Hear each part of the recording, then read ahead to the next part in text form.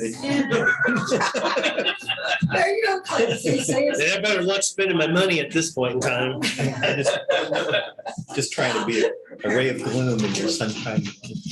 Didn't you think I'm the mean one? I know. For friends like these, who needs friends? All right, guys, you are live. Okay.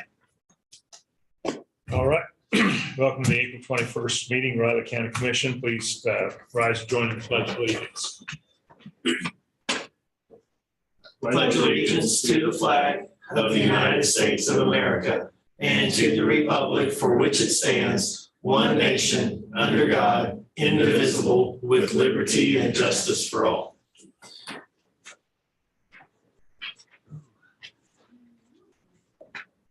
Good morning, all. Good morning. We have public comments. Yes. All right. Um, State your name. My name's Rita Cassidy. I'm a resident of University Park. And I'm here to speak on agenda item number 7. So I don't know if you want me to speak now or wait till that item is discussed. If you're gonna be here for that segment. I will be. Yes. Okay, thank you. Anyone else? I should just try to stay seated. I don't know if you're the public though. Oh, no, I get a vote. And I pay taxes. Good morning, Commissioners. Good morning. Just want to take this opportunity to introduce Daryl Eady, the new Budget and Finance Officer for Riley County. So want to take this opportunity for the Commissioners, of course, I think majority of the Commissioners are familiar with Daryl, but also the public. And so hit the ground running yesterday, is drinking from a fire hose right now, but we'll get him up to speed and glad to have him on board. All right. Well, welcome. Thank you. And hopefully you're not literally drinking out of a fire hose, just, you know, like, I've done that since a kid. yeah. All right, we'll start. Commission comments. Okay, it's kind of long, so. Almost. Monday, I attended the law board meeting in the afternoon. Consent agenda include minutes of the past meetings, approval of expenditures and credits, and related accounting expenditures. There was a short discussion on the higher than average daily inmate population, which was kind of interesting. It's up pretty high. Seizure expenditures and monthly crime report were also presented. All were approved.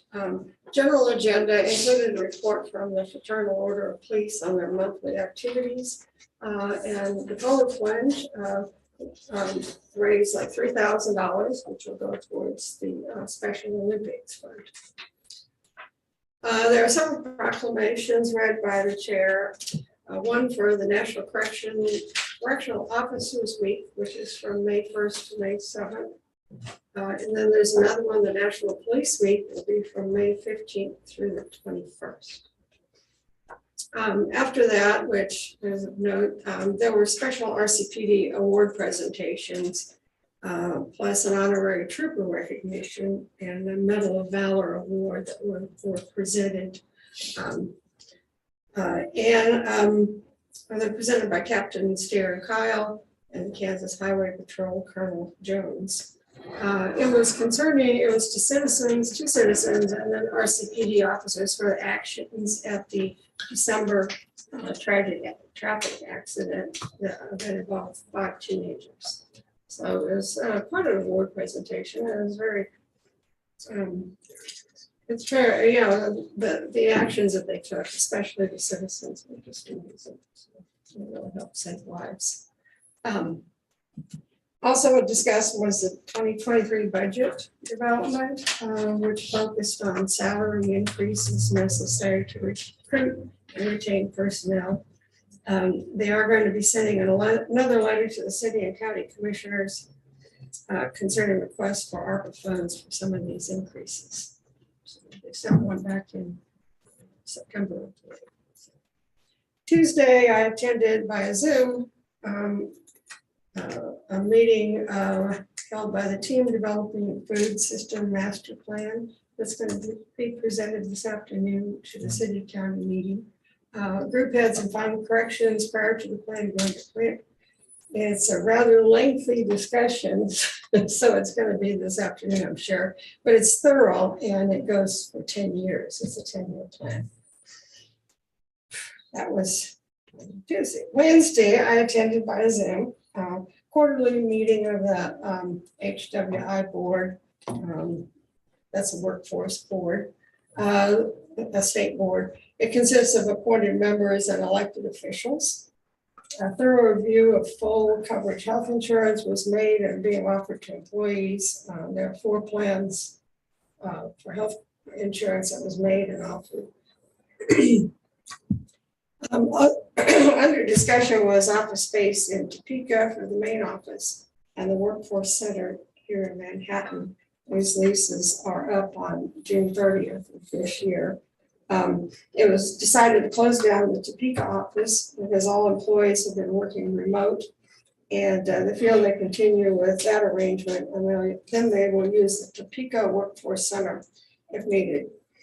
In Manhattan, negotiations are underway with Manhattan Area Technical School and the Highland Community College for possible free space in the Wamego location. Current space can be leased on a month-to-month basis through October if necessary. So there will be changes here on the workforce center. The traffic has gone down quite a bit at those centers, so they're looking at, they have a mobile team that's going to go out and, every month to different locations. So. The staff and several board members reported on attending a conference in Washington, D.C., which focused on the current labor shortages in the country.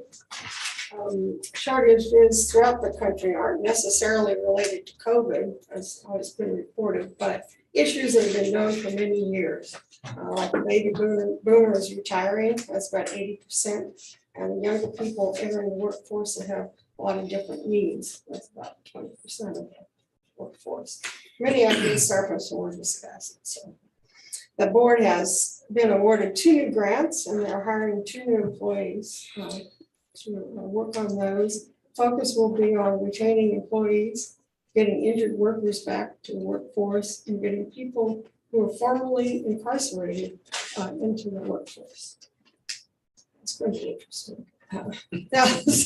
They also discussed unemployment numbers in the state, which have remained steady at about 2.5%, with our region being a little higher at 2.8%. They also discussed the Scorpion biometrics industry that's coming to the area. 30% of the employees will be PhDs with fairly high salaries. And the facility will include about 500,000 square feet that's going to be located in western Ottawa County. It's going to take some time to build that thing. So, 5 to 7. but that's it for me. All right. John, I've got a long one too. so do I. Short business meeting, so. All right, good deal. I'll try to be quick here, but it feels like it's been kind of a blink and you missed kind of week so far. But Monday afternoon, of course, I attended the April meeting of the Riley County Law Board as well. I and Catherine summed that up pretty well. I had basically everything else in my notes there. Don't really have anything to add to it. Really thought just as a caveat, I thought the letters of appreciation and accommodation awards and the Medal of Valor, something they don't give out very often. In fact, Captain Kyle said they had to take the one they had off the wall because they didn't have any. So that's how often those come out, just for reference sakes. And kind of cool having the highway patrol there doing the same thing there, considering that they were working that scene that particular day too. Just feel for the victims and the families of those victims. They were all teenagers. So yeah, sad. Tuesday morning, I attended the town hall with Congressman Tracy Mann over at Paw Trough Hall. Thought he did a pretty good job of catching us up on everything he and his staff are working on currently. Went through some things that are going on up in the Capitol in DC and some things to expect moving along through the rest of 2022 in terms of the legislature. He did answer some questions, and the event was actually pretty well attended considering it kind of low key under the radar. It happened kind of quickly, so it's kind of surprised by that. So Also Tuesday afternoon, attended the monthly meeting of the Board of Directors for the Manhattan Area Chamber of Commerce. A large part of this discussion, as you could imagine, centered around the recent announcement of the Scorpion Biological Services Facility that will be, of course, over in Pot County, and what this will mean for the region moving forward. Also got an update on their financials through March, membership accounts as well. Dialogue was had, and an update on several changes to the bylaws that will include several new ex officio positions, including a permanent one for Kansas State University. There are some other action items on economic development in Pot County with that particular facility. Discussions on testimony for the City Commission meeting this last Tuesday on that Midtown Development Project that's being done by Back Nine. And city salary recommendations, kind of a moot point, I guess. Some upcoming chamber events, including the annual meeting and the leaders retreat on May 2nd and 13th. Still juggling a couple of different things around from that. And then we got our usual updates from their staff. Yesterday, I attended a day in the life event at Stormont Vale Center in Topeka. Really, really great event. You probably already heard about it from Megan, probably already. So we got to tour, spent pretty much the entire day kind of touring up and down the maze that kind of is that facility. I got lost in there several different times, is all I can say. But we toured most of the departments, including the catheter and angioplasty units, the neonatal and maternity units, regular operating room section, as well as the emergency room, the forensics unit, the simulation educations unit, and the trauma unit, where I actually performed CPR in a simulated scenario there. I brought a patient back to life.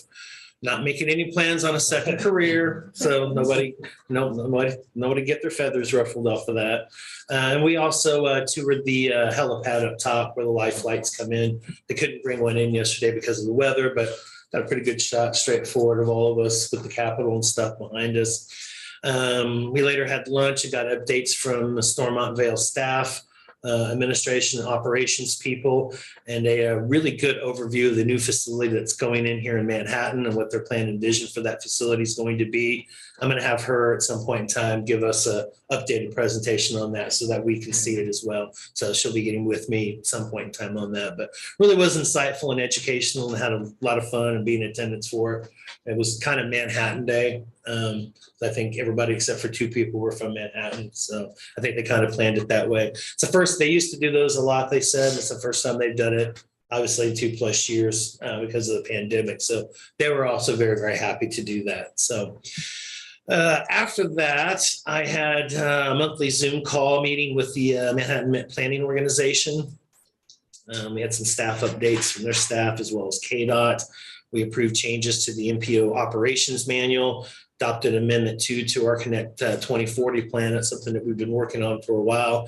Adopted another Amendment 2 to a different plan, and that's the Transportation Improvement Plan. That's something we've been working on for a while. And then we adopted Amendment 1 to our Unified Planning Work Program.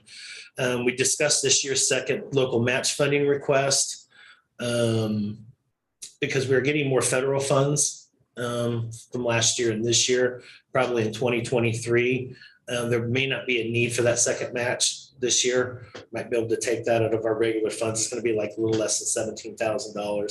So I may take it out of their funds and not bill anybody for at least the second half of the year, which will work kind of good considering that we're going to have to hire a new person to replace Stephanie Peterson. That was the last part of our discussion.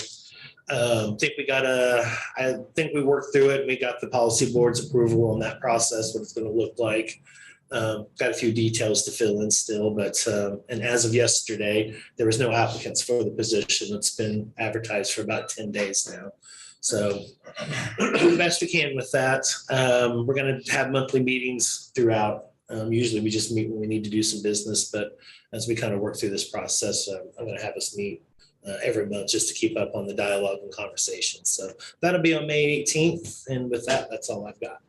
All right. Well, after our meeting Monday, I met with Perry Piper. We discussed the lagoon problem that the resident contacted me about, went over that, but then also had a chance to really sit down and talk to him about all the things going on up there, their department, and had a good conversation with him. And Monday afternoon, I attended the welcome reception for Scorpion Biological Services and their parent company, Heat Biologics. Had a chance to talk to a lot of people there. Had a short conversation with David Halverson, who will be the head of this facility. And it was a really nice meeting. They had several people speaking, and they all talked about how impressive the presentation was made when the site selection committee came here. The founder and CEO of Heat, what's his name? Jeff Wolf, I think he is. He said when he first came into that meeting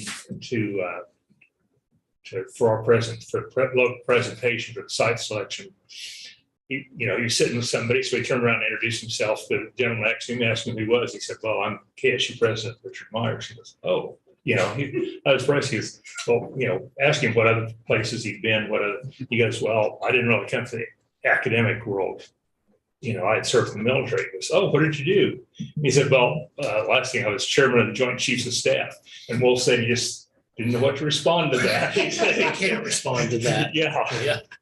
And then if you noticed in last night's paper, Richard Myers is going to be on one of their boards, advisory boards. But it was a really good reception. Like I said, there was President Linton talked, Jason from the chamber talked, and a couple of people from the company talked, and got to meet a lot of the people from around town. It was a pretty good deal. Tuesday evening was the fire advisory board meeting, and they always have spirited discussions, and the meeting lasted until 9:30. The highlights were they're working on getting more volunteers, revisions to the policy manual on SOGs, new equipment they've got coming in, and working on some updates on some of the existing stations and the 2 new stations that are coming in this year, and also updating the radio system. Total number of volunteers now is 121, which is, they said, was down from previous numbers, but they'd also gone through and deleted some of the people that were still on the list that weren't active anymore. And then after the meeting, one of the captains from King had some questions about some property owners and stuff in North County. That comment for that. We discussed some of the stuff going on up there. Let's see. Wednesday morning was the North Central Juvenile Center board meeting. You didn't say that right. You complained I give you the full I'm abbreviating it. I love it. That's great. I like that. And he's had trouble keeping stuff. They voted to allow another $1 an hour raise to help keep the existing and hire new employees.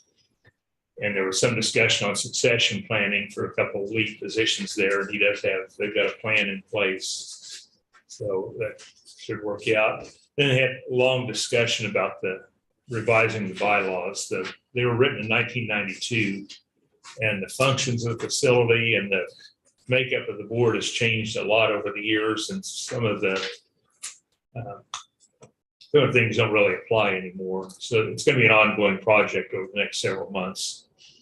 They also sent letters out to counties that aren't attending these meetings. There's actually 15 counties that's covered by that facility, but there's about 6 or 8 that actually show up at the meetings. So they're trying to get some of the others more involved.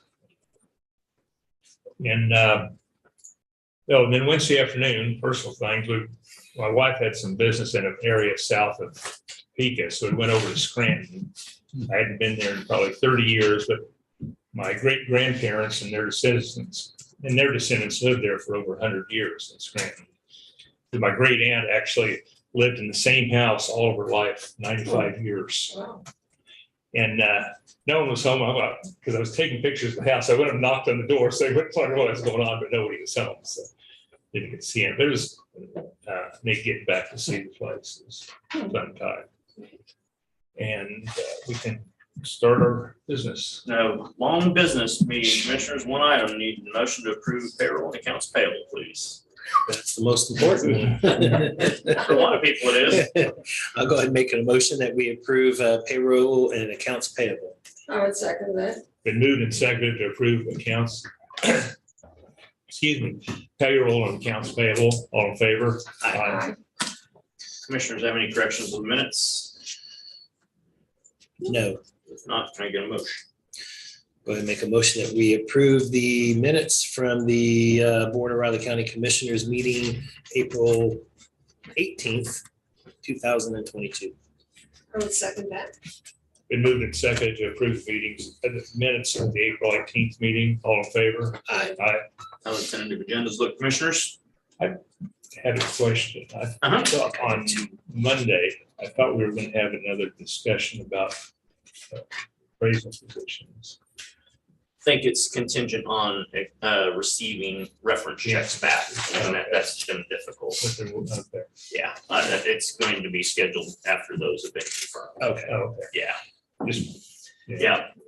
One Let's hope we key get that reference one done check before was, the next- so are we. One key reference check is on vacation inconveniently until like. Okay.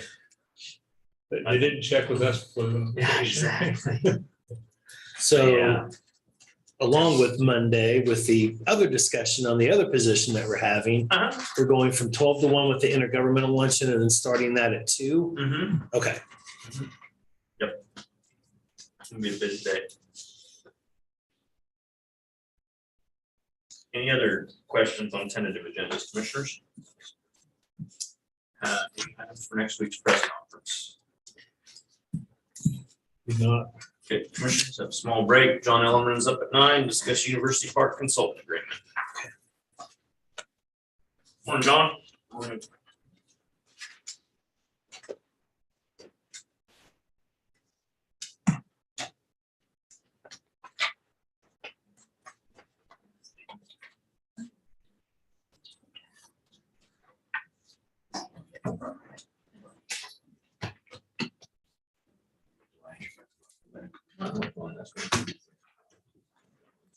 And that'd be good. Thank you. Getting settled into your office.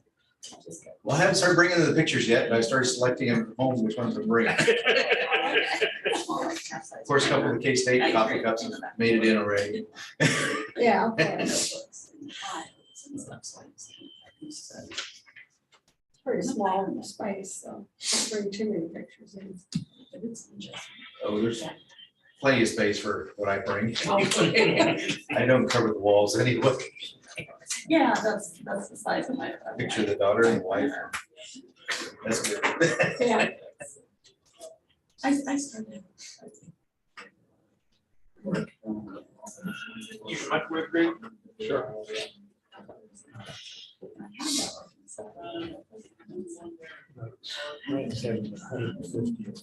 Celebration. Oh, they are? So, and they're like, say, like, bringing up. There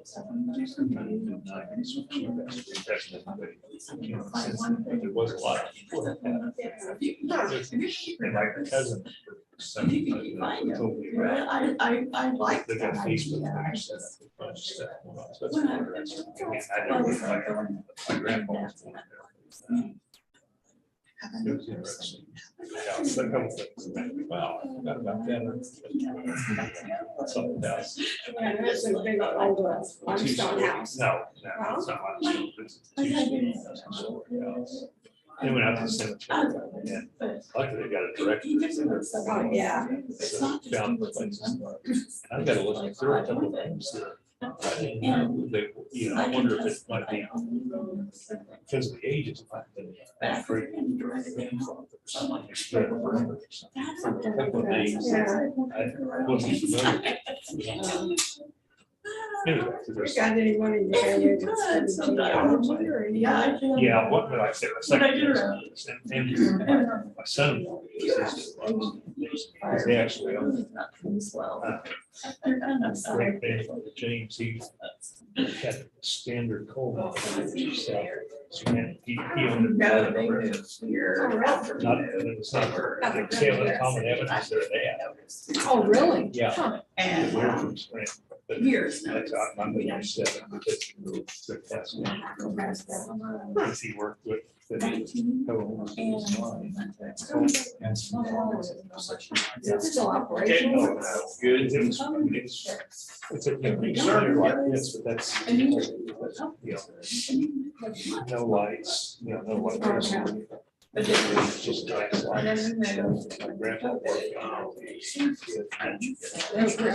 Conditions. morning went down over. Down, morning, went down and started. Saw light. Saw light. Yeah.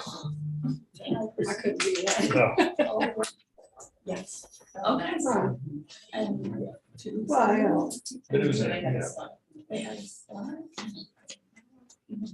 Got it. So we got it. Check.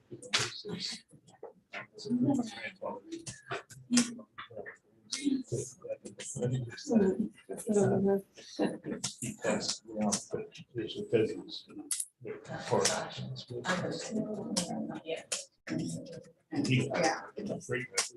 Young, but I think cold. probably calling. Just said he had a lot of help.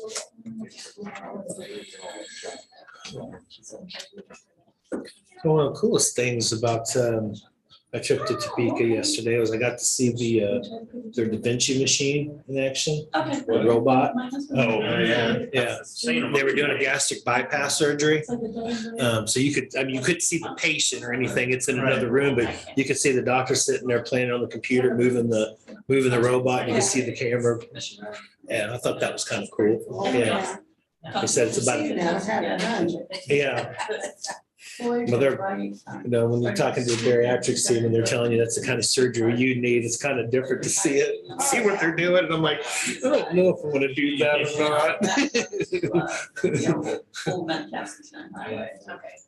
The machine's like $2 million and it does do a lot than just regular, doctor surgery, they don't have to open you up as much, so less risk of infection, you can heal quicker, you can get out of the hospital quicker, recovery time, so pretty cool stuff, really. One way to get around workers shortages. Yeah, yeah, That's a, I had my heart surgery there. Just through the yeah. It's just working little with things, walking by, but that's the veins. the mannequin stuff that they have. I mean, they feel real, real person functions, eyes move, and they talk. That'd be weird. Yeah, it was kind of, its eyes kind of open up with that little camera lens thing. Reminds me of Terminator 2. And I'm like, yeah, this is how, up and grabs your neck. yeah, I'm thinking this is how the war with the machines is going to begin.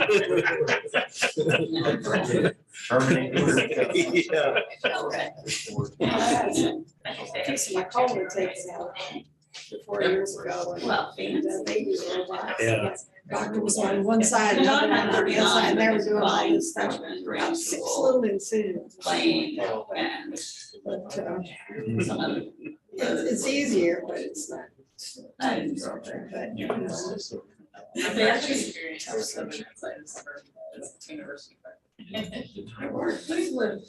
but they take cameras and go in there.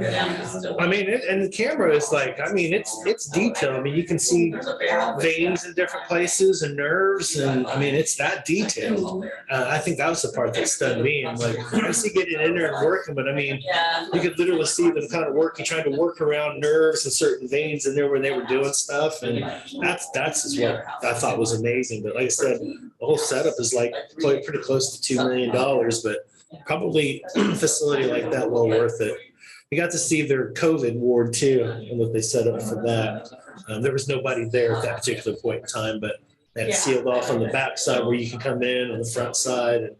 And, yeah, it's pretty cool. It's pretty cool. Gives you a different perspective on things. So they would have surgical procedures here. That's the only part they're not, unless they do something with the hospital. Now, they own a large share, 46 or 48% of the surgical center. So they have their hands tied on that, yeah. But Storm, I didn't either until yesterday. I knew they did some specialty services there, including surgery, but I didn't know they had a stake in it. They do. I thought it was all local. Yeah. And then I just heard on the radio this morning, I think it's technically like 25. They have a letter of intent with them and they're hopeful, but you got to go through the They said it's it's just starting. Yeah. Yeah, the president of the hospital, the Mission for that. president of the hospital, Robert Kagi, gave us a pretty two different presentations and one of them involved that, but I have Mary Martell, who sits on the board, come in and give us a presentation for that. So Ready, Dawn? No,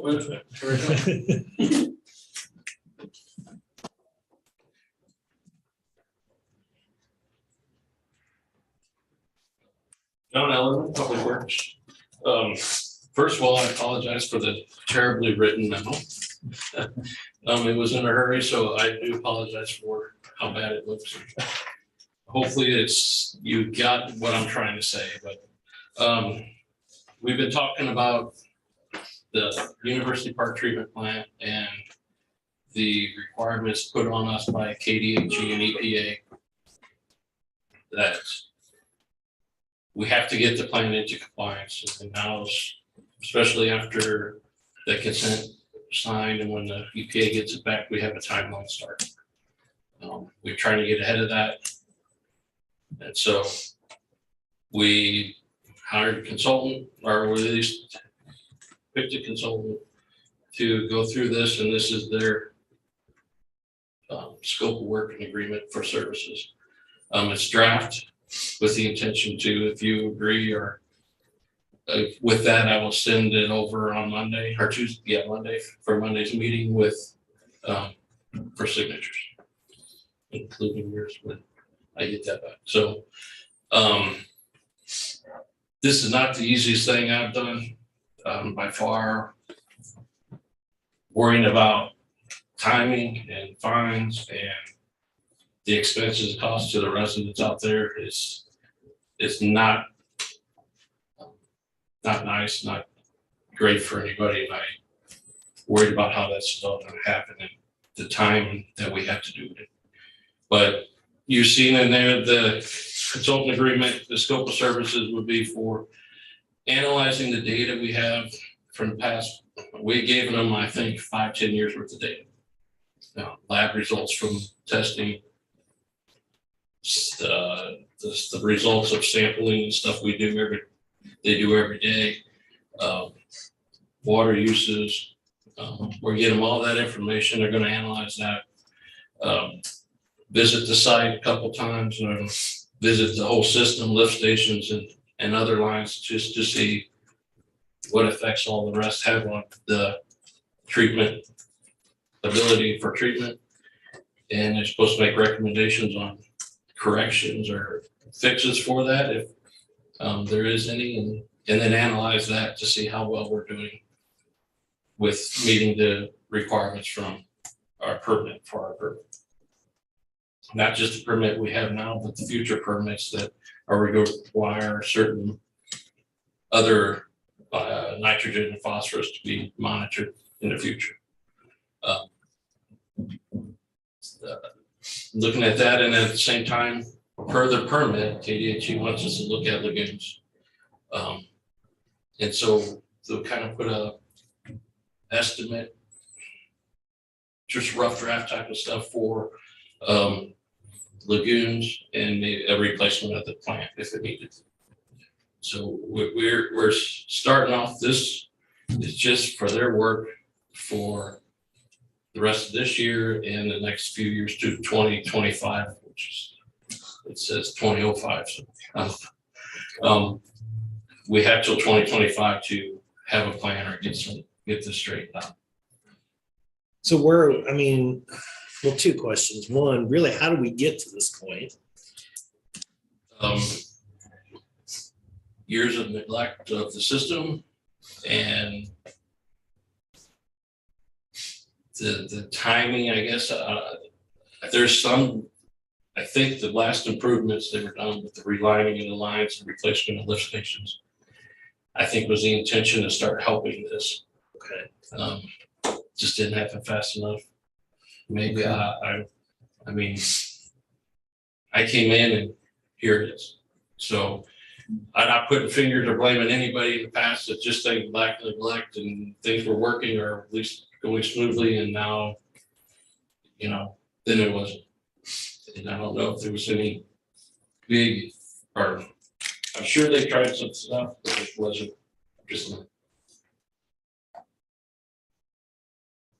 Yeah, the previous public works director knew it was an issue, and he knew it was an issue when we were doing that last project. The issue's always been where to get the funding for it, because it was not inexpensive, that last project for those residents. And at what point can they afford how much? And so they were aware of it. He had talked about it, knew something needed to be done. Sam was the one with BG Consultants that worked on the lining project. And they knew it was an issue, but kind of the same situation we've been in with Keats. We've been working on Keats for how many years now, and to find an affordable solution for residents out there without the other taxpayers paying for it. They have a limited number of people out there to pay for very expensive projects. Yeah. It's very hard. You got to try and find grants. And so I think, that's what we'll have to start doing. We'll be talking about it in the budget planning committee and see what kind of solutions we can come up with funding. But those are the issues in those special benefit districts. These are not cheap projects, and you have a limited number of people to pay for them. Yeah, building up a fund is a slow process.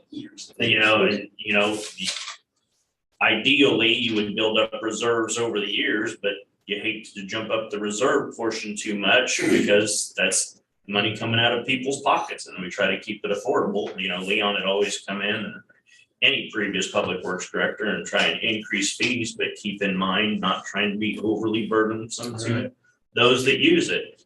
And they are special benefit districts, so other ad valorem taxes from other taxpayers in the county aren't used on that. So it's like John says, it's a difficult situation. You know what we're going through in Keats right now. Sure.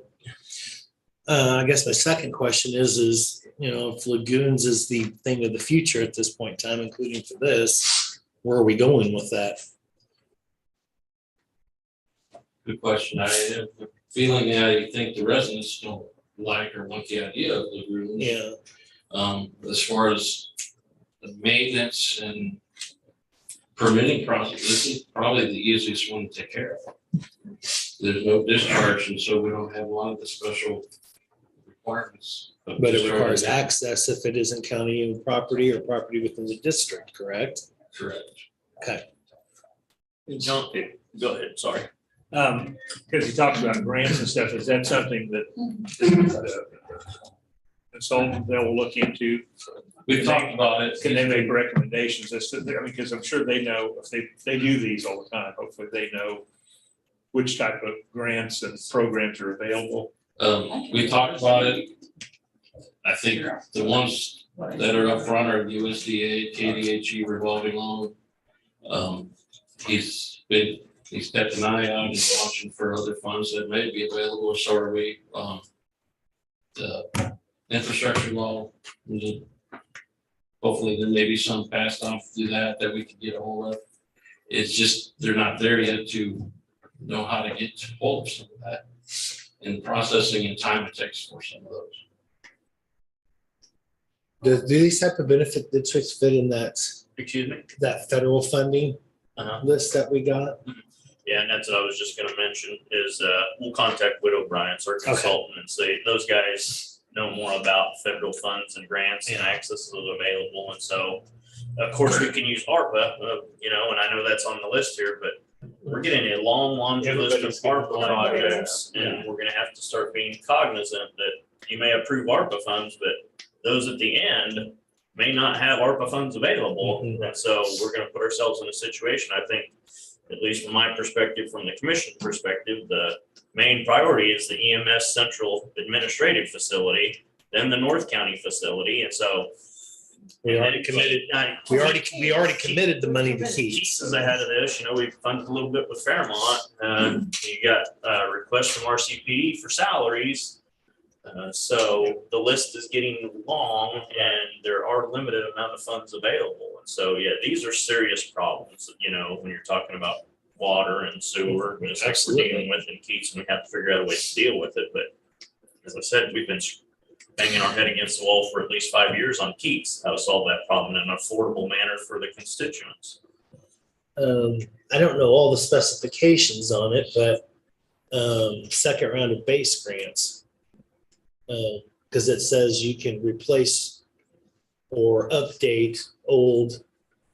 I don't know if sewer and water is part of that, but That's why I get a hold of Okay. Widow Ryan's representative, and as the residents in University Park know, the only way we've made that project even semi-affordable was through USDA. Yeah. And so we'll try and find other resources like that, because these types of projects are horrendously expensive, especially in today's market. and it's especially difficult because more and more people are moving out of those areas. So there's less and less people to help individually offset them. So even more of a challenge.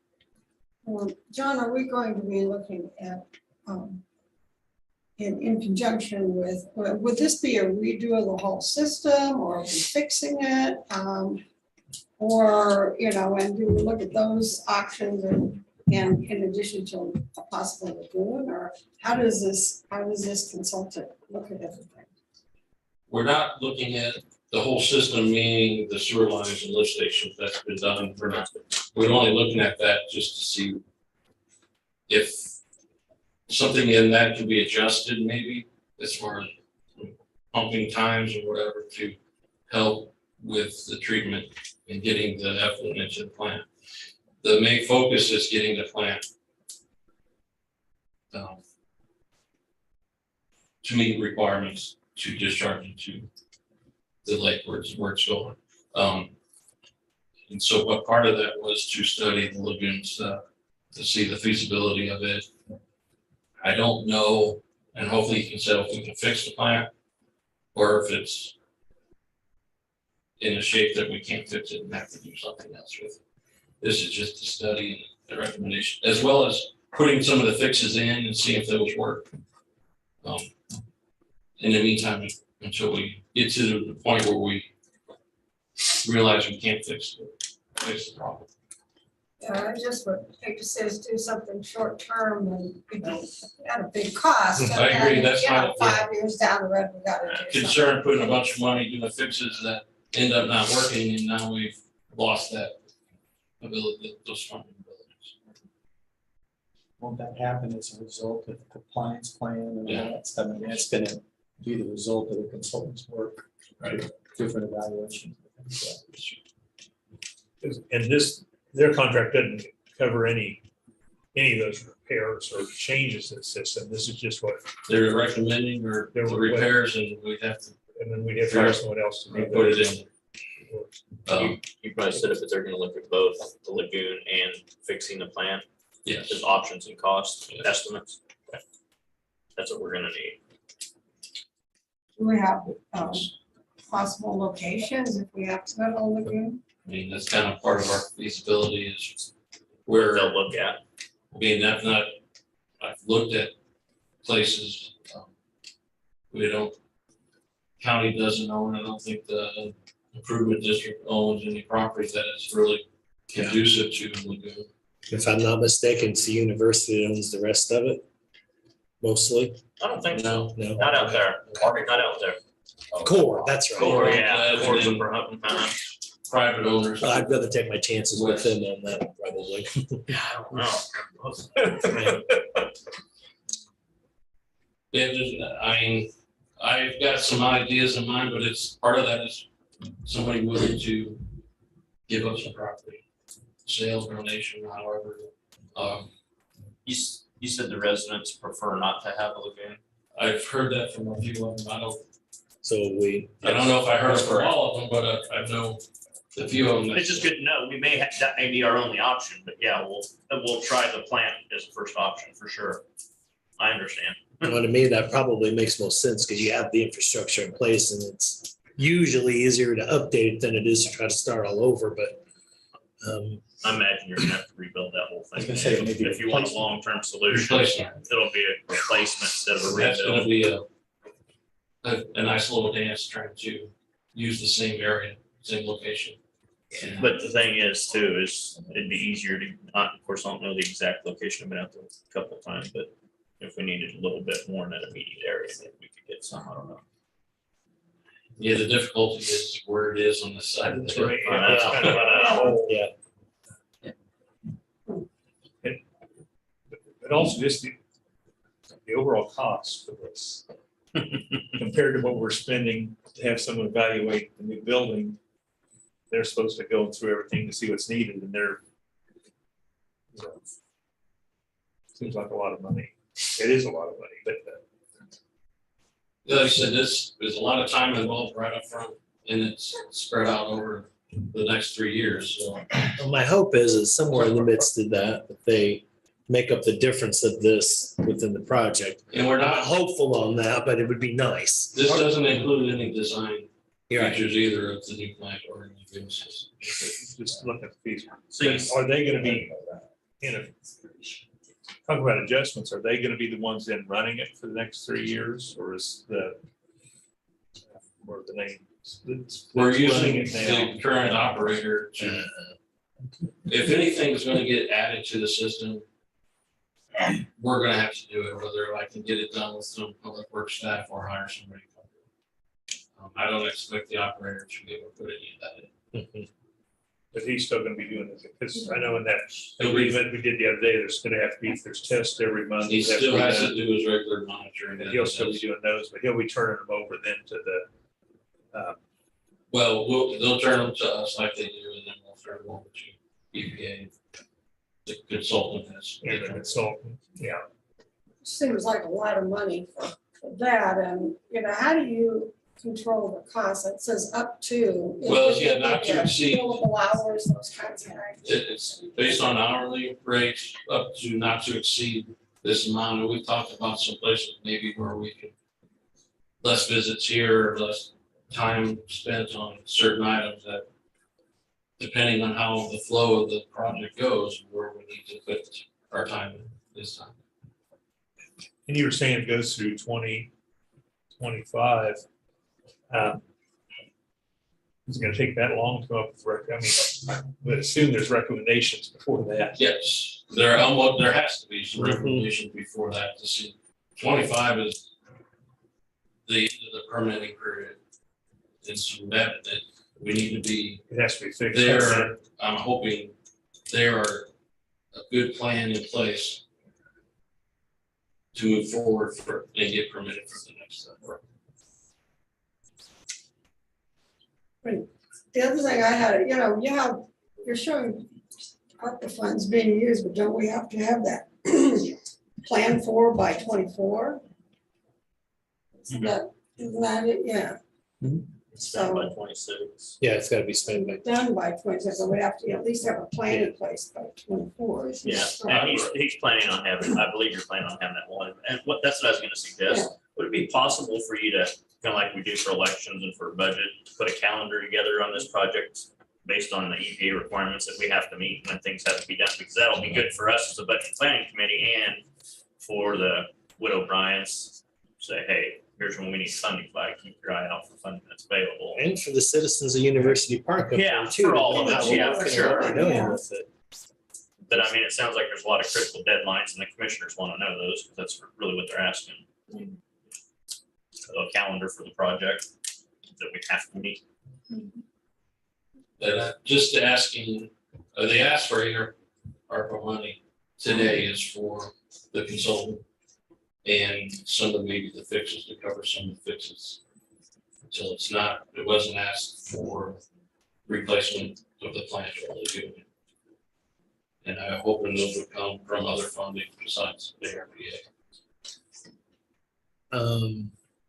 I don't know that I'm willing to do it through ARPA at this point in time. I think we've overcommitted ourselves already. I think we're gonna have to make sure that we have those funds. We're probably gonna have to do this one out of CIP. I don't know how we do that, but I think that would be the more stable approach for this right now. You have new monies anywhere?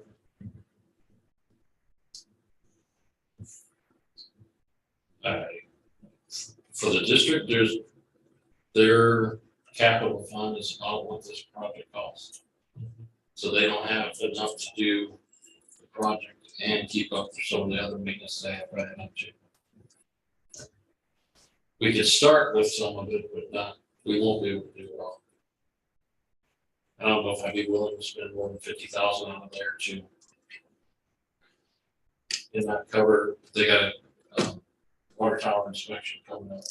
And so then how are we gonna look at this? Because it really is a benefit district expenditure that Yeah, I at understand. this point in time, the benefit district, whether this project gets done or not, just like when we form all benefit districts, just like at Keats, we may not get anywhere, but the cost we've sunk into it at this point, they have to pay back at some point in time through an assessment. So that's something we have to be cognizant of. I mean, if it's coming out of CIP, it's coming out of all ad valorem taxpayers' tax dollars, and this benefit district's responsible ultimately for all of the cost. I understand. I don't have an answer. I mean, I really don't. The timing to apply for USDA grants and revolving loan fund, I think will take longer than we have to get this start. So I need him to start and we have. So either way, it's a loan, so the commissioners know, to this Right. benefit district. Right. If we take it out of CIP, it's still. Or anywhere other than their capital funds. Right. Probably need the capital funds there to continue with, Yeah. the other things and That's why maintenance, it's so. there for them. I mean, if we're doing any short-term loan or something to get started with the hopes that we make up the difference somewhere in the project and then pay it back to CIP, I can live with that. But Yeah, I think on the that's- ARPA side, I think with everything we've got in place, we've already spent it. it's better to keep that. Yeah. The other option is a temporary note. It'll be a little bit more expensive. We can go out for a temporary note and extend it up to 4 years.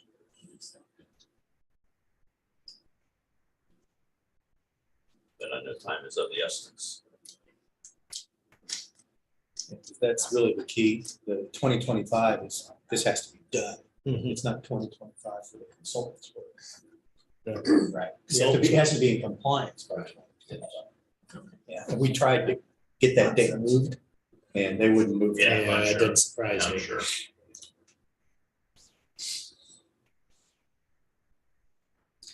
What was the- What do we need to do? Public comment. It's up to you on that. You guys want? Sure. But let's hear from you guys. Good morning. Good morning. Thank you for allowing me to speak to you. I'm Rita Cassada. I'm, I guess, a new resident of University Park. We moved during COVID because that's what you do. So we moved out here in March 2020, the school got canceled in those circles my daughter was graduating from.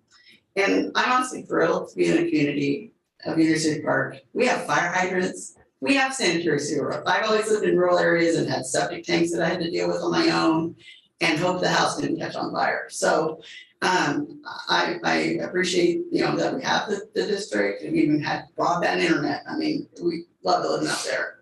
As background, just so you know, I am a K-State graduate in mechanical engineering. I served as public works director and city engineer for the city of Lewisburg, Kansas, South Kansas City. Worked there for 12 years. I'm currently working for the American Public Works Association as an education manager, so nobody calls me at 2 a.m., but I work with all the public works people from across the world on different education. And I'm a member of the University Park Sewer and Water Committee along with John Martins. And we've got a couple of residents here as well. Anyway, we appreciate being asked to be a part of the selection process for the consultant. I was voluntold to be the person from University Park that did the ranking along with county staff. And we understand you need to meet the Clean Water Act requirements. I mean, I've been in that situation in Lewisburg. We did not get a order from the EPA. We did get some nice letters from Rod Geisler at KDHE, who's since retired, and met with him several times. And I found the KDHE staff to be actually very flexible, but we never got the EPA involved. So that may be the deal breaker on this one as to, getting some flexibility. So I just found out about this meeting yesterday and the consultant had been negotiated. So I was able to ask county staff any questions due to working my day job. My boss was flexible, so I'm on vacation here today. So I have questions and I'm expecting to have all the answers to them. The staff may have the answers, but I would suggest you find out the answers to these questions before you proceed with this contract, even though time is of the essence of it. One question was on the EPA, order for compliance on consent. University Park was not listed as a respondent, therefore the first time I personally saw that was in the meeting, agenda item yesterday. I don't know when the board signed that, but I checked with our president, and we did not see it, but anyway, I can figure out that question, so then we can go for there. We were just curious, why we didn't know about that sooner. We knew there was a problem, we just never saw that document. And as far as, I think we have about the same amount as the consultant's fee proposed in our account that has taken us decades, or 30 years probably to get that. It's obviously we need to hire a consultant. And I don't know, one question I have is the qualifications-based selection required by Riley County, or could you have just bid this out? We did both in Lewisburg, but I had the flexibility to pre-qualify and just pick engineers and send it out to 3 or 4 and we get the price, because I knew they were all qualified. I don't know if you have that luxury. But the costs, I think you've mentioned, one question is, do you think the cost of $155,000 not to exceed seem reasonable? I do not. In 2015, I spent $30,000 and some change on a report that I gave to KDHE. We were going from lagoons to a mechanical treatment plant. And that $30,000 report sufficed in the requirements of KDHE, and then we paid for design and the construction of the plant, which might be operational now. I haven't paid attention. I saw the construction when I was in town a year or so ago. But for $30,000, I got like 150 pages of a report. Granted, probably 100 of them were appendices. As far as lagoons, I would invite you to take a ride on somebody's UTV down to our wastewater treatment plant. You probably can't get to it very easily in the Chevrolet 4-wheel truck. We took our UTV. You can drive down for it. Yeah, it's down in a ravine. And I don't know, unless you add some more pumping to it, putting a lagoon in the middle of a ravine, I believe is a challenge. You could do some pumping and pump it someplace that's flat. If you want to reconfigure, you can always put in, a major lift station and pump it someplace else, and how much that would cost. But I think it would be an engineered feat to stick a lagoon down there. You probably have to bring in a lot of fill. But I'm not an environmental or civil engineer, so I would defer to someone else to look at that. Let's see, and one of the questions is, if you haven't been to that white wastewater treatment plant, we'll take you on a tour. So please come down. Aside from the agreement, I did have a few sewer related questions. It's my understanding there's not a flow meter on the system. So you're really designing blind as far as how much sewer is going in there. So is there any plans to possibly install a flow meter prior to the actual plan so they would have better information? I don't have a backhoe, but it's, I don't think, in theory, it's not gonna cost thousands of dollars to dig a hole, tap into the pipe and add a flow meter. But, would it cost 25 or 50? Maybe. Everything costs twice what I think it should. Someone mentioned to me that the tank down there may be too large, that a possible solution would be to put a baffle or divider in it to make it smaller, that it's possibly oversized due to the nutrient loading. Again, I'm not a civil engineer, so I wouldn't know about that. But so I bring that up. And the last question, we do have a contractor that runs our system, does all the testing. And I've heard that it's a possibility that there might be a county employee that could do that function at some point, which I imagine the guy does his minimum requirement for his contract, we hope. What if someone had more ownership in the plant and paid attention to, maybe they're taking the samples at 8 AM on a Monday morning after everybody's been home all weekend versus 2 PM on a Wednesday afternoon. But if somebody had more ownership in that plant from an operations standpoint, I just wonder if we would do a better job.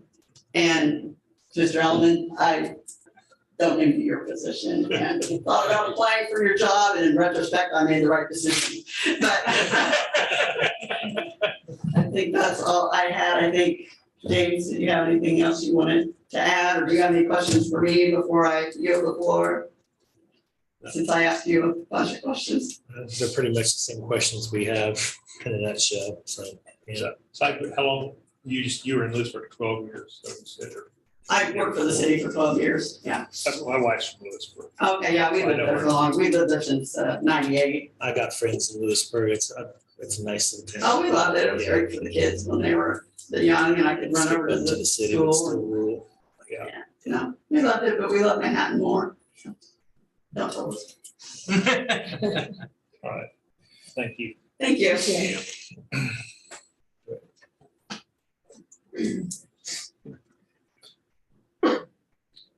Hello, I'm Jeff Slaymaker. I am on board, one of the board members.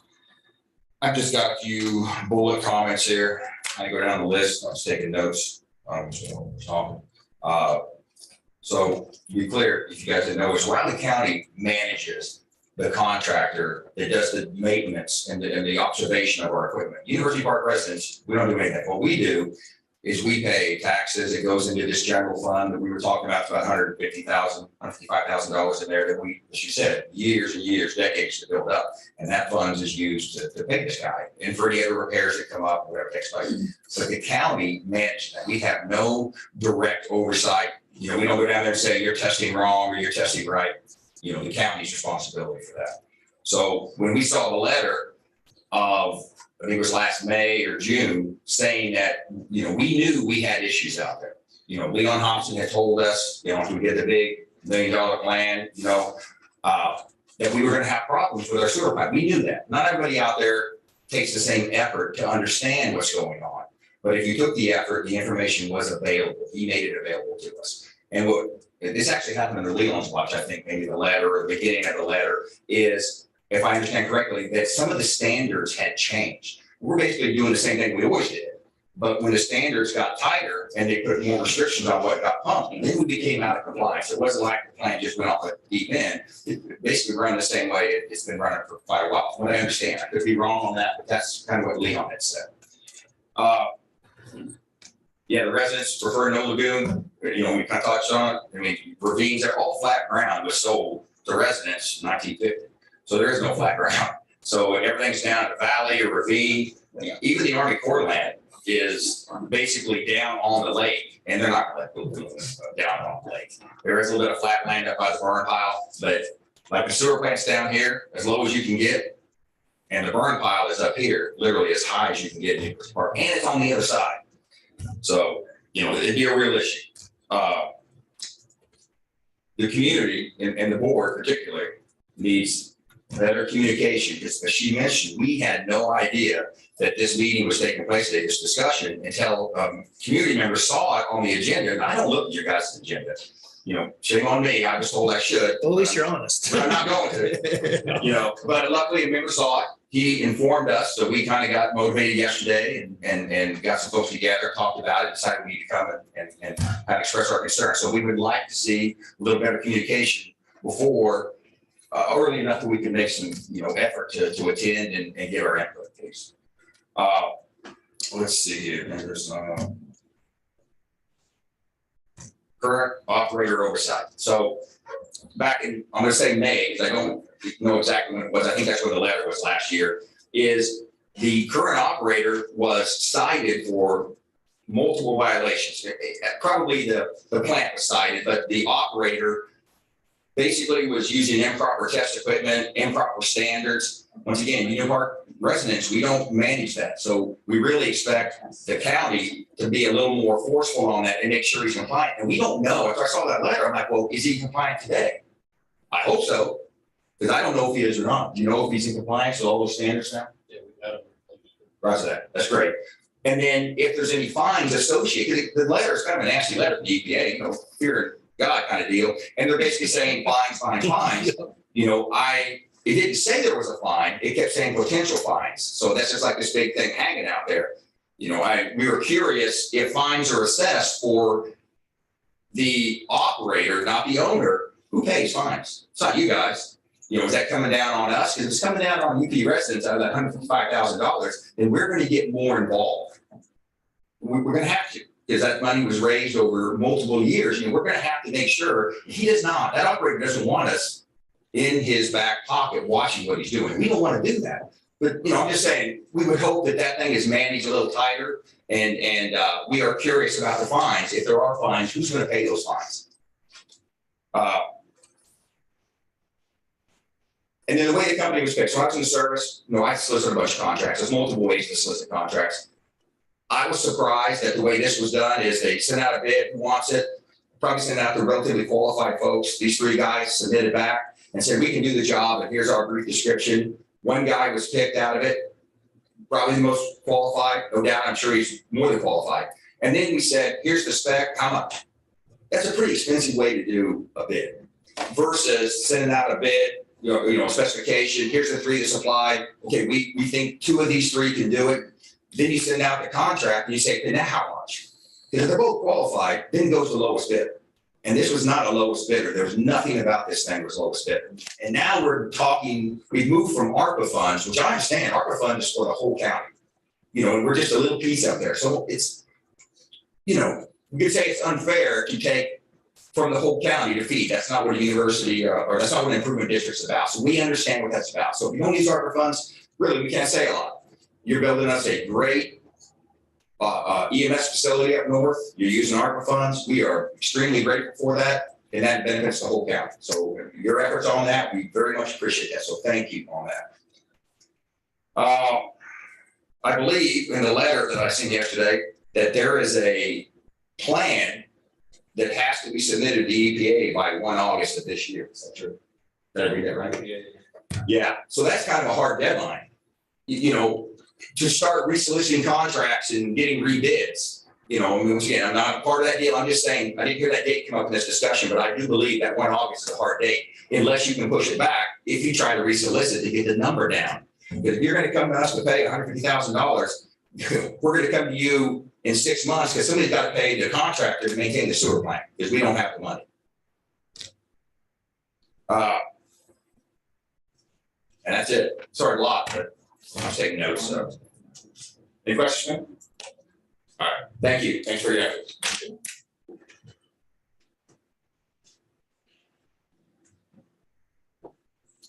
My first thing is I apologize for not giving you notice. The improvement board is not something I'm used to working with. They were all, it would have been either all on me and my commission to just make those decisions that we are doing now. That's why I've overlooked them. We're going to fix that. We're going to start doing maybe a monthly report, send it to board president to distribute or however. We do have plans. I should say it's a board, you need to send that to every member of the board. We have a board email that I can get. Okay. Goes to all 3 members. So they have those informations when they're Yeah. discussing things. It's, Yeah, I apologize. That's my bad, my oversight for looking at that. But, took that on as my problem. And then bringing it to you for sharing my problem. well, I know that we're on a tight window here, but I think it's pretty clear we need to discuss some options on funding this still. And so I don't know that I can make a decision on that today as we speak. And We have that's a a couple of pretty options. high amount of money for. I actually thought when I did, and then I went through it, I actually thought it's probably about spot on. It's gonna cost that much. And when you think about the cost of everything today. I thought it was high. It was a lot more than I expected it to be. We did talk to the consultant about that. It went from this is the price to not to exceed price. So I kind of think we've worked that down a little bit. The thing about hiring consultants is it's a request for qualifications. It's not a bid process. You don't take necessarily the low bid. We picked the best consultant that we could out of the information that we've gotten, and And I will say BG has And then you been working on negotiate. most of our sewer issues throughout the county. So if there's one consultant that probably has the most experience and the most in-depth knowledge, it would probably be them at this point in time, but I'm still. not so sure our next best consultant would be a lot higher than this. Yeah. It would be my guess just from what I've heard and seen from their best, or their pricing. Regardless of who we decide to go with the consultant, low bid, high bid, mid bid, whatever, we need to know how we're gonna fund it before entering it. Whether it's CIP to be paid back later, whatever the scenario is, we need to have that one figured out in advance and making any decision on this. That's my perspective. Okay. Yeah. And either way, Commissioner, just be assured that ultimately, unfortunately, the benefit district will be responsible, so we can identify funding to get it going if time is of the essence. I think it sounds like the bigger concerns that need to be addressed right now, because like even before they brought up the cost of the consultants, I heard the commissioners questioning the cost of the consultants. So I think we need to figure out a way to solve that quickly to your satisfaction, and then we can get the project going, because we'll eventually recoup the money from the benefit district. We have the funds available to do it. Yeah. So, Maybe that's the direction we need to go. I know you're on a time frame, so we need to work quickly, but let's get those two things identified so that we're all at least in an understanding, somewhat comfortable, even though we're not going to be, because none of this is really fun or going to be cheap. I think we can all address that reality, but unless we have the two concurring things taken care of.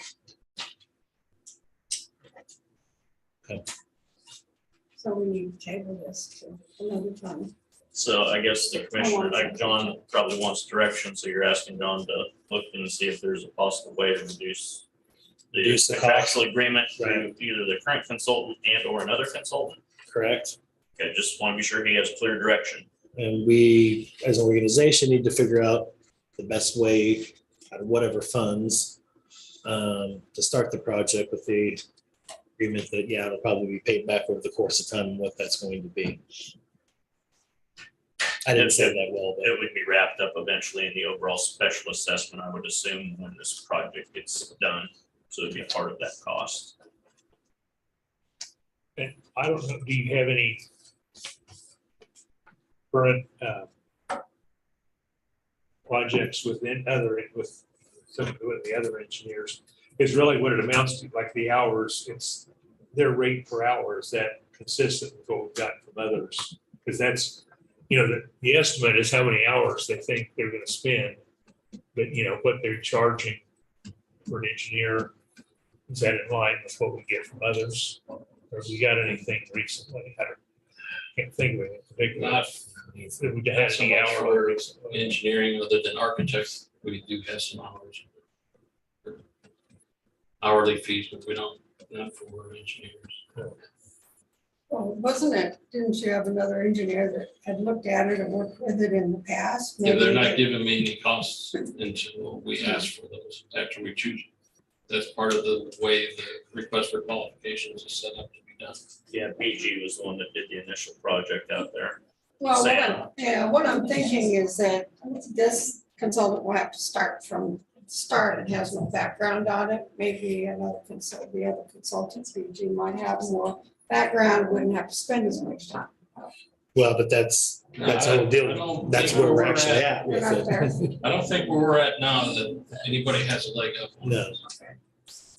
Yeah, that's. The what you system look that at. BG fixed before didn't address the problems we're having with the treatment at the plant. And so they would have to get the same information we would give SMH to fix, or to look at, to do the same analysis and make the same, or their recommendations. So this was basically based on how many hours you thought, how many trips to the field to take. I think part of SMH was that they were small enough, we're gonna get hands-on from the engineer, not from couple lower grades coming from another, from Kansas City, or BG would be here, but I think we felt that they would be a little more hands-on and available to work with. Like, that was part of the fault of the RFQ was looking at what people they had available. Part of it is What to do, who's going to do the project. Yeah. And that, no matter who you go with, that is gonna be an issue. I mean, we're at an immediate need for a consultant to start right away, and it's a matter of what staff has who right away, and that may be part of the premium you're paying for as well, quite frankly, because they're already booked up and we gotta have this done in a short time period. August 1 is here quickly. Yeah. So I don't know, I'm not familiar enough. I appreciate this lady's information. She's way more familiar with these projects than I am as far as consultant fees, so. Yeah, the only other way maybe is to change the scope some, where we meet some of these requirements from EPA and KDHE on their reporting compliance, and go skip the analysis and go straight to replacing something. You know, that you skip some of that stuff out there, but I mean, I don't Full want scope of everything on that. to. Maybe that's a phase 2 type scenario. I think I get where you're going on that, but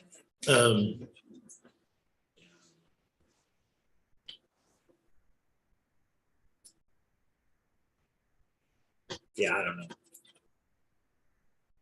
Tell you this, there's nothing cheap nowadays. No, I know. That's true. This is just tricky because there's so many other layers involved in it. It's not just a straightforward scenario. Yeah, the sad thing is, this is the cheapest part of this project. I know.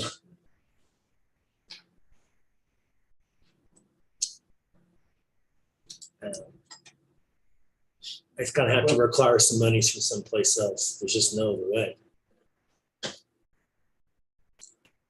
But it's like I say, as far as funding it, it sounds like what you call a loan from CIP. Yes, the benefit That's is what we got. ultimately, if That's you're what we got. responsible for paying it back, and or That's our if best we find option. grant funds, that's available, they can pay for Use it, that. for this type of project. But that's your payback when you grants. We'll Pay back in find later. general fund CIP where we could borrow it from, if we borrow it from there.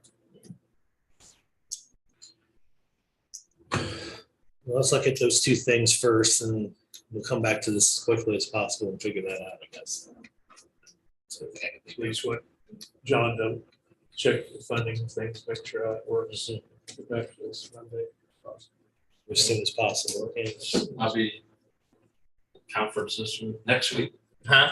I'm at conference next week.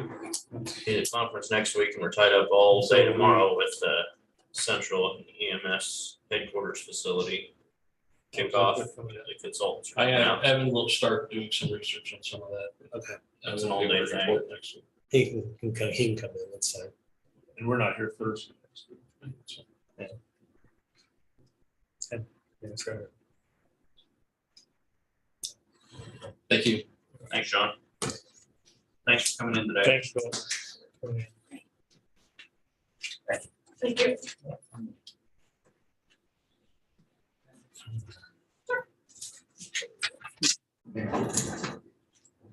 Let's see. You have a question? update? Nothing quick. No, I've got an executive session. If you could, I'd ask the board to move my admin time to the end of the meeting after the last item and add an executive session. You may be doing that, well, you may be doing that without me. We'll see. John, your phone was ringing. I closed your door. Yeah.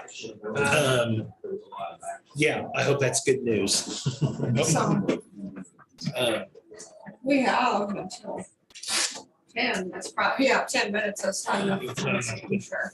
Actually, yeah, it might actually be enough time, Clancy. No, probably could. I hadn't thought about using the break. Yeah, Right, yeah. Yeah. let's just do it. Let's just do it and get it done. But we need to add it first, correct? Because it's not on there. So I'm going to make a motion that we add an executive session to Clancy Holman's administrative time. I would second that. Okay, And moved and seconded to add an executive session to Clancy's time. you didn't have anything else, right? Okay, then I'll go ahead and move that the county commission, including Chairman McKinley, Commissioner Foki, and Commissioner Ford, recess into executive session on the purpose of consultation with Clancy Holman, County Counselor, attorney for the commission, on potential litigation, a matter which is deemed privileged in the attorney-client relationship. An exception to the Kansas Open Meetings Act with the open meeting to resume at the county commission chamber at 10 a.m. I will second that. Okay. And moved and seconded to go into executive session. All in favor? Aye. Aye. Thank you.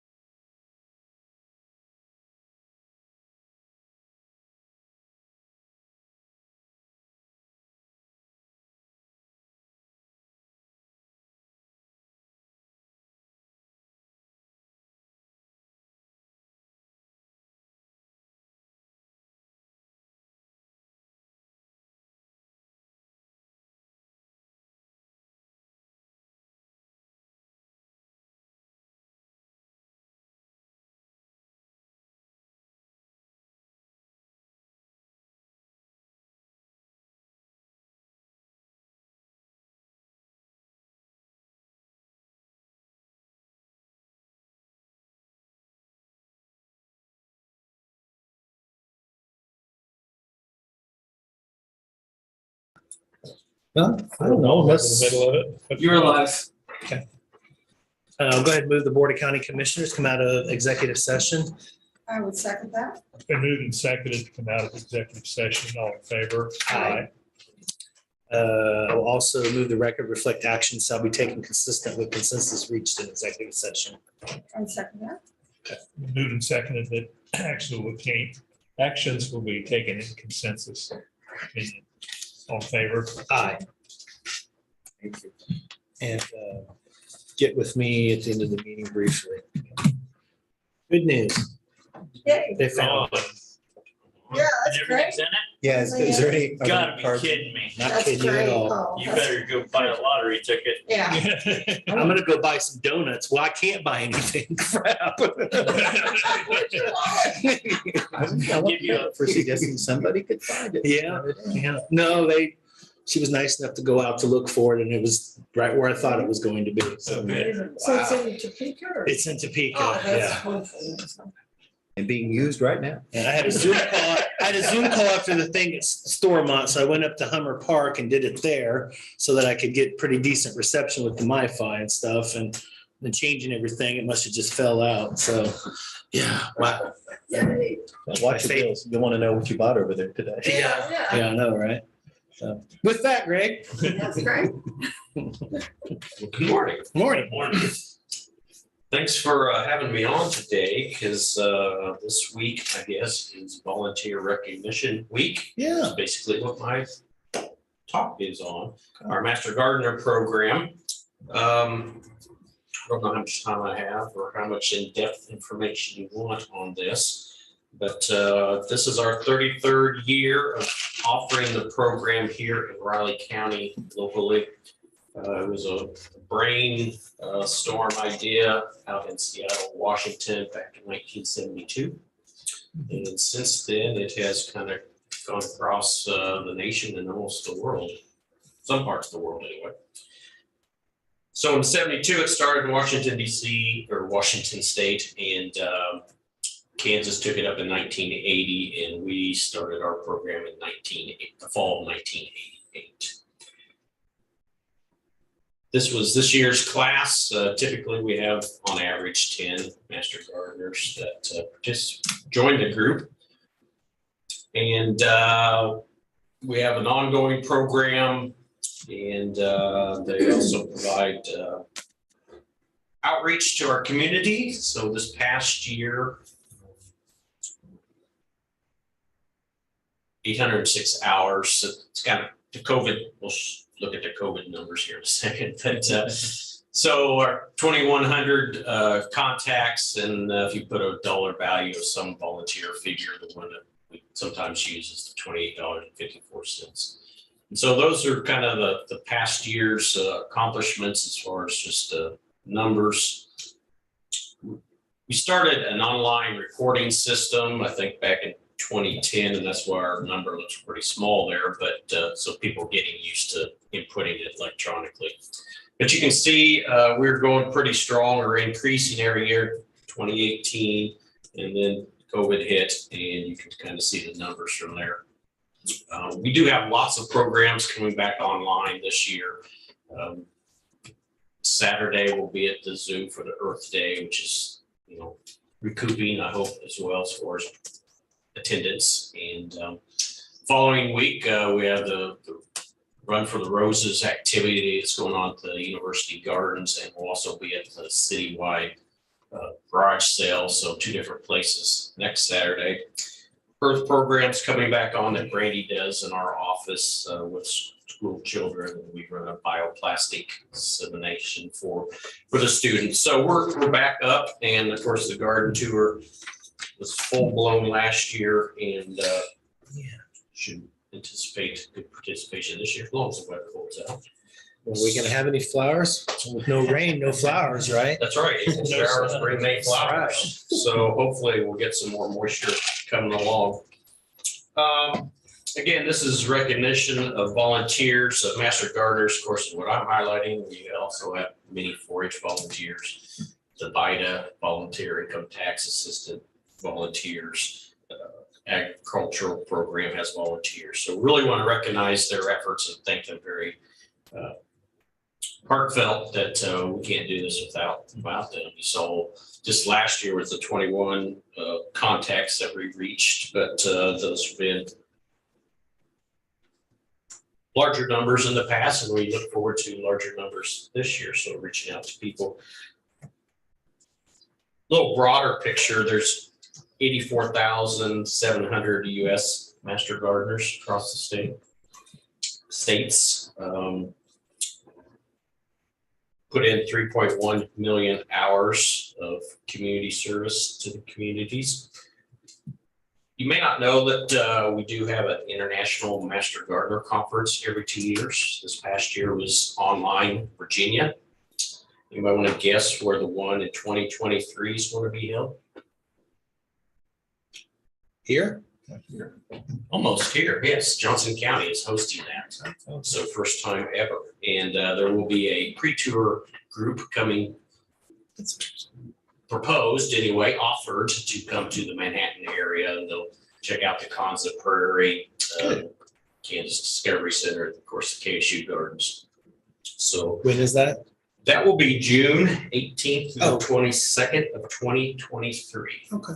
So, yeah, how many will show up? Well, there's potential 84,700, that's US Master Gardeners.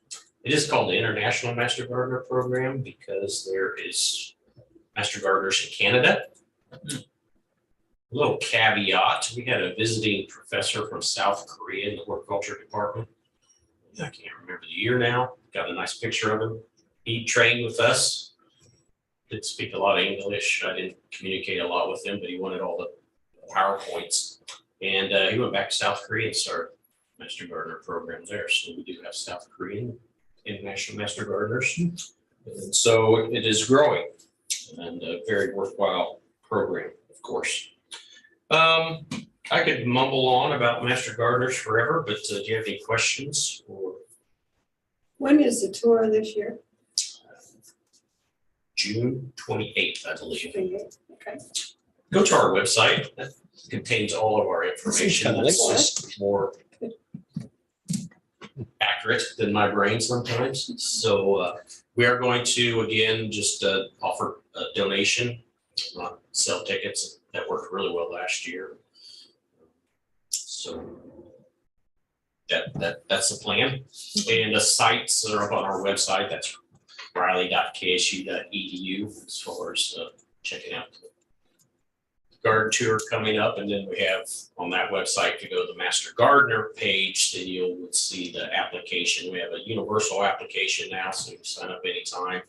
And when the next one comes up, which will be September 1st, we'll start our new class for the fall and train some more. I didn't mention, we've trained, so at 33 years and approximately 10 each year, there's been over 330 trained.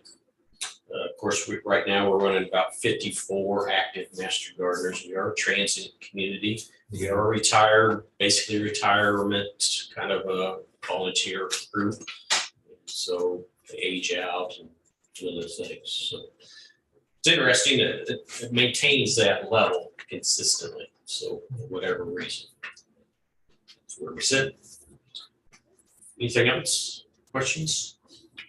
And then you're gonna let it rain. You guys gave me that rain gauge and I don't get to use it. Yeah, I know. I didn't measure what's not there. I Yeah. can't guarantee it work. I just Yesterday. thought we'd have I mean, I've tried everything, Greg. I've tried washing my truck. Yeah, so we work with some of the fourth graders in the community, and one of our ask is that, so we plant the salad garden, and we ask who will water it. Some of them want to, and that's great, but we also encourage them to do some rain dance to make it rain. And so apparently they are not following through on that homework assignment. It's not working. Come on, teacher, gotta make it happen. And some years they're jubilant. and it's too much. Not this year.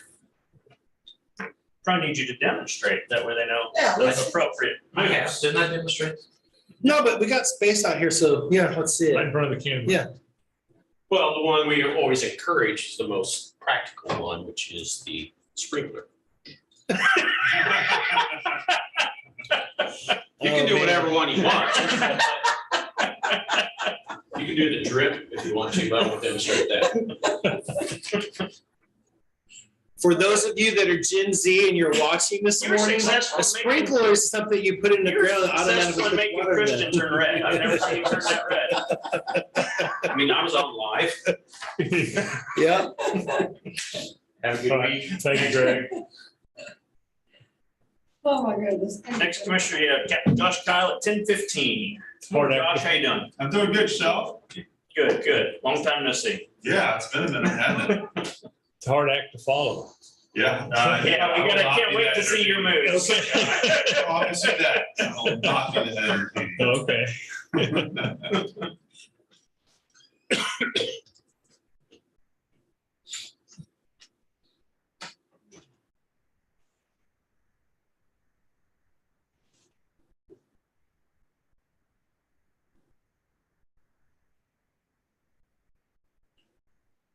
He was rather quick on picking the correct move on that train dance.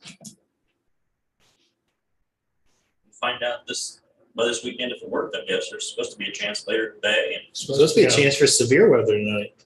I just want some severe rain, none of the other I- severe stuff. I know, or the last time, we didn't get any rain, but blew all the chairs off the patio out. in the 40-mile-an-hour winds Yeah. tomorrow and It blew the whole Saturday. back wall of our trash container Oh, out there. really? Yeah, blew the whole wall over and like 3 feet away from the pad. I was like,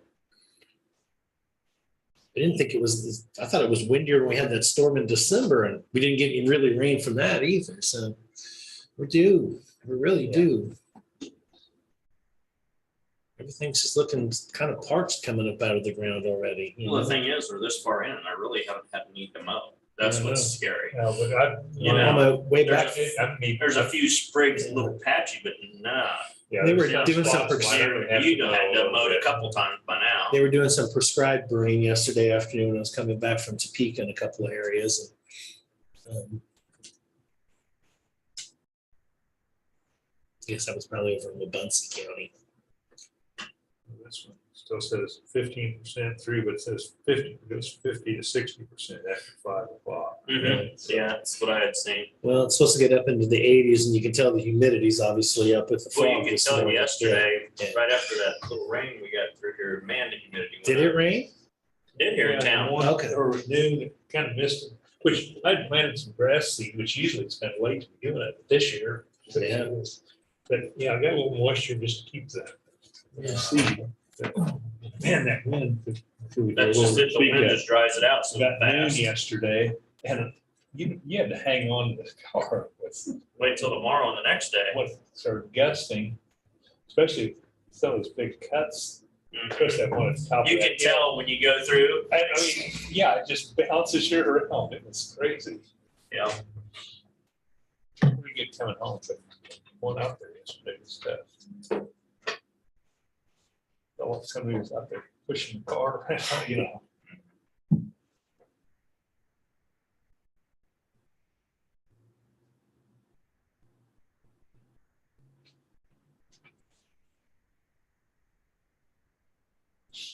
You have to be really comfortable in here today.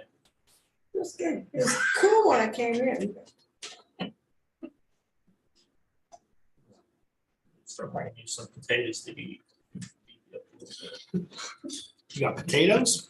For Catherine, it's gonna be for us, so she's not so cold. She's saying it's nice and comfortable. It really hits me at that time. I really, I like to be warm at night, not to sleep, which is weird. Most people like. Yeah, that's, Yeah, man, I'm cold. we like to be cold, sure. I left the windows open last night, had a fan. the whole night. Yeah, I have Can't mine do all it. the time. They were talking when the site selection committee came here, that Jeff Wolf, they had to look for the right hotel, and he said, first one they talked about, says the window's not open. He said, I have to have a window. Oh, yeah. Not kind of sleep, and they had to check around to see which, I guess they were putting in Bluemont, they were the first, and they don't have office windows. They had to find it. No, He said, I have to have Uh-huh. a place where the windows open.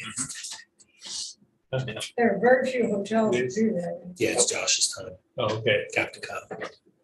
you're on. Okay, Dance your way up there. yeah. Do the worm or the cabbage patch, do those ring a bell? I'm known for a lot of things, but not dancing. Tell me about it. In fact, I come before you a painted vase with a hole in the bottom of it, Oh, all dressed up and completely devoid of any substance. So, I say that because law enforcement wise, county's doing really good. Don't have a lot going on. In fact, the big thing is the fire and Roll Fire's ability to control that. They're the heroes this month, and mhm. we've been supporting them as we can, a little bit of traffic direction here and there, but they're really the heroes of the month, to tell you the truth. So hats off to them. I've got a couple of things I can mention really quick. As you may or may not be aware, we have a $5,000 sign-on bonus that we just started recently. Our applications have increased substantially since we began that. We're also doing a lot of other things, such as following up with our applicants, essentially trying to show a lot of, doing everything we can and everything we can think of to bring applicants into the police department and all the different areas of the agency that we advertise for. And we've seen an uptick, and so maybe this will be successful. I hope so. We'll keep trying till we find something that works. And this appears to be a good start anyway. So, yeah. Is that for all positions or just dispatch? All of our first responders positions. So we have two things going on. We have a $1,000 incentive for employees to refer a person. If you refer a person, because our employees are our best recruiters, you're subject to $500 when they join and $500 when they complete training. That was available when we had shortages down in dispatch, and then it became available for corrections. We decided to open that up to all positions in the police department. The sign-on bonus is available for corrections, dispatch, and police, so the first responder ones. Because we don't have the recruiting issues as much, and we don't advertise for positions as much outside of those three positions. And remind me, Captain Kyle, those funds are coming from unused personnel That's funds. exactly right. They're Which, unbudgeted. right. Yep, that's exactly right. And that was one of the big things we had to look at is get a budgetary estimate of how much money we thought we might be expending. And it's pretty early in the year to be making decisions like that, but that's how bad the recruiting situation is, and especially in the jail. So we're trying to pull everything out, every trick in our hat, we're trying to pull out to get people to apply and get quality personnel in the door. And I did see you do have 3 new people in corrections. That's correct. Okay, so it's trending in the right direction. We just got to keep it moving that way, correct? Yes, Okay. the sign-on bonus started after they joined. That's a touchy subject. Oh, yeah, sure. Well, unfortunately, you kind of did, but that's okay. Sure. Yeah. That's one of the downsides, yes, when you offer bonuses and et cetera like that, there's always somebody who gets left out. Yeah. You just have to make a decision that at some point, we're drawing a line in the sand, we gotta move forward, we gotta try some things. It's a time to be bold.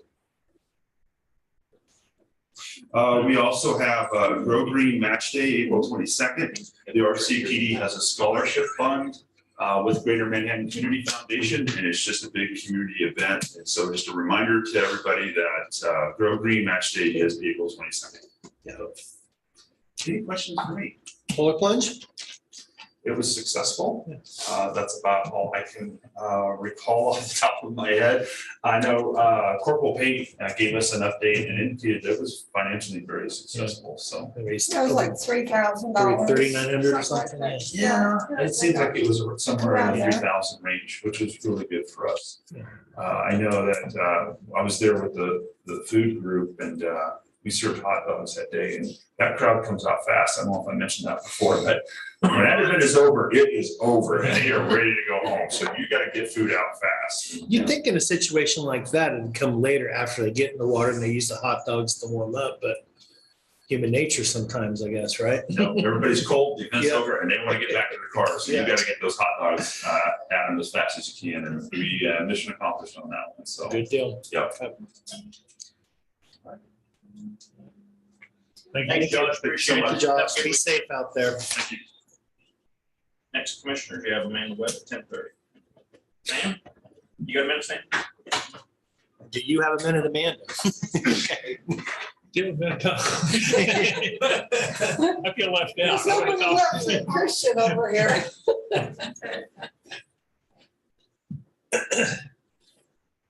Well, Greg always comes up with something. He's got the greatest sense of humor. I've done a lot of garden stuff. So last 7 years. So how's everything going? Yeah, you're not supposed to cover your microphone with your hand. Yeah, these are internal. Yeah, these just go in here, that's two are going to go. A broadcast, Yeah. like a radio station. We just had our rain dance. Can you top that? Greg Ice done the rain dance. Are you for us. serious? Yeah, it was great. Did the sprinkler. I mean, so right there on the camera, because he was saying we'd said to rain, oh, kid, need to rain dance. And he said, do you have any demonstration? You got to do sprinkler. So that's how it. Can you teach all of that? Yeah. Well, that is pretty impressive. Someone was telling me that I'm forgetting it. I wanted to bring it up to you, and I forgot what. Also help here instead of. Oh, I came all the way up here to. I'm gonna have to talk to you about it. I'm gonna have to remember what I'm gonna talk to you about. go back and sit down. Well, we had to think about our doing rain dance. Yeah, I know. Well, I got a subject for you, Bob. All right. Being an entertainer and all. What do you know about air guitar? Oh, goodness. Accuracy counts. Accuracy count? You want to tune your air guitar first, Okay. and don't leave your air guitar case just So laying do you around. want to tune that air guitar regularly or do you want to drop D or? I think Or they're to tuning, E-frame? depending on the tune they throw at you. I didn't realize this, that in a competition, you don't just go in there and go turn on your song and then No. play it to it. They just Oh, say, really? we're gonna play a song and you figure it out. Oh, that's what I was wondering, if you get to pick your stuff. It's talented stuff, man. I come to realize if I actually had a guitar prop, I'd probably be okay. I don't think I could do air. I don't think I could do it with nothing in my hands to. Well, the good news is that you don't usually drop it. The strap doesn't break, that kind of thing. But last year they had one as part of the third Thursday. Yeah. Yeah. That was September. Saw That was incredible. Yeah. They blocked off parts of the street and they had One guy was running across a couple of them jumped across the stage, ran across the I'm street. told you. Yes. Back. yes, doing flips and stuff. So there's a lot. I mean, if you had a prop, it's hard to do a backflip with it on, but No, at my age, we're not doing that. just in case you were thinking of doing some Karen gymnastics with Said, it. oh, everybody said, you should just join it. I said, I can't join competitions without the intent of winning. It's just not my nature. Right. I can't just have, I mean, it'd be good just to go and have fun, but once it's a competition, it's not fun for me anymore. It's to win. Yeah, So, participation's one thing. yeah. You don't have the participation rhythm. Yeah, it was quite entertaining. It was amazing. I plan on going. I thought it was gonna be silly and stupid. Wow. They were pulling I out asked everything, myself, fire. Judges pull out or something, let me know. I can fill in. I've got enough knowledge to do that. I asked them if there's any way they could block it off for other things other than that. They said, we just won't be able to get the draw for anything else. I'm like, I think you can. I yeah, think you could.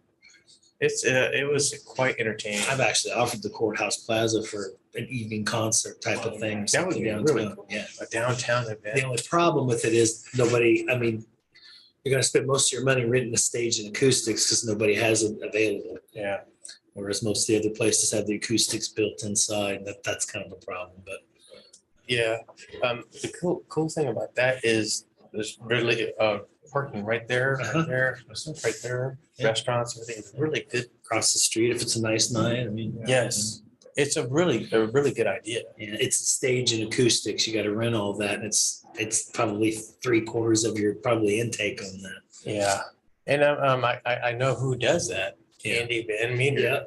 Yeah. And he did last year's all years reunion, Manhattan High School's all year. Yeah, yeah. And he had a major stage God, I on missed tomorrow. last year 'cause I had something else going on. I'm gonna try to do it. We this year. played at that one on that stage. We felt like this big because the stage was this big. It was huge. Yeah, he knows the stuff. He's been Yeah. he's been setting up shows for decades. Yeah. A friend of mine's band in high school, like I said, decades. He was their sound guy back then. He was in a band. Yeah, he actually played. What was it? Plays guitar. Trying to remember. Millhouse Surprise. That was the name of their band. Wow. Yeah. Incredible. That's going back to like the early mid-90s. Mid-90s? Yeah. Oh yeah, I haven't seen Andy in a while, but they're planning on doing that all years reunion again this year. Good. I don't know if they're going to set it up like they did last year. Yeah, they're kind of tweaking then because you've got different generations at different places. And Yeah. kind of hard to cater a sound because everybody's got their own genre, I Well, guess. they had two stages, one here and one like right in between Kites and Andy Mays. Yeah. And so they had two bands going on at the same time. And you couldn't. It wasn't like this big, mesh of sound, and you can't distinguish one from the other or anything like that. But people came out on Friday and came up for the reunion, and they said, "Okay, that's enough for us." Yeah. And so you got this big, long, empty street. It's blocked off. There's nothing there. You see the tumbleweeds going across it. Someone should have maybe thought of this one through, but Started at 6, Well, maybe it's ended first- it by 9. Yeah, Well, first I year. mean, first year you try to use your word. yeah. And not only that, the one on Morrow was hot until the sun went down Yeah. because of when it was done. I mean, it was like west sun. So you could see people like start walking across the street and they'd hurry up to get across the street and inside a building because it was so hot out. This year it'll probably rain or something. Yeah. Yeah, I heard, and I'm not saying, I'm just going off of what I saw on their website. Because they're wanting to get the word out. I think the only stage is going to be between Kites and Annie Mays. I think that's on, they're going to leave the rest of it open. Well, considering you can't come in from Bluemont there anymore, it's real easy to block off the two ends there on, what is it, Laramie, and then Yeah. down on the other end where Fremont is. So it'd Yeah. be easy to. Well, this is getting started on, I thought it started that. New development. No. Yeah, that's coming. I saw some pictures. I don't know. It's gonna be more exciting. I'd like the idea that they're gonna have some mixed use space and some other things, but I just can't picture that there in that location. I know it's huge. Uh, This is gonna be a lot. I mean, to everything there is around. already huge, so I mean, going up anyway, but at some point in time, that's our only real direction here is to go up a little bit, but That's true. they were complaining about the Light and Art Museum over there, and I'm like, oh, wait a minute, how much taller is that gonna be than the Wareham and the courthouse and the tower over here? Yeah, Civics all Plus, right. Civics Plus building is just a block Right. away. Yeah, and it's taller than that, Yeah, Civics Plus. so- by like 10 feet or something. No, yeah, you're gonna have to So do that. I'm just in my imagination, it's not gonna be the most awkward thing and, I think it's just for me, it's the look of it, that, it should be, it's a beautiful building. It ought to have a little more land to kind of set it off a little bit more. Yeah. It's a gorgeous building right there. It just doesn't It's like, give the full effect of it. Yeah. There's that. I think they could have done a little bit different job on like what's the place down here across the street, right there on the corner. I'm thinking Exploration Place, but that's in Wichita. Discovery Center. Discovery Center, thanks. Been there one time. The outside of it looks like like a water treatment plant. Yeah. Outside Well, of they're trying the to- tower. Be able to they're touch trying the to make it look subject like this a layer, because they got the different type of, they got different courses and different Different types of courses of stones, so stone, it kind of make it look like it was cut into the thing, but then. come off that. Yeah, it doesn't really. I mean, I saw what they were trying, I can see that's what they're trying to do, but it just doesn't quite. Well, it has a little more space. Yeah. You can actually It's got see rail. around it, Yes, yeah. which. They have an awesome deck up there. I just Oh, never yeah, see that's anyone up cool there. there. I never see anyone The gather. wind isn't blowing, it's wonderful. Right. So So you got this 5 year days is a no year. good. Yeah. Yeah, 5 days. One of them's gonna be raining, right? Right, Rich, you guys ready to Commissioners, you ready for Amanda? We have Some some- events up there, it's so cool. Yeah, there's a couple of nooks and crannies up there, all right. Okay. Can we just have one of these discussions? Yeah. It seems like a Feels like rerun. it. of- Does it seem familiar? Yeah. Yeah.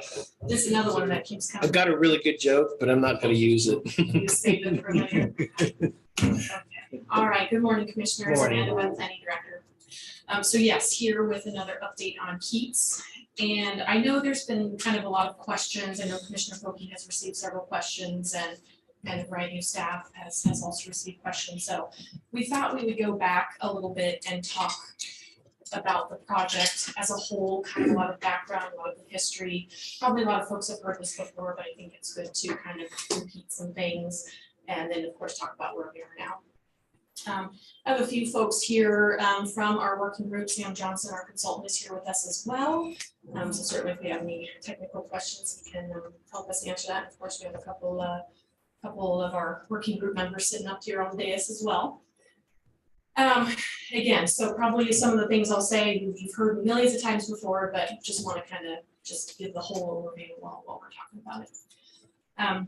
So the Keats Sewer Benefit District, created by Florida County Commissioners October 2018. We did receive well over 51% of residents within the district that signed a petition in order to request approval of that district. The district contains 67 connections. So of course, out there right now are individual on-site systems. Gravity, sewer, service piping, septic tanks, and lateral fields.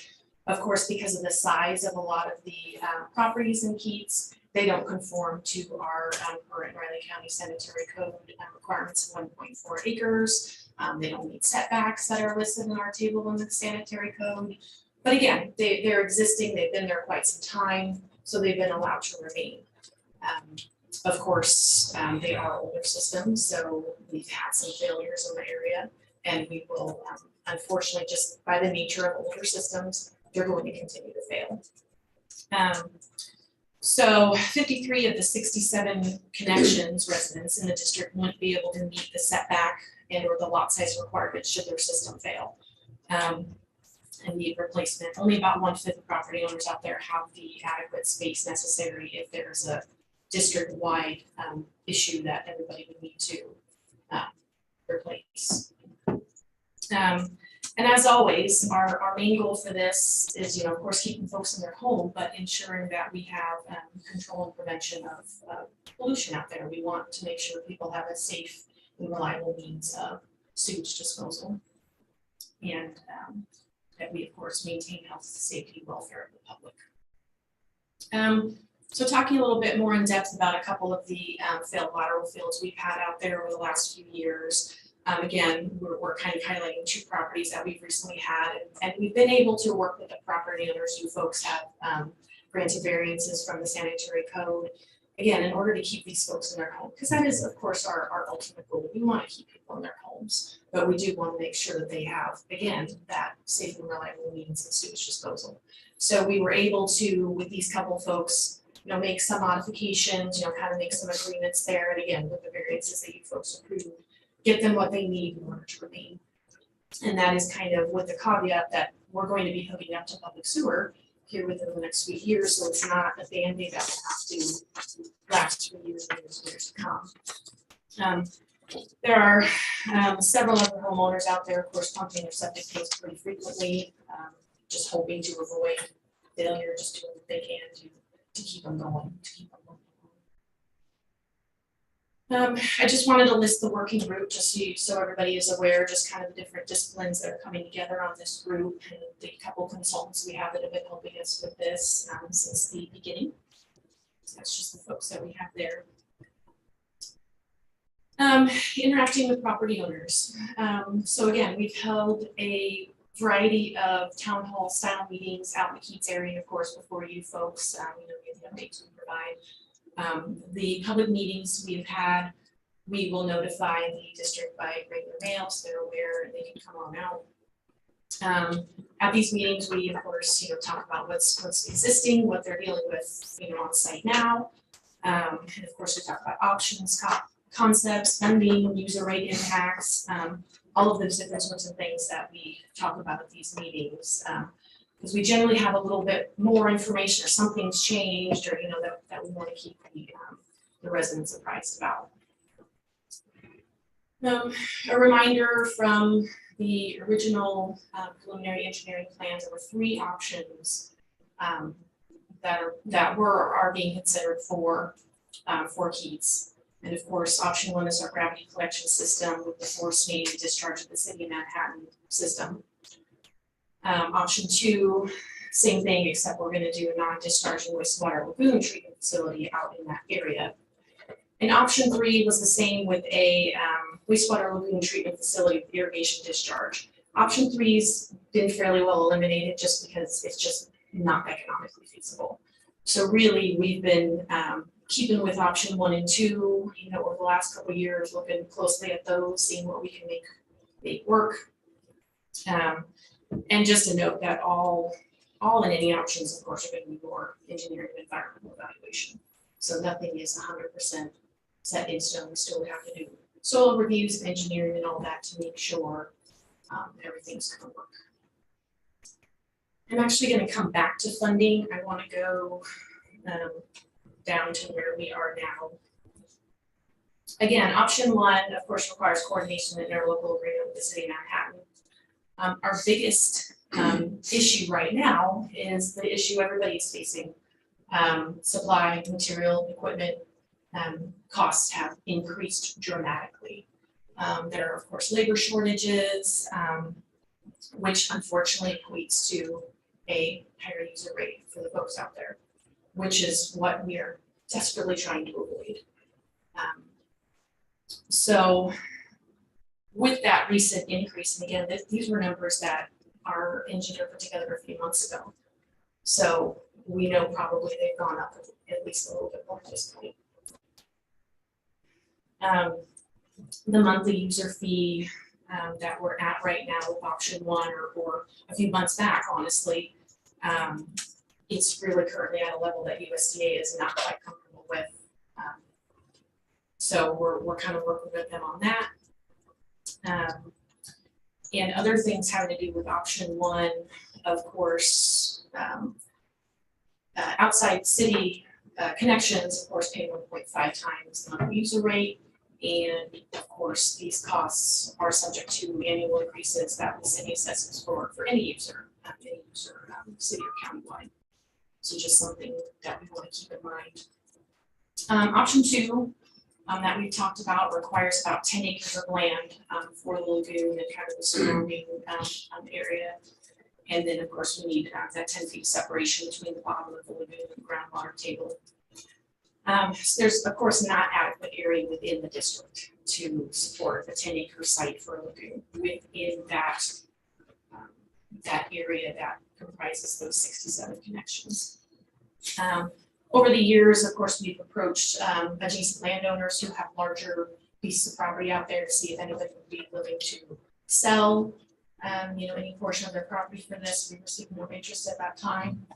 Earlier this year in February 2022, we sent letters to additional adjacent property owners a little bit further out, still close enough, that it could work, who also have large piece of property that they might be willing to sell us, 10 acres for that, and we still received no interest, unfortunately. So again, with option 1 or option 2, I should say, that's kind of where we are. We don't have a place, we don't have an identified place to put it right now. And again, I mean, even whatever location we might say, hey, let's see if this works, or if somebody does come out of woodwork and is willing to sell, we would still of course have to do soil profile testing to make sure that the location is suitable. And just a reminder, option 3 has been determined not economically feasible. So, okay, so sorry for jumping around a little bit. So I want to go back to funding. So we have spent considerable time over the last few years researching our potential funding options, grants, loans, etc. Doing the legwork to see if these will work. So CDBG funding, if you remember, last year we did the required income survey. We had governmental assistance services. We contracted with them to do our income survey for CDBG funding. CDBG, of course, requires a 51% low to moderate income threshold. What the survey revealed is Keith doesn't meet that threshold. They were just a little bit lower than was required, so it's not eligible for CDBG funding. So we've lost that one. That's what, was it close though? I mean, If I remember, it was within, I think, a couple percentage. It was fairly close, but we just couldn't get there. So, yeah, we were. do they revise their numbers? I don't. They're required, because I wondered what it was. I chased for a long time and it's what are those actual numbers of what has to be. I couldn't find it. Yeah. Through all their stuff. It just says meet these numbers, but it never say what those numbers are. I think it's 133% of the. Yeah, it federal says that, but poverty it doesn't level. say what the actual numbers would be for each. Income level is. Mhm. Found some, what low income is. That's what the moderate one, I couldn't really find. Yeah, and honestly, I don't remember that off my head. You can find what they equate low income to in terms of a percentage of the. They determine it's like $42,000 for a family of four, and then it kind of divides underneath that. It's in the $40,000 range. Yeah, somewhere in that neighborhood. I believe they were. And that's the low end. That's not the $60,000 median. Okay. Yeah, again, it was pretty close, and we had a few holdouts there that, we were, we were close, and then it just kind of pushed it over, or under, I should say, unfortunately, the threshold we were looking for, so. Have we talked to Widow Bryant's about particular funding for this project? Nothing was identified. That's where we identified the ARPA only, that was, this area is specifically mentioned in those funds, sewer and water type facilities. So yeah, funding available there, just like for University Park, but how many projects can you afford? And what we've got. And that's also the one that they had suggested we submit ideas for the SPARK funding. But it's not specific to Keats. It's not something, an additional funding source specific to Keats at the building. I wonder if that would be eligible for base grants when the second round comes out for that, maybe. We will ask. Because it's an infrastructural project that's technically in place that we're fixing. I mean, we can definitely ask that again. I know, and we had those conversations, when the base grant funding first came out, I did kind of, ask them specifically, I tried to give them as many, specifics on the project as possible, and they told me that it would not be eligible. So it probably won't be the second So, either. But I mean, certainly have to be willing to look at, if there's another round, maybe, something's changed a little bit that we can do, so.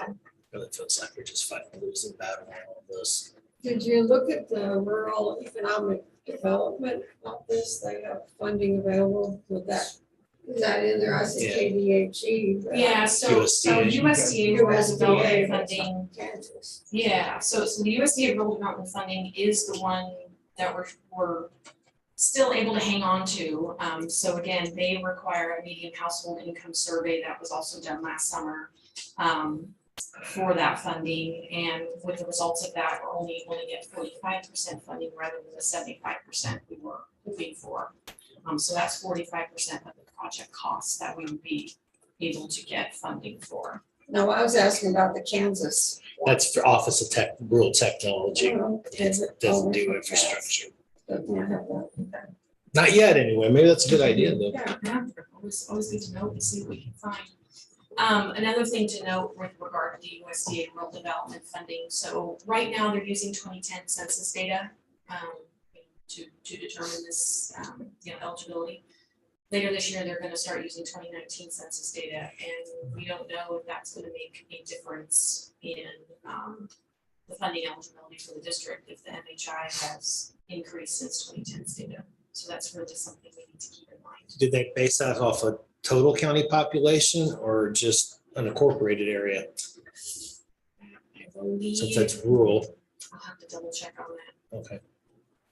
Keats is unincorporated. Right, and that's. So I believe it's total, but I'll have to double check. It's on that, it may be by township. Might be by what? It may maybe be by by township. Oh, okay, that, Check sheet. that would be better. Preferable, yeah. Yeah, we'll double check on that. But again, that's more just, just to keep in mind, because of course, we haven't put in our application with USDA yet, or rural development application for funding yet, since we're still kind of trying to figure out, since now we're only able to get 45%, we don't have CDBG, we don't have KDHE revolving loan fund, because as you see there, you have to meet at least 2 of the 4 eligibility criteria. Unfortunately, Keats only needs the 1, so we're not eligible for the revolving loan fund. So right now, there's just not a whole lot of grants or loans or funding we're eligible for.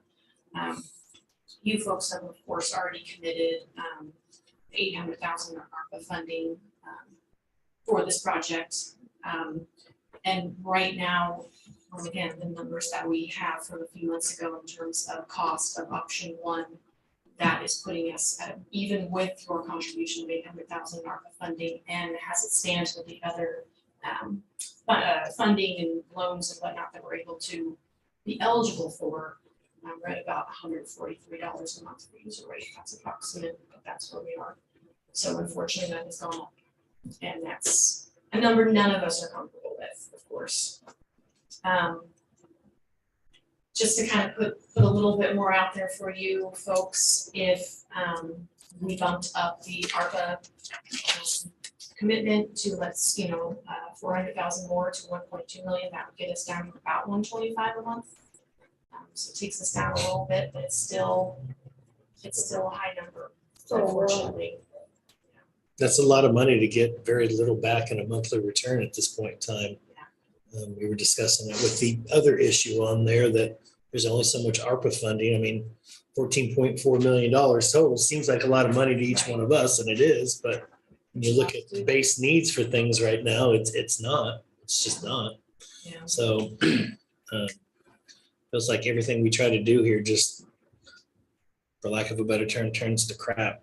Probably a bad analogy here, but and that's what we're finding, and that's part of one of the many reasons why this is taking so long. It's like we get a step forward, and it's literally 2, 5, 10 Right. steps back. Yeah. We're thinking, oh, we're on a good path, this is gonna work, and then curveball.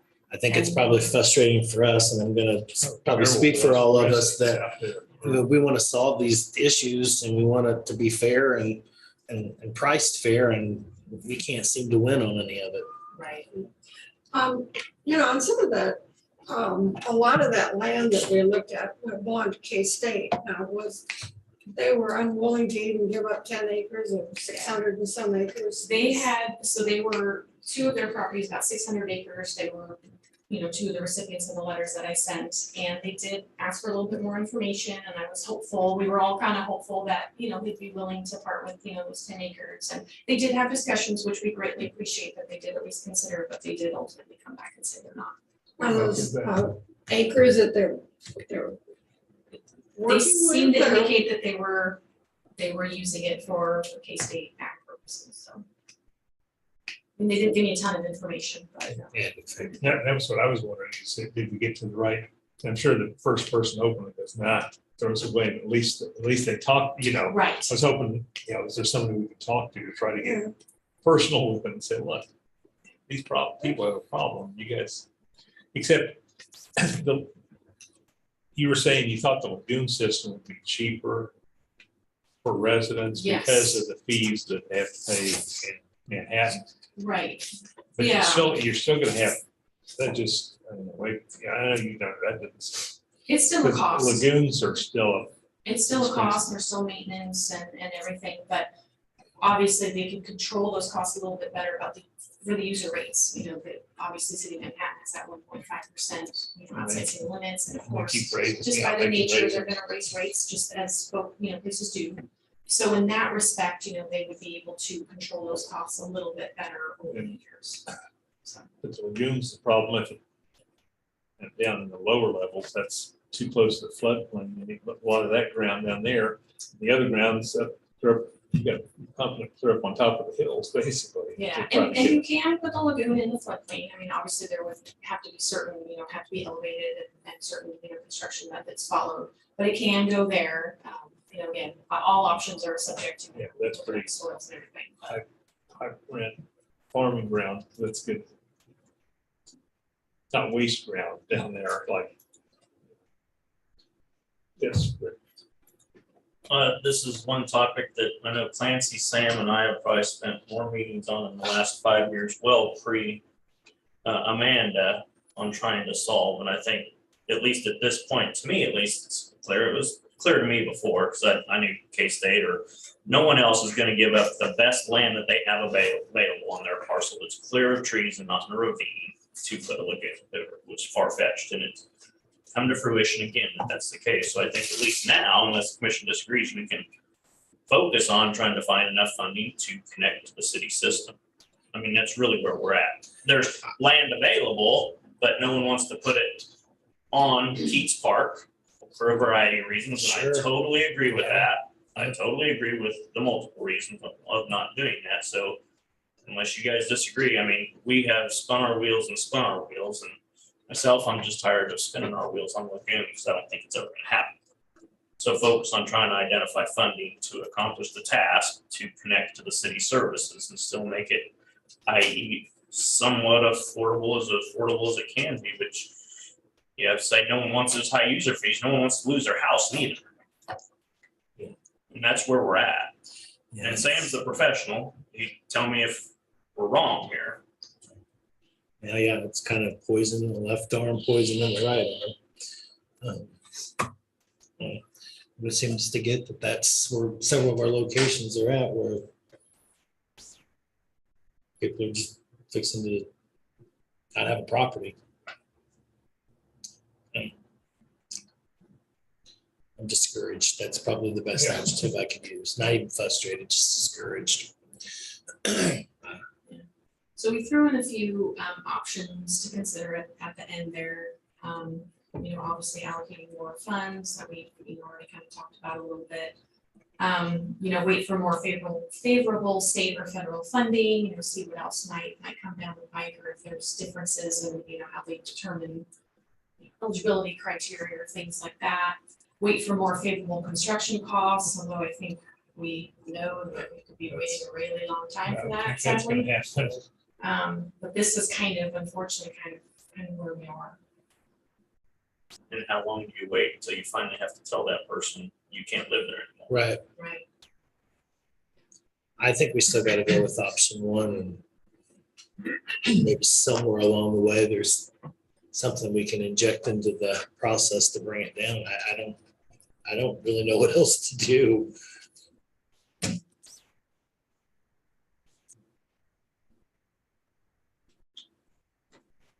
The only thing I can throw out there, this isn't a solution. Why are you throwing it out there? Well, just to let you know, we had talked at the staff level about having a final conversation with the SDA.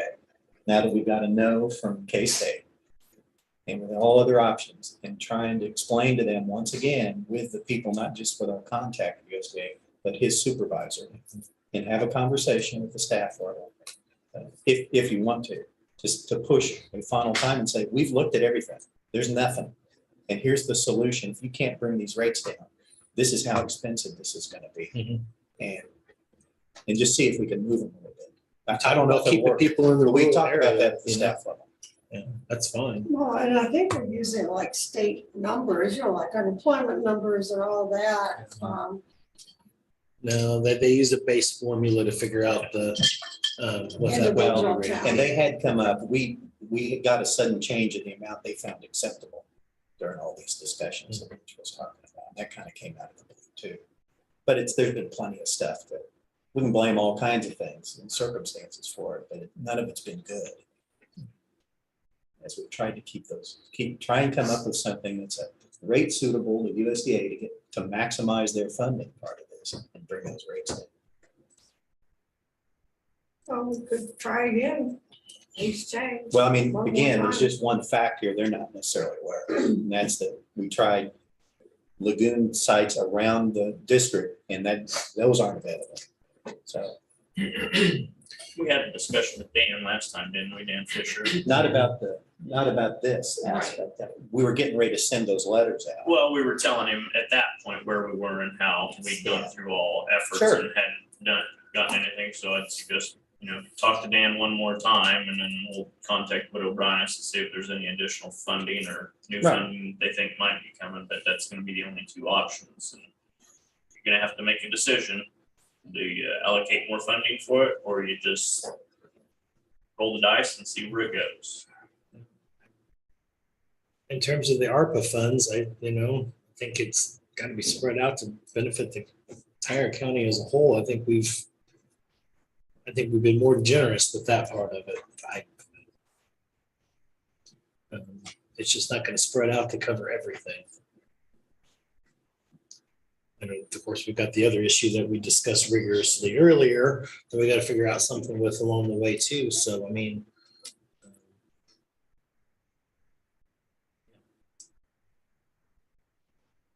discouraged.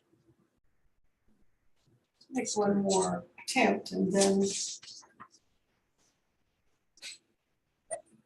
Yeah, we'll get in touch with USDA and give them this new information as to where we are and see what they can maybe be able to do to work with us on it, and then we'll give you another update and see where we are. Let us know when that schedule will be there, and be sure that Dan's available. Yeah, I think we'll do more working through. Dan Fisher definitely needs to be available. Sure. Yeah. Thanks. Well, he's actually got promoted up. He was our guy. We have a new local guy, but Dan's familiar with us. He's great to work with. He'll do all that he can, and I really like working with Dan. Yeah. USDA. Yeah, he was the gentleman who was up there at the rural. yeah. He's been there for a long time. So are there any other questions or comments, anything I can research and bring back, other than what we've already talked about? Good news. I do love to find something. We're trying. You heard him come back and lie to him. I didn't put it like that. Truth hurts sometimes. I'd rather take that than the opposite. So. This was just a difficult scenario. Thank you. Thanks, commissioners. Thank you. No, thanks for your work on it. Thanks, Sam. Appreciate it. Thank you, Sam. News today.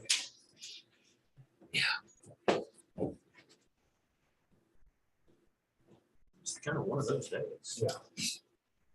Don't get better all day long. My sewer system is failing. It really isn't just an issue here either. I mean, it's.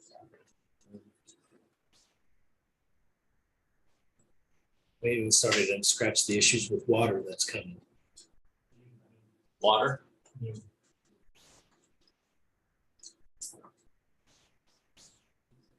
Access is drying up to rural water and wells. And Oh, yeah, for yeah, sure. it's coming.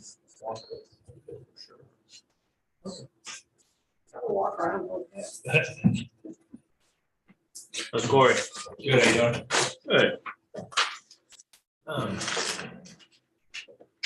Can you give this to Michelle or Daryl or whoever? My percentage. All right. Yeah. I'm just gonna eat it back up again driving up there this afternoon. Hey, I'd gladly make that. Yeah. Corey, should we- You are no doubt about that. I was For lucky, sure. lucky. Good. Yeah, I can't believe you got that. Oh, let's get your, Yeah. it's your. Yeah. Good. Well, 11:00. Okay. And we'll see him yet. Morning. Good morning. Nice to see you, sir. Yeah, in person. Commissioners, yes, nice to see all of you. Yes. I'm Jim Boone, MaxNet. Yeah. And we were here to present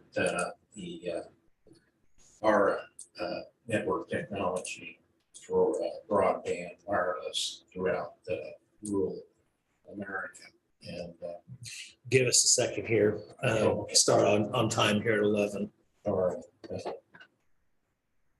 I think you went too far, Corey.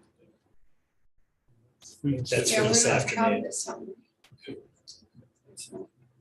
The next thing. is to see- Oh, I actually Not don't, on here. I don't think it's on here. They, Oh, that's right. Cindy emailed that to us this morning, so, Thank you. yeah.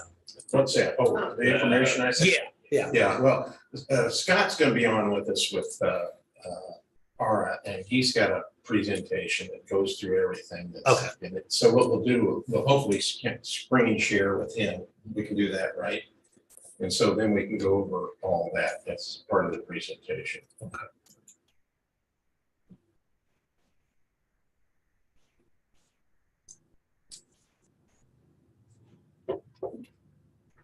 Say that this morning.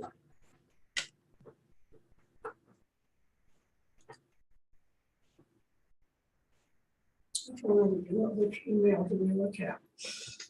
No, I think they'll be pulling it up here. So I didn't even see that. So it came in.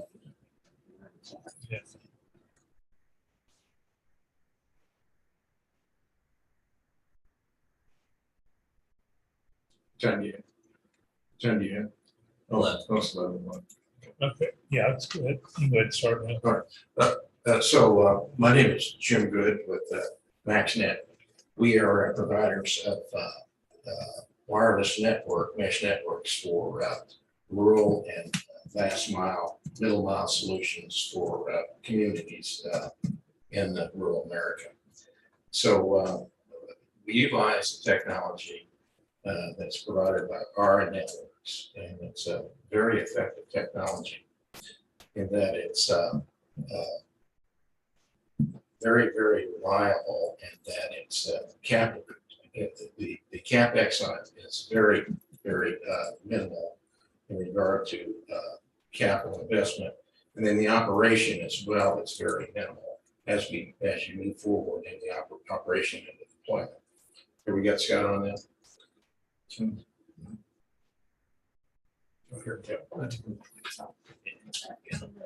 Hello.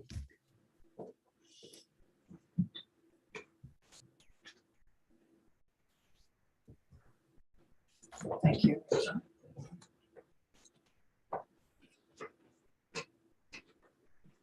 Scott, this is Corey with Riley IT. Can you hear us? I can. Can you hear me? Okay. Yeah, so what I'd like to do is introduce you to Scott Jeffcoat with Ara Networks. And Scott has the latest and greatest on the breaking technology of Ara Networks. So we'll let him proceed. Scott, go ahead. Okay, thank you. I appreciate you guys giving me an opportunity to talk to you today. Let me share a screen with you real quick. 1 second. Let me know when you can see it.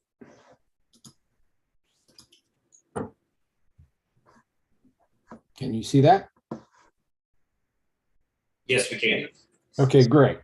So once again, I'm Scott Jeffcoat. I'm the Senior Vice President of Sales for Ara Networks. And I appreciate you guys giving me an opportunity to talk a little bit about Ara and some of the capabilities that we have to help solve communities just like yours, whether it be urban or rural, with the connectivity problem that's pretty persistent across all the United States and the world. Just so I understand, Riley County, this is my understanding of what your environment looks like, which is about 80% of the population is actually in the major towns across Manhattan, Ogden, Riley, Leonardville, and Randolph, with about 20% of your community being rural or in smaller townships. So looking at this, one of the things that we actually do very well is taking a look at the problem of connectivity. What is a last mile? You may hear this term in a couple of different ways, but what a last mile really is the ability to provide connectivity from the spot of where the backhaul source, whether it be fiber, cable, or any of the other backhaul sources available out there, end and bring it into a rural community or urban community that is considered underserved. We work with a lot of different cities and counties, not only for their urban market, but also their rural market. And those have different needs, really. When you talk about it, being able to handle distance learning, being able to handle telehealth, being able to, provide connectivity to people that are at home trying to find jobs. All those type things are different use cases that connectivity needs to be able to help them solve. So without that connectivity, the population suffers. There's also business and practical applications around, ag tech, being able to understand in the rural market, being able to keep up with your animals and equipment, and potentially different applications that help you with the understanding how and for crop rotation, irrigation, all kinds of things. We'll go through some other use cases in a minute. But what the last mile is being able to wirelessly bring in the connectivity needed to solve all these different problems across either an urban market or a rural market. That's what we do. Now, we use what's called industrial mesh. And that, you're going to hear that term. It's different for those that may be aware of what mesh technology is.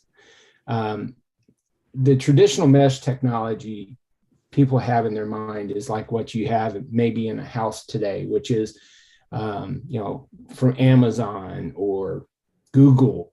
They all have their products, Ring, have their products meshed together. The problem with that is when you get into a scale of trying to provide a last mile solution, there's miles of coverage that need to be done because your source that you need to bring from a backhaul source could be way, miles away to a location. Well, traditional mesh technology, even you may have heard it from Ubiquiti or Cisco or some of the major players in the Wi-Fi world, but they use mesh in a different way. They actually have a hub and spoke architecture. We don't use that. We fixed that problem. We're modular. Each device is unique device. And today, those solutions that are traditional mesh require a bunch of different hardware. As you can see from this list, you need a radius server, a gateway controller, captive portal. All these different hardware components are necessary in a traditional mesh architecture. And you need additional software. So you have to have a billing system. You have to have a management platform, a reporting system. All of these components have to be utilized and integrated together, along with the financial side of all the merchant accounts and being able to accept payment types from if you monetize the system. So there's a lot of different hardware, software, and financial systems that all have to be integrated together. And that integration is very complicated, especially when you turn around and maybe make a change to one of the devices from a firmware standpoint or whatever. It could break the integration. So above and beyond just all the different componentry that's necessary, the old traditional mesh technology that's hub and spoke really doesn't work, because as you get further away from the hub, and the hub being where the backhaul source is, usually those hub and spoke environments actually only have one location that could take a backhaul source. And a backhaul source is your fiber or your cable or LTE. But what happens there is as you get further, as it's called a hop, away from your base, so you have repeaters and bases. As you have a base, you have repeaters. As you get further away from that base, you lose productivity. And the reason why is the communication methodology utilized in that environment eats up about 50% of the bandwidth that's available in its own internal communications. We actually, ARA was a solution that came out of the Cambridge University consortium that was put together to fix that very problem. How do I take a traditional mesh environment, fix the productivity issue that happens? What ended up coming out of that is the ARA network solution. Our biggest deployment today of the base technology is over 40,000 nodes across the whole city of Barcelona, Spain. And it's been running for about 10 years now there. So anyway, what we do is all of those traditional things that are out there needed to be able to provide that type of connectivity are all encapsulated in one solution today, and that's ARA networks. So we are being able to take and integrate all the hardware into one hardware device, because we're modular, and we'll talk about that in a minute. But we also integrate all the software needed to be able to run, if you want to call it a traditional WISP. Okay. And that's where Jim and his team come into play, is we actually have a very good foundation with them. They would become the WISP if you want them to manage your system.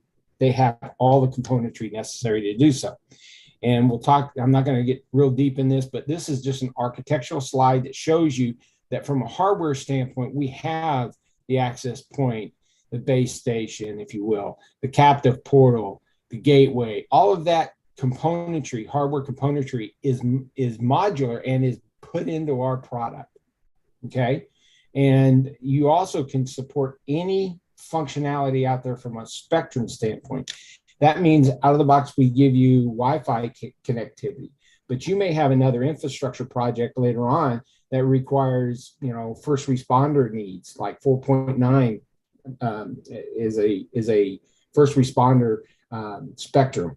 And we can support that through modular. Just drop in a new module on the same infrastructure you'll deploy for Wi-Fi, and you have a solution there.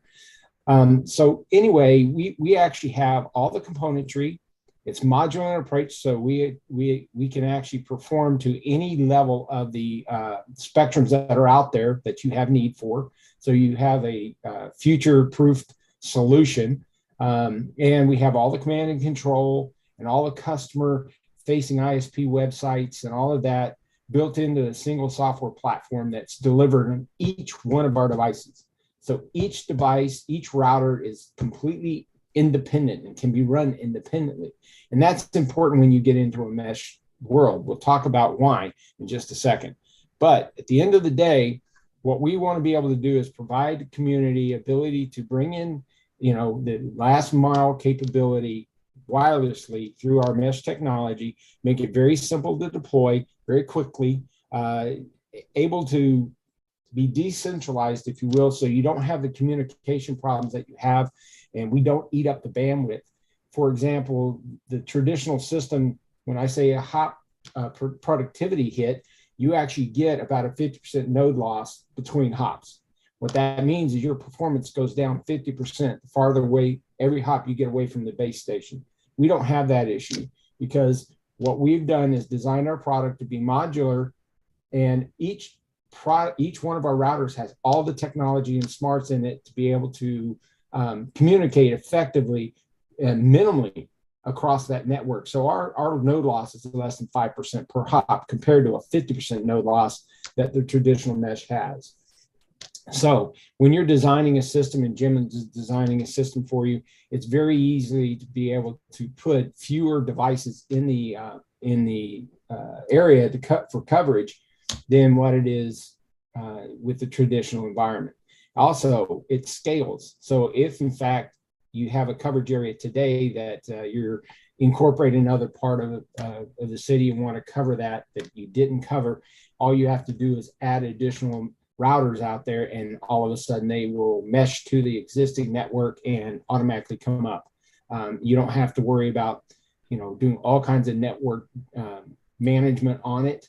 It already is pre-configured and will pick up the closest mesh that's designed, and will start communicating and become part of the mesh. The important part too is each one of our routers actually can take a backhaul source. And what that means is you don't have a single point of failure like you do in a base station hub and spoke type environment. Our routers actually deploy, and you can plug in a backhaul source in each router. And we have load balancing built into our architecture so that it will load balance the actual backhaul sources across the whole network. So you have resiliency, which is really important when you're putting a network like this in place. So you have multiple backhaul sources built within the same network, which causes you to be able to have a reduced mitigation of a single outage, causing your network to come down. So at the end of the day, we have that fully encapsulated solution all in one today. And we actually have a roadmap where we're doing a number of different things that's above and beyond that. We're right now finalizing a project that is pretty neat. It's incentive-based incentive-based marketing, if you will, and or being able to bring in the capability of crypto into a community, if you wish. For not just payment, we take that kind of currency today for payment if you're monetizing the system. But if not, you also, I'll give you a quick use case. We're doing right now this very thing in Hollywood. The Hollywood Business District wanted to be able to create its own crypto coin, have people passing through their environment be able to get specific advertising based on where they're at within the network for those stores that are in that area. So we're doing advertising as well as they go through that environment and they go from one router to the next, they're earning crypto pieces of crypto coin, right? And at the end of the transition, if they meet and have gone through the whole district, then they will earn one coin that can be spent inside any of the businesses associated with that. So that's something we're doing today with the District of Hollywood. We also are doing this in a much broader scale with countries, where we are incentivizing the countries to utilize this, and they want to have a central cryptocurrency coin for their country. We're helping them with that as well. CBRS is a new project we're working on. It's called micro CBRS. CBRS is another spectrum that's used for delivering last mile solutions. It's very, very good. Traditional CBRS is in long hauls, but it's not very good when you're trying to cover smaller areas. So we're actually working on that with Facebook today. That is an active project. We will be rolling that out later on 2022. So we talked about our ads. It's not just good for businesses, it's good for public institutions, or if you will, parks, libraries, all of those type things, depending upon what kind of marketing you want to do to those individuals that are in the coverage area. It actually is pretty cool. We can go in depth if you want to on that later. But any questions so far before I get into some of the use cases? No? Okay. So let's talk about Dallas, Texas. That was one of our first big urban deployments. There was one of our partners actually responded to an RFP. What they wanted to do is be able to make sure that they go through and connect that unconnected, underserved market within the Dallas urban area. There was a large portion of their communities that, while they were urban, still didn't have connectivity because the large carriers did not want to bring in fiber into those areas because of the expense. They decided to do a side-by-side comparison of our technology to the Cisco fiber to the house technology, and wanted to see what the outcomes looked like. What we did is we went through, and there were 10 locations that they asked us to deploy our solution within that were underserved communities. So we actually clustered 10 different networks. And what we did is we brought in a traditional way of delivering is the fiber at locations in the community, like fire stations and libraries. We actually had additional fiber brought in because they didn't want it to be part of their network. So we kept it separate, but it was less expensive to bring fiber to an existing location. We took that and then delivered it out to the communities beyond where the fire station was or the library was. And we used a number of different delivery methods. One of them is an integrated pole from Clearworld that our devices do not need direct power to them. They can be run off solar or wind. The whole deployment here in Dallas was actually done solar deployment, but we used integrated solar poles that have batteries built into it too. So that's a delivery service that's 24/7 off of that pole. It's a cleaner looking solution.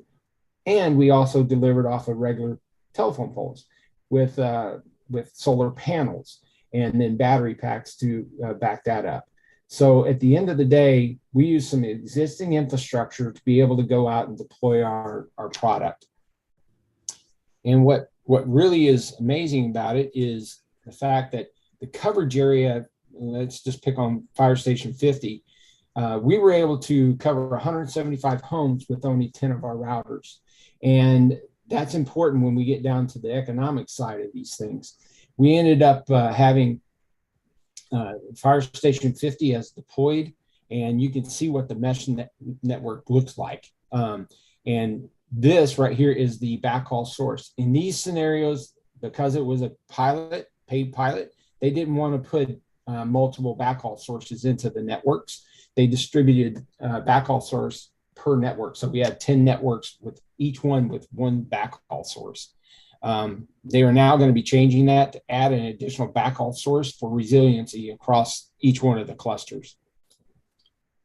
When you go as a customer, all they did is, this is a custom portal through our product. We put up a splash page, put the terms of use on it, allowed them to sign in and register just using their email. There's also another app that I don't have a screenshot of, that actually they were allowed to put their address in to see if they were within the coverage area. So they first would go in there and see if they were covered. If they were, they could go to this portal and sign on, and they would be on the network. And the nice thing about it is, once you signed on to Dallas Digital, they could actually go from each one of these different clusters that are, some of them are close, some of them are farther apart, but you could go from cluster to cluster without having to sign on. So it recognized you across the system. Dallas decided they wanted to offer initially the service at a free service. So they put specific things, guards around the actual service, so that it would not be overutilized or utilized for things it shouldn't be. What they did is they wanted to be able to deliver 25 meg down, 3 meg up, which is the FCC minimum requirement, to the house. And they wanted parental controls on it, because this was designed to bring the community together for tele-education. So what they did is they provided this, the city cost was covered by the ARPA funds that they were getting from the federal government for broadband expansion. And the initial service is free. What they've done now, though, is they've gone out and said, okay, I want multiple business layers. We want to provide an upgrade path that is a revenue source for us. And what they did is they provided a $15 a month fee that removed some of the restrictions, as well as increased the speeds, and then a premium service. So at the end of the day, they wanted to be able to offer and monetize the system like Jim is offering, what you guys have, different terms, but that was done in Dallas. The result of the pilots, which is important, running fiber to the house for $3.2 million, the project was done with Cisco. They were able to run fiber to 250 homes. It took them about 150 days to do that, and with a cost of about $12,800 per house. With our technology, our partner, Neo Networks, was able to go in and deliver for under $2 million. We covered 3,200 homes, and we did that in under 30 days for deployment, and we brought the price from $12,800 down to $625. That could even go lower, because the partner had a premium on some of the poles. He wasn't getting a discount on them, and passed that cost for the solar poles directly over to the consumer, which is Dallas. So as you can see, there is a significant portion of value in our technology that allows you to economically deploy this coverage of a lot more homes than what you would with fiber to the house, with the same level of service, if you will. Any questions on that deployment? No? Okay. Let's talk about a rural deployment. Watkins Mill, which is not very far from from Kansas City. Watkins Mill was a community that's out there that, let me go back a little bit here, is a community back in Kansas that basically needed to be able to have multiple ranches, wanted to bring in connectivity for a number of different ag reasons.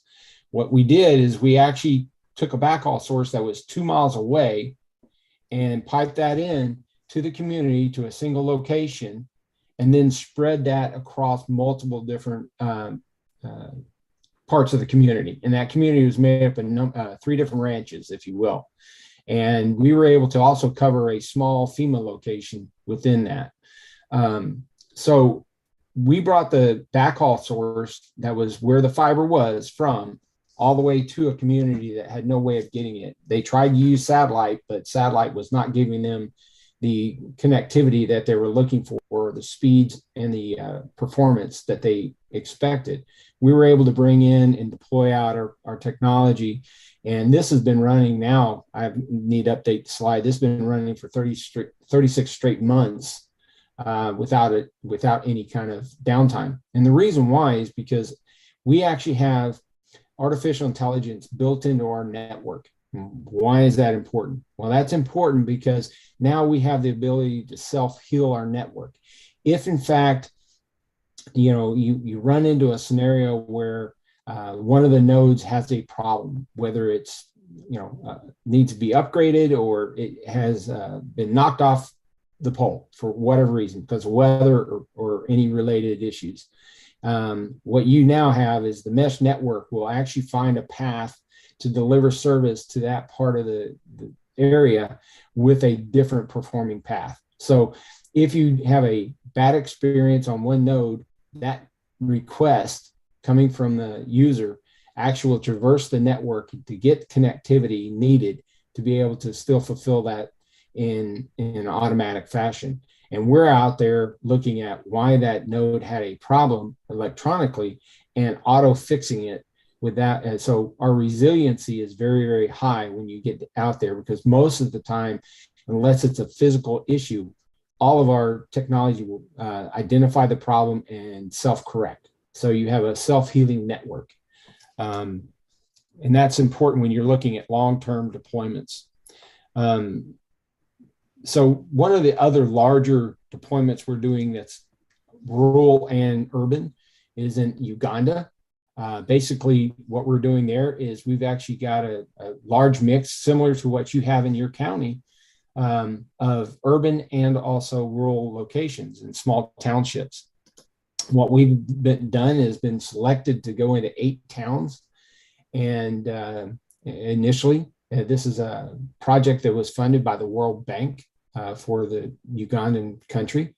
And one of the first implementations in the township, there is a gentleman that had a chicken shack, kid you not. And what he wanted to do is drive more business to his chicken shack. So he became the hub in that environment.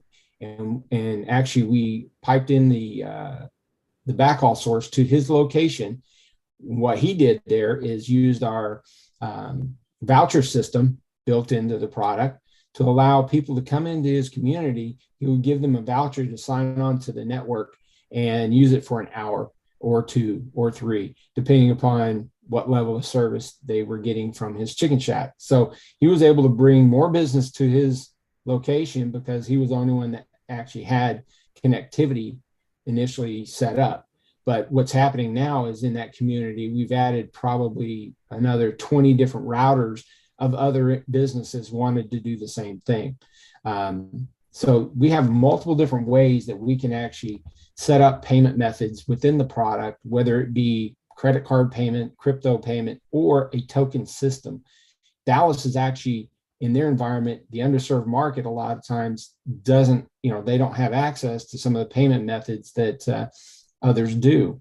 And we need to be able to accommodate that. So it's going to be a mixture of being able to take debit credit cards over electronically, or they're going to be able to go to the community locations where the hubs are, the fire stations and or the libraries, and pick up a voucher to be able for connectivity to the system.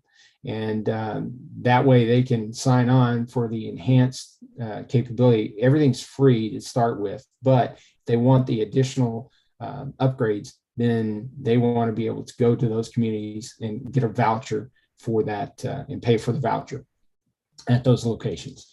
So there's a lot of different ways that you can actually deploy the system. One of the other use cases that we're running into a lot is in the farming industry.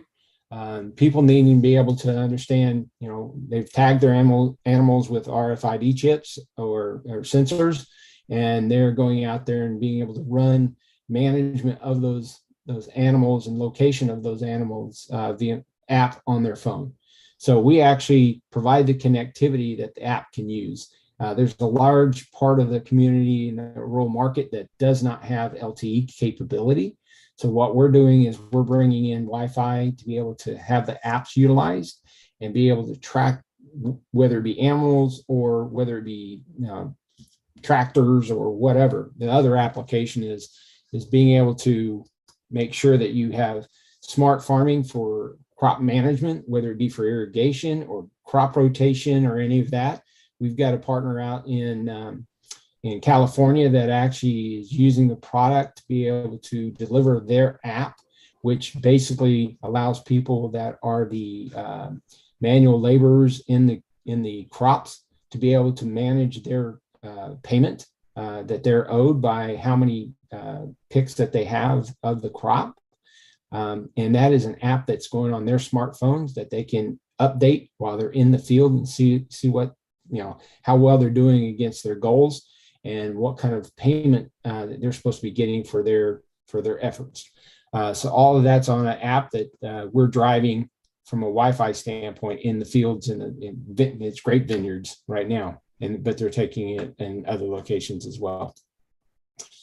So one of the things that is also very important to understand is the ability to deliver temporary solutions. And we do that well as for FEMA. All the different disasters that happen in FEMA, as create outages a lot of times, and you need to be able to stand up a network for a number of different reasons. Whether it be for a central location for temporary camps, whether it be for distributed locations that are out in the field that are supporting the delivery of the supplies to the different communities. All those things need connectivity, and a lot of times what happens is the infrastructure that's there is knocked down. Well, they use our technology to go in and set up a temporary network very quickly, utilize whatever backhaul source they need to. Most of the time it's driven off of solar, so you don't need to have power infrastructure either. And now you're delivering a network service to FEMA itself for its own utilization, but also they're providing it to those individuals that need to be able to communicate with their family and friends to let them know that they're okay. So they're providing network services out to the community that they're serving. So, at the end of the day, there's a lot of different business layers within our product that solve a lot of different business needs in the communities out there. That's really what I wanted to show you today. And I'm open for any questions that you might have about how we would be able to work with Jim and his team to provide service to your county.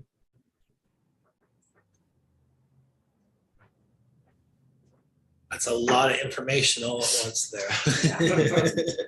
Yeah, it is. It's like drinking through a fire hose. I tried to keep it, I could go a lot deeper, but I didn't figure we had time for that. Yeah, I think we need some time to maybe talk and think about all that. Yeah, so with the way your population is spread right now, you're definitely going to have a very similar situation to Uganda, where you're going to have very large environments like Manhattan, and smaller communities like Randolph, or even smaller than that, some of the smaller townships. So you're going to have the same problem that they have, which is how do I bring connectivity to all those underserved markets? And a lot of times starting in a community that's a rural community that, or a school district that's a smaller school district is a way to approach this. So you can see how it works and see how it, the type of service that's available. Because it's like trying to eat an elephant in one bite. You just can't do it.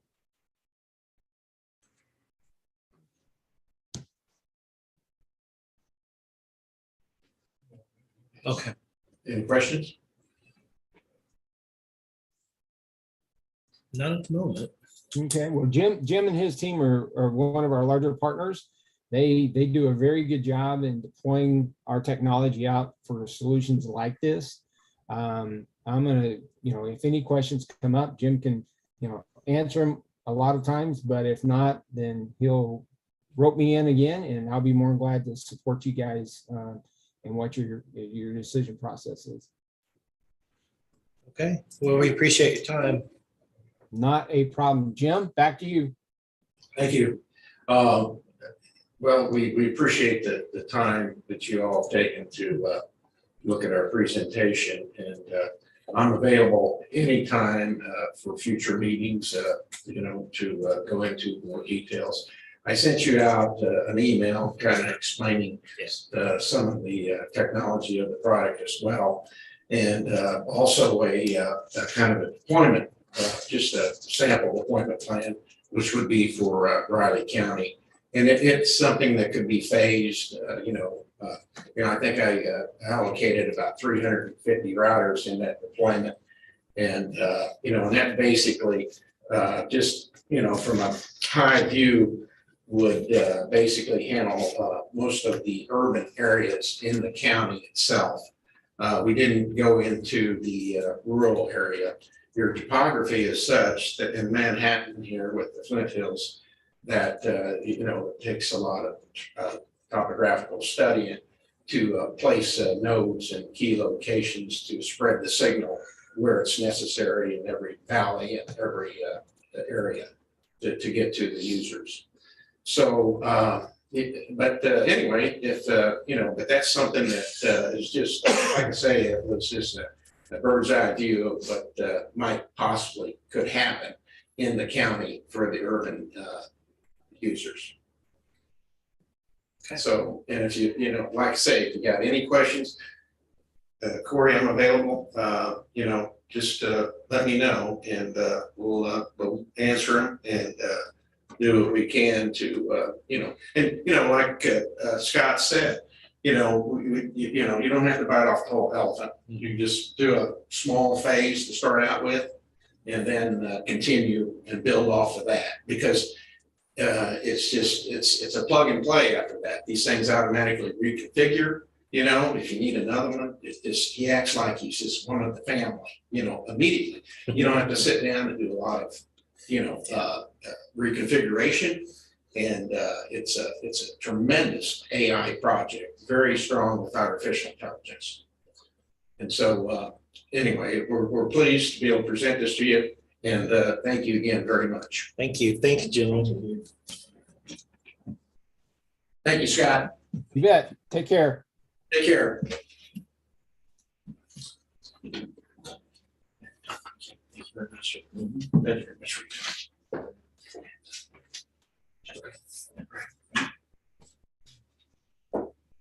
So, Thank you.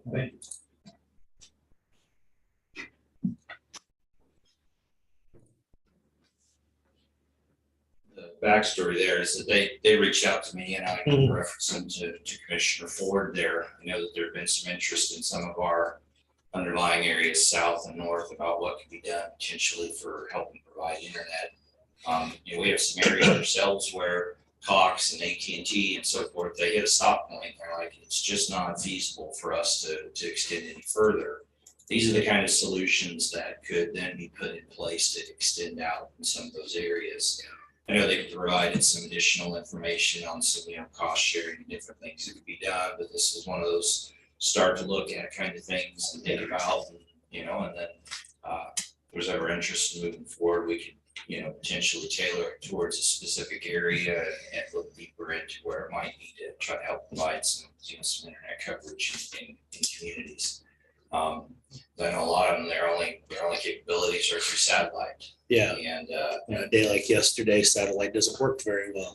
yeah. So a lot of info there, pretty deep on some of the things when they're talking about different stuff, but when they get into those things like Spoken Hub and Mesh and so forth, but they were trying to explain to the reliability of their product and how it works and its expandability, and it's one that works well. Yeah. So anyway. you guys have any other questions or any of those kind of things and that type of stuff, you can direct to me and I can get to them or, you know, so forth. But I just knew that there was some interest. In what I might do. I'm gonna review the overall presentation. Yeah. Over the weekend, and I'm sure I'll have questions, so I'll get back with you, Corey. All right. Okay. Okay.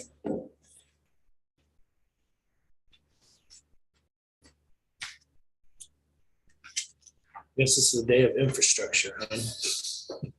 Well, this stuff's- Yeah, I didn't, Way over my head. I'm somewhat technical, but I didn't, most of that didn't make sense, but I do understand the coverage, and I did talk to Jim on the phone for probably a good 20, 25 minutes, and he laid it out a little bit more simplistically, but, Yeah, I do, I guess I should apologize for that. I did say that it was like, you know, explain it to us and how it'll be relative, but I didn't know it was gonna go. it's more than relative. Yeah.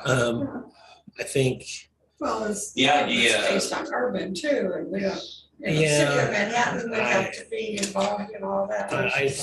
I was thinking more along the lines of plug and play in a few strategic areas. Yeah, more of a rule, like when we get south of town, Yeah. get down, let's say, make an example towards the transfer station. down Yeah. there, Cox and AT&T, they both have an endpoint down there. And I've talked to many And, people who, yeah.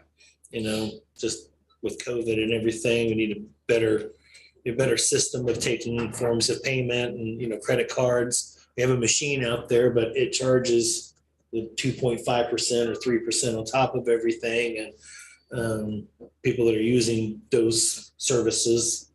So what they'll do is they can use an existing infrastructure and go out and put their, Yeah. what would be router, it could be hanging on a telephone pole Yeah. that's out there. And then they go to the next distance to where they can communicate, and they can keep adding those and grow a network is what it'll do. Yeah. And that's a lot more feasible than trying to do a wired infrastructure of fiber or copper or whatever might need to be done, but it would need to be a deeper look into what's not being delivered or what areas or something's not being delivered, and then what population is that, right, and go from there. Right.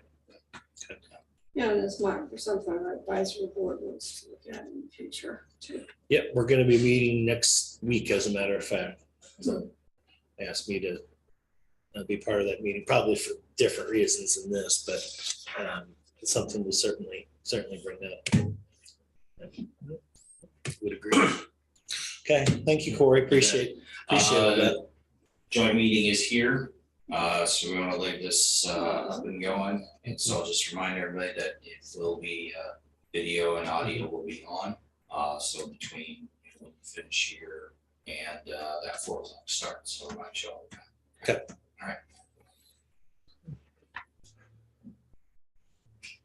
Corey? I think we usually put up the agenda or something for city Um, county or something. Yeah, well, if you're gonna wrap up now, then we would, but yeah, Mhm. so we'll look that up. Yes. Do we have anything else? I have no additional business. I'll go ahead and make a motion that we adjourn the April 21st, 2022 meeting of the Raleigh County Commission after today's joint city-county meeting. I'll second that. Been moved and seconded to adjourn the meeting after the joint meeting this afternoon. All in favor? Aye.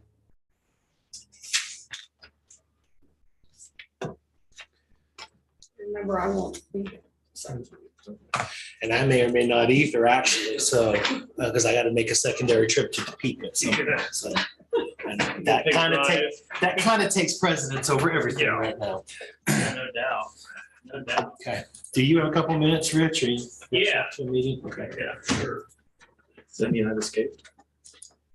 Well, it depends. I may have to call you back then. No, stick around.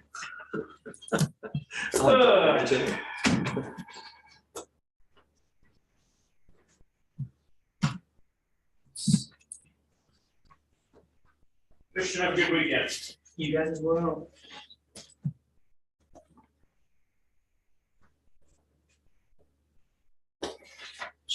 Sure.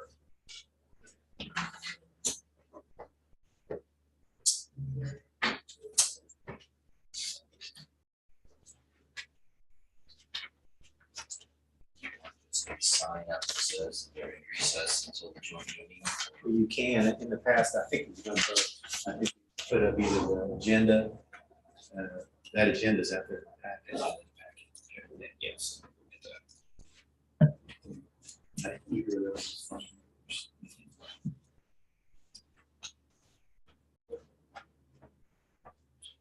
Which one number it is? That's what I called it. Yeah. Sometimes a card, sometimes the agenda itself. See you, Kristen. You too.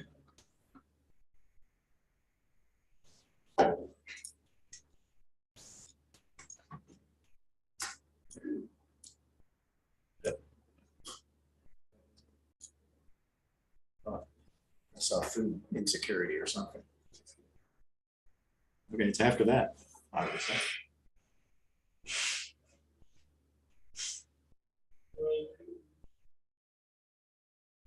Carries. After that. Yep. That is it. Okay. Okay. You bet. Personal question. Sure.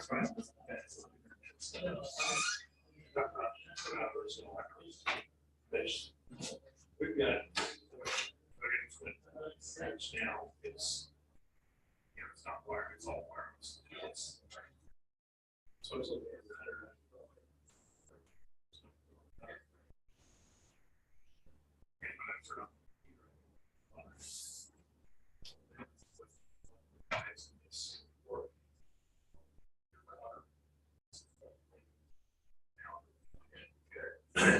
So I went down and I was like, like the computer. So I went, that's why.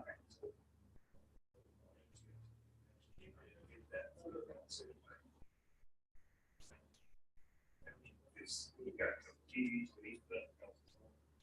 Sometimes it'll be 35 or 6, but I check it. Yeah. Is it gonna ever get that to the wireless? It's not gonna be. Okay. I got links to this, is that problem? Actually, we have for whatever. That building next door. There. Wireless system through. Yeah. All of that. Where we want to be the house is a window. I've got one catch in the window, I've got a booster or whatever sitting in the window, they have the building over there. And it's a little slower there, but I understand. But it's not, I don't need new route, it's just not. Your wireless won't.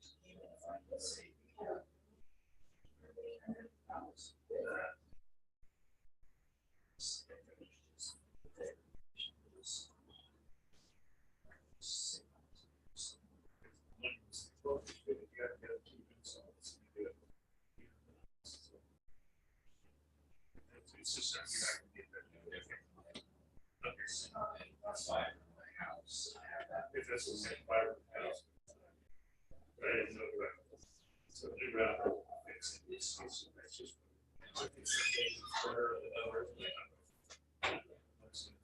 That's normal. You know, they're always gonna have some sort of connection with wireless. Even if luck. Oh, well, yeah, no, this afternoon after. Steve Spencer's 10. Oh, I thought it.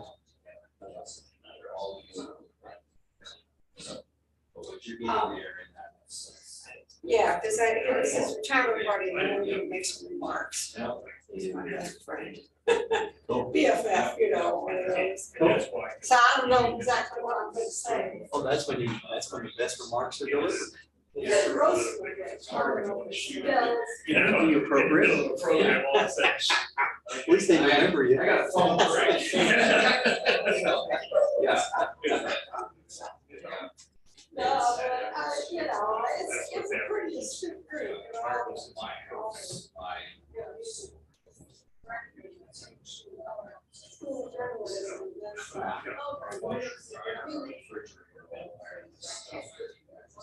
All that I just myself. All said, yeah.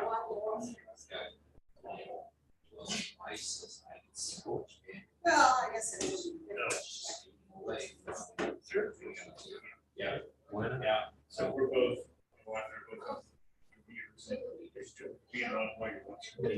Yeah, just a second. Still a lot of I used to time. laugh at my son. He was always good. He always said, so the same thing, of watching two things at once. Fall asleep.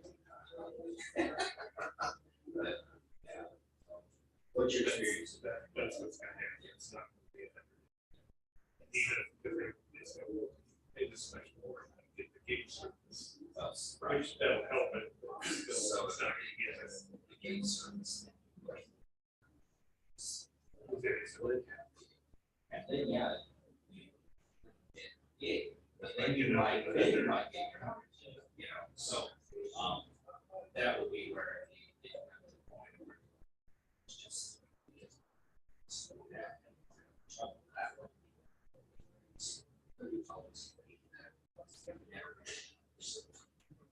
And I know, I say repeat or whatever it's. Only have to expect it to be. Yeah. So, Yes. but now we can get it before, with front end building, my wife's still. Got TV and computer. Trace. So. Signal to that. Strong back. Windows, cheap to that. Let's say that's what we're doing. Yeah, it works. Well, it's safe. Yeah, that's it.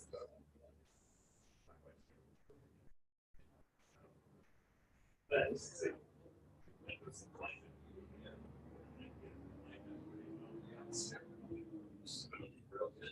Yes, that works. Yeah. Every once in a while. Yeah. Yeah. Small. Yeah. Yeah.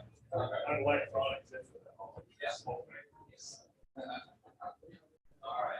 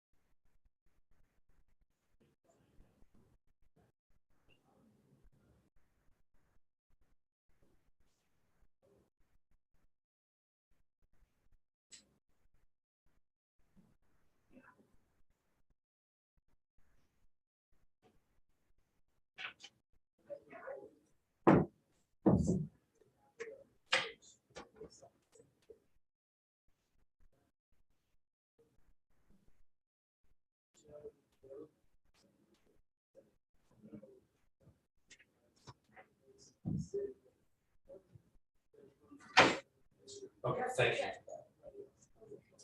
Well, and just.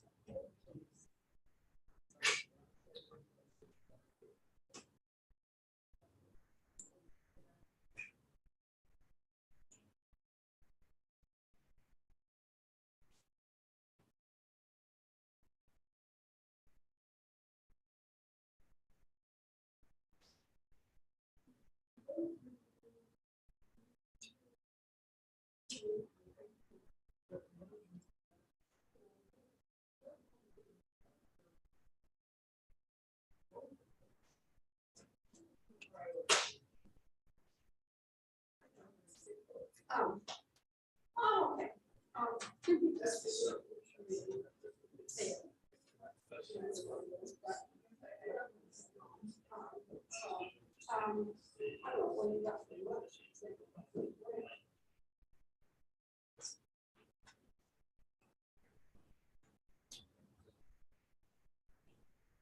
Yeah, well, I've got some food to eat. I still have to sit down and write some remarks. I ran out of time.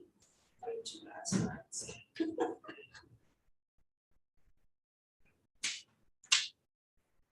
Yeah, I'm okay. Sure. Yeah, you're gonna come over. Or you can come over anytime.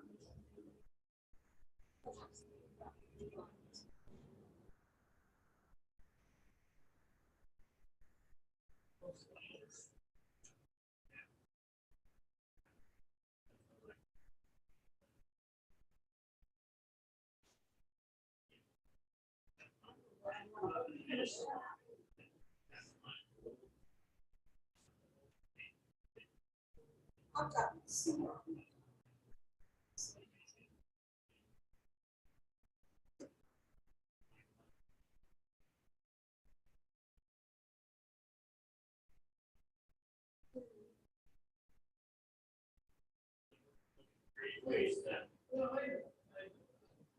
Yeah.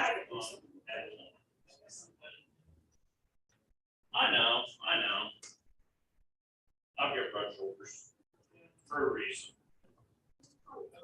I say, good luck you want. I'm glad you found it. So glad. So glad.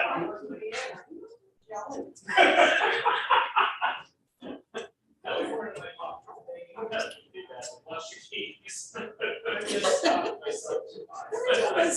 Actually, you're right.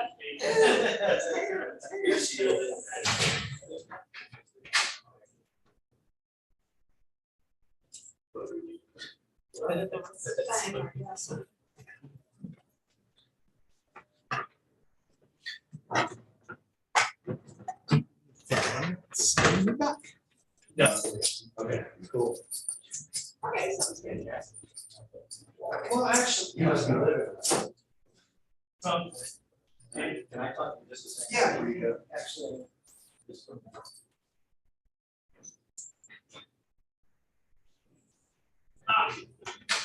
Yep, I'm gonna try and catch Catherine. Catherine, you got a minute? Yeah. Just kind of wanted to discuss how you feel about, county compensation adjustment for market, classification. And, our whole intent is to get the county to where we're competitive and retain employees. Part of its attraction too, but we're losing good people because we're behind on wages, just to assess if you're supporting and doing something like that, because it's gonna be costly. We're gonna look Do a study. well, You have a doing a study or, we just kind of piggyback off of what RCPD and the city are doing. If the study's gonna take some time, because we're talking mid-year adjustment, to stop the bleeding. To kind of do what RCPD is doing a mid-year adjustment, and then, another pretty good adjustment beginning of 2023. We have a committee that's gonna be looking at things, and so just wanna assess John. A commissioner is having difficulty, but he's in a difficult situation too, so.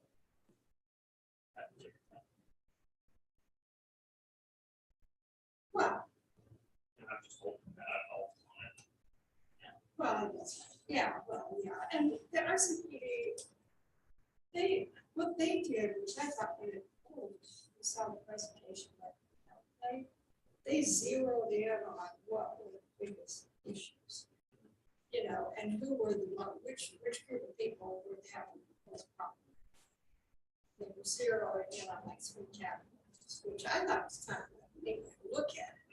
They're gonna raise everybody but those 3 Yeah, things. and you see, that's what I like about RCP, but the cities, doesn't make sense that they have 74 people that won't be getting raises.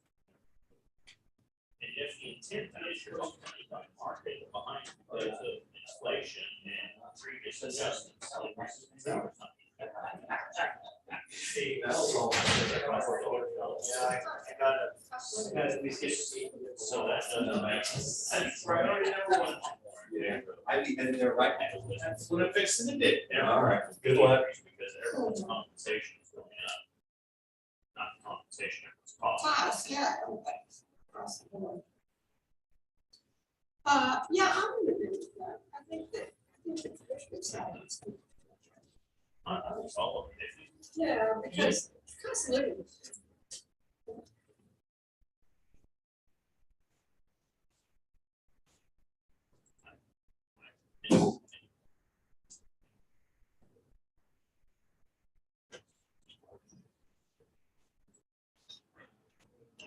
You guys. Take out town inspectors too. Johnson County. Yeah, I think that the way it's looked at, No, I'm saying. but all, everybody. And I think the difference too is it's hard to track. It's the same, it's the same with getting commissioners as with the department head. And department heads are always an easy pick because they're on higher salaries, but change the department head as you're seeing within departments that we're doing in people when they're hired at the city, RCP, for the county, they're not just going to work for that institution. They're going to work for the person they interview with and the culture that that department head has created. And so you as department heads, you have a bigger problem. Just exactly what we're kind of concerned with, get ready for. Same thing. I mean, it can frankly happen with this at the museum. If we should have commission there at the museum. I'm interested to see how tolerant they're going to be. Well, I don't know, we haven't really got anybody internal. No, See, agreed. so But that's that's, just how. But yeah, that's how it works, and then it's well, I don't agree with so-and-so did this, and this was looked at. Well, the thing is, they had one leader for so long. Yeah. They were comfortable with the one that was put in there and now it's. Well, it is.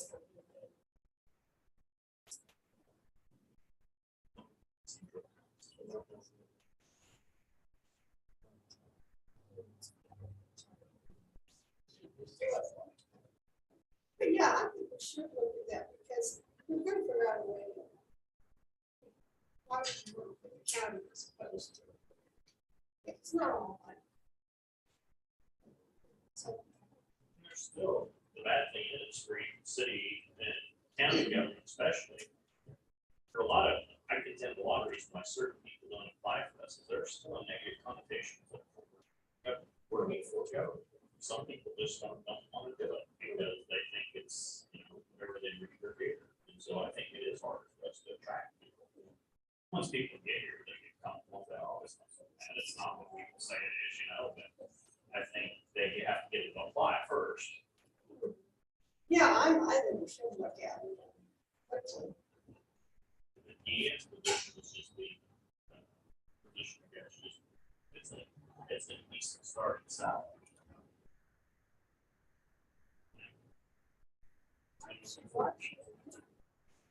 Loose end electric, Amigo, which is where we lost Mary Hobbs. Loose end electric. In 2 years, we'll get $2 an hour increase. So other increases. Gets profit sharing, 4% match in her retirement. In her 401k, and they pay all of their retirement, 100% for our employees base, their percentage for papers, they pay 100% for their retirement.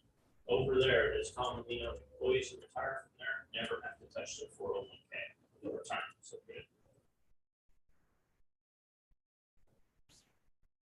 And plus with her, another factor is while she lives on that site, won't need it. So she has a pretty good, but she's going to a great company.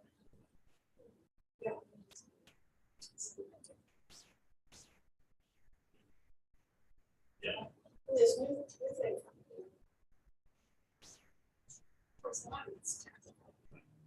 Scientific high level, like I said, PhDs. But, Oh, absolutely.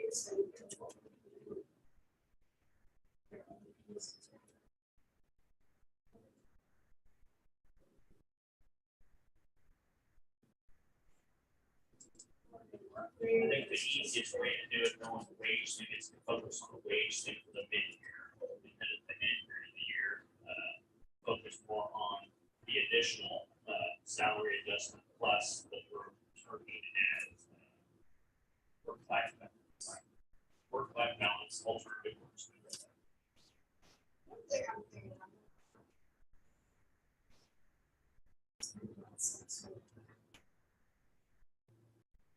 No, it's been talked about. It's been talked about of the things, and I know Elizabeth, once we get down, I think to the beginning of next year, is a survey of employees. What is your priority? In everything, of course, you know, in most surveys, you can see that nationally is popular, in the state and popular. Childcare is, but it's down the list of ways, and it makes sense because many of us don't even need it. You know, it's the thing to know it's a problem across the nation, as you know. We're not even necessarily childcare county, but some type of, yeah. Not saying so.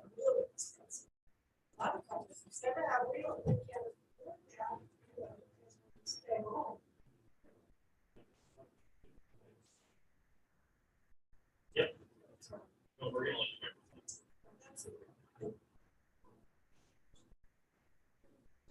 there you go. That'd be a big one. That'd be a big one. Half of it, maybe. Yes, I know that, it definitely subsidized. But yeah, maybe subsidies and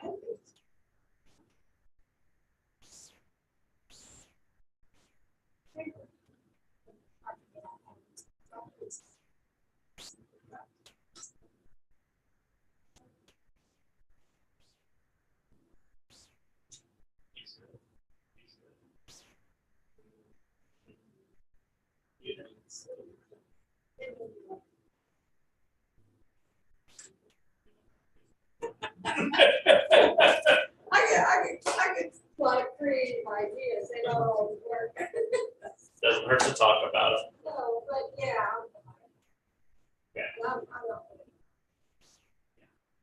Well, and I just called John on Monday. John, you know, he told me to his office a lot, and that's a lot about what he's talking about, is that topic.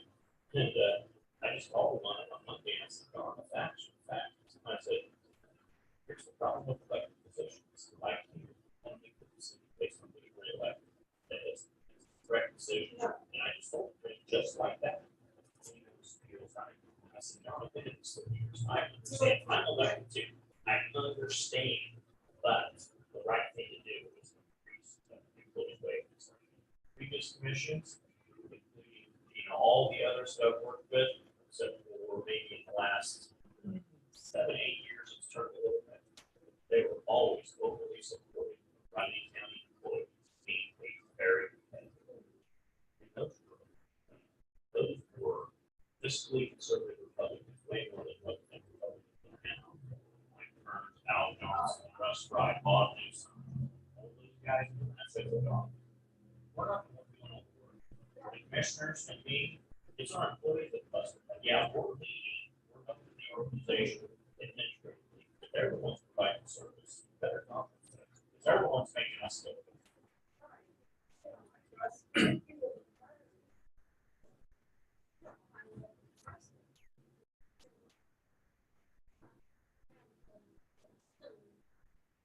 Yes, I trust you. Absolutely.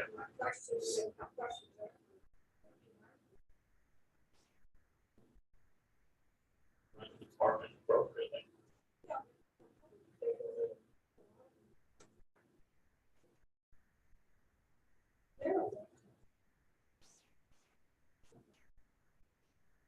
That's why I've been asked to run for state positions, and I said, I would last. I said, I'm not gonna vote based on how cooking industries put me up to dinner once a week, or how whoever.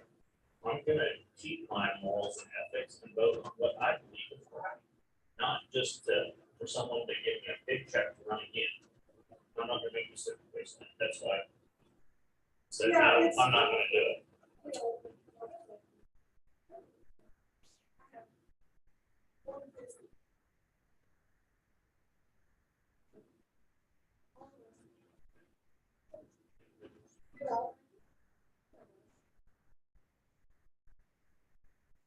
Right. That's all. Yep, good. It's- We'll be bringing you information, but appreciate your support of the employees. And yeah, we are talking about all levels, county commission on down, everyone. Yeah, correct. And that's another thing. John said he says.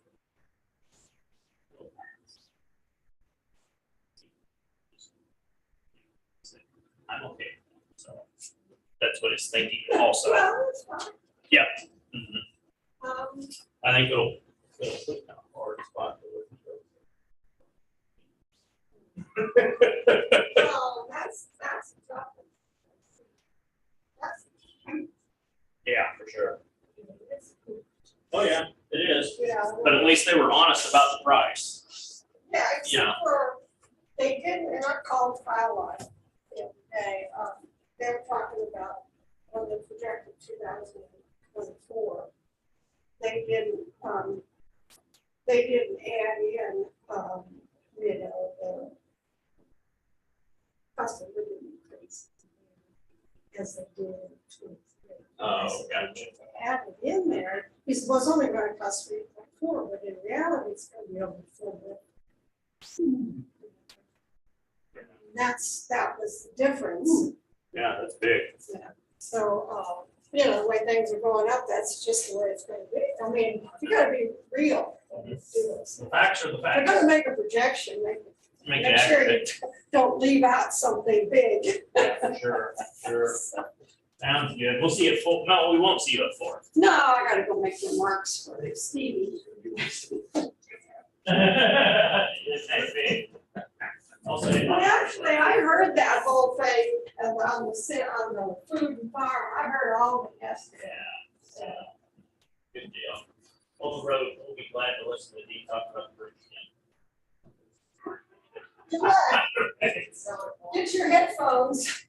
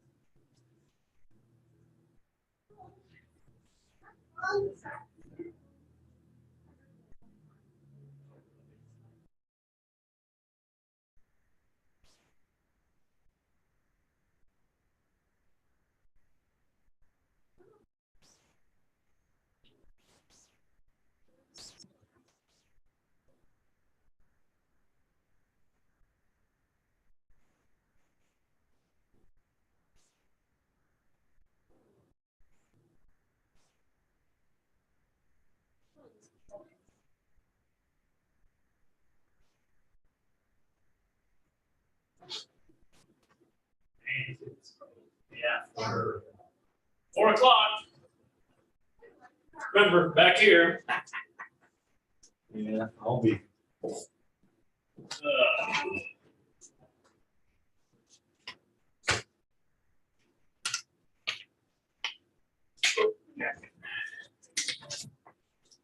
No, like at 12:30. Yeah.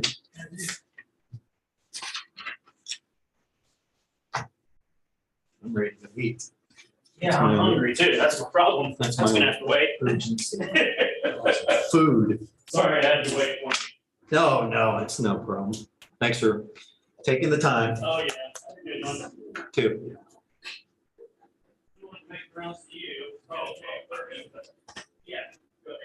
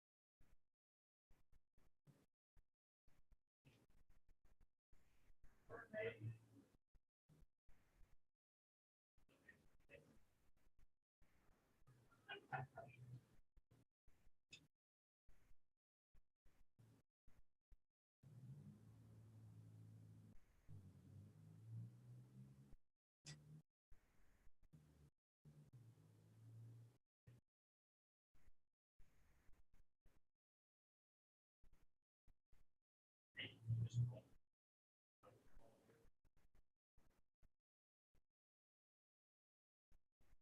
good deal. Good deal. We'll see you in a second.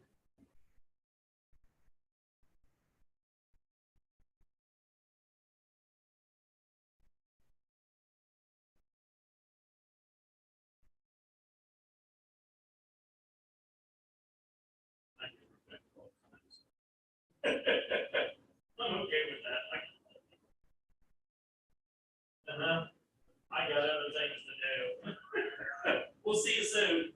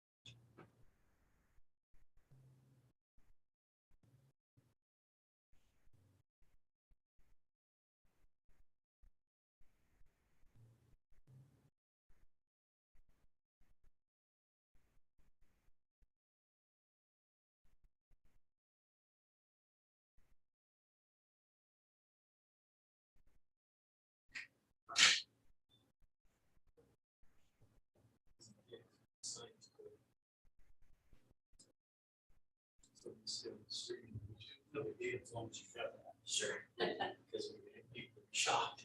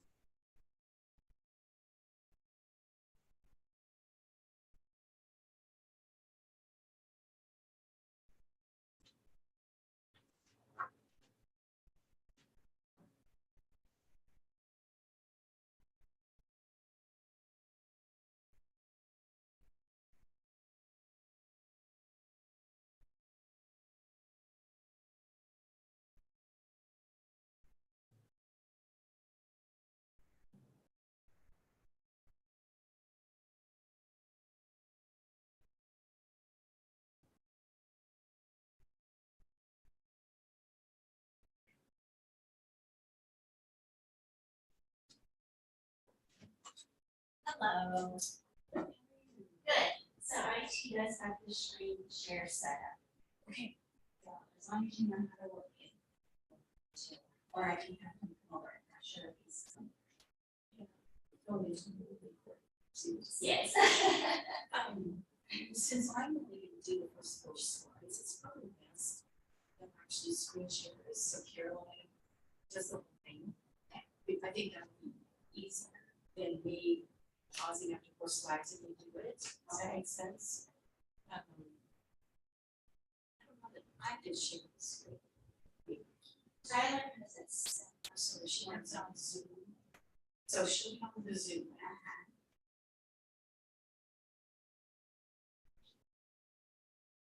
Yeah, even more because like a Zoom is right.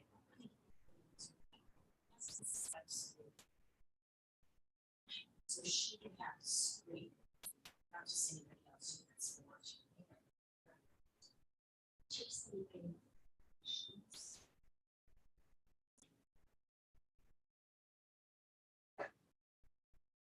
It's something I can. I was actually coming over underneath.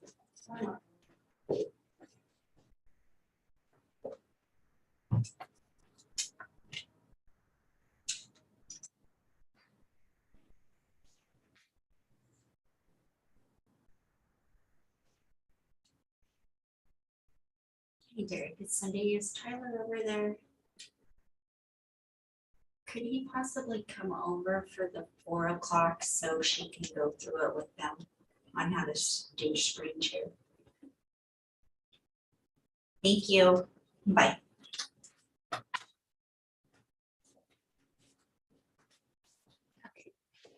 He's gonna come over. Thanks. Yeah. I know. I mean, I do if I sit at my computer doing it with this thing. It's not really possible. And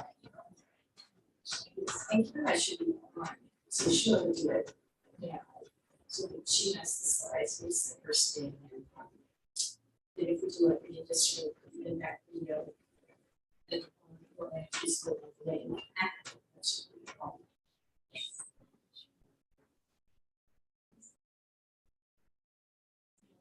There's always something, isn't there?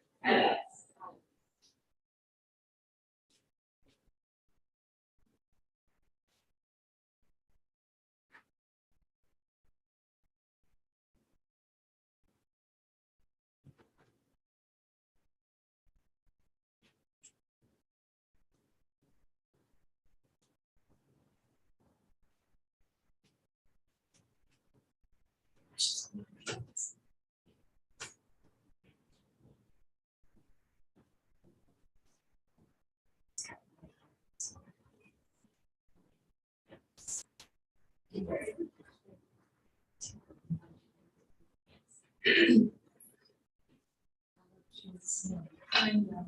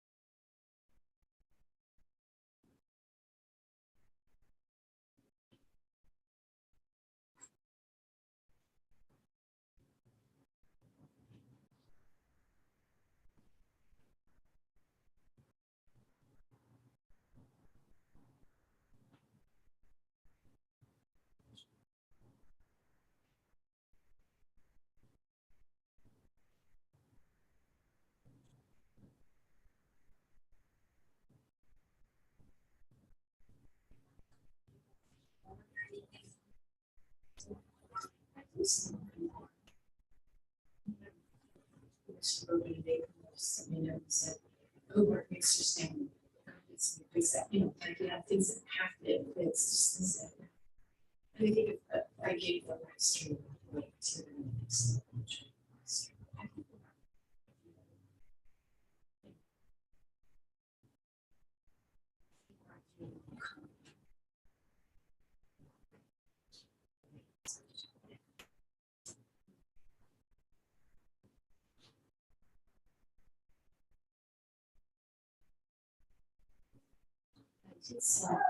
What's up? They feel like the burns. I just want to know how to do things like. What do you need access to? What are you trying to do? So we have the. Okay. Yeah. And I don't have it, and it hasn't. it's on It is on there? it. Okay. Okay. And Where is it? This one? it should be the top right. Not to call you a liar, Cindy, I just want to make sure. Is this the FSA presentation? It's this, and that person she's trying to actually do now is on Zoom. Okay. So I would like to now make sure that she can pull up the slides and do the presentation control the slides. It's already, so she'll have to do it on her end, so she'll do the same thing as sharing her screen and then basically picking what screen she'd like to share. And then she'll be able to screen share and then go through the slides that she will on her computer. Okay. Okay, and then the COVID impact video.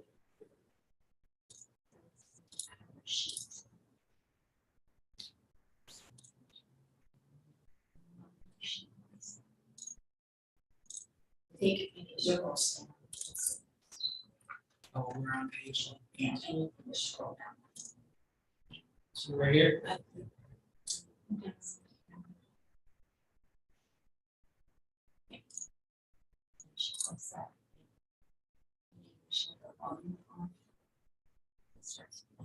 Pause it, yeah, and volume, if it's not loud enough, how do I control the volume for that? Or do I? You cannot, not really.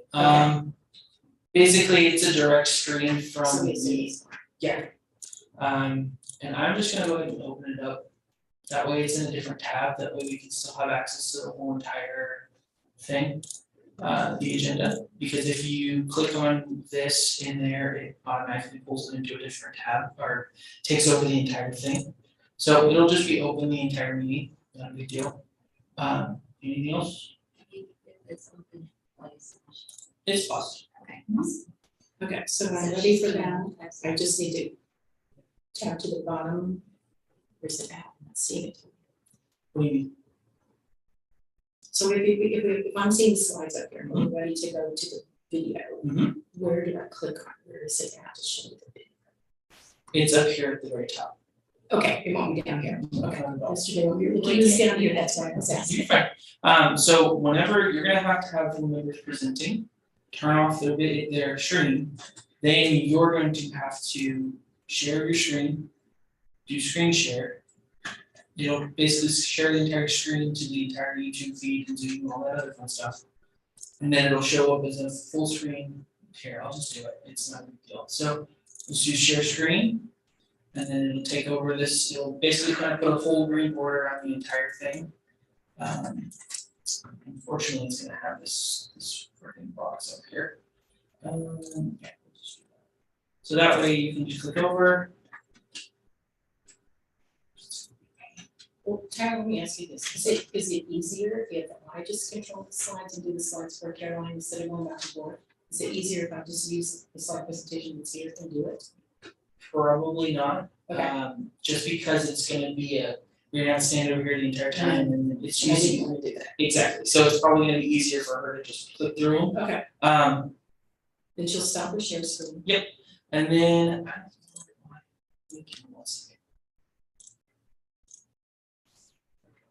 So that way, basically whenever you go into this, let me be sure. Let me stop the share.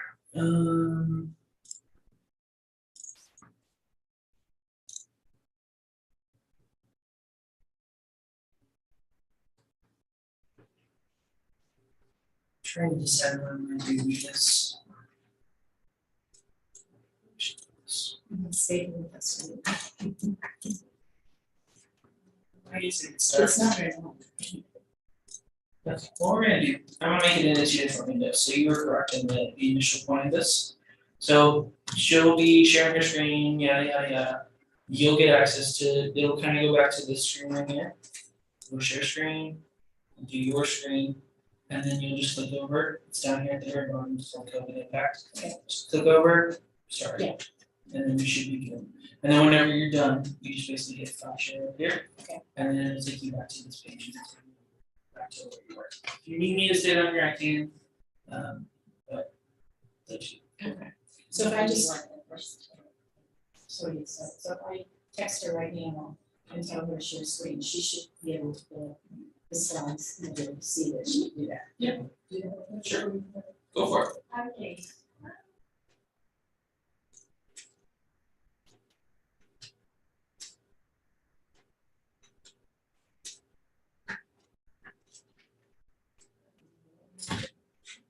I was just trying to log in and need passcode from the invite doesn't work.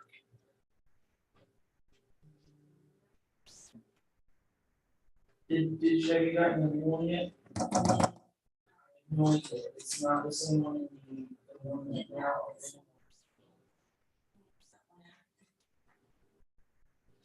Means 70 cents in the deal have it.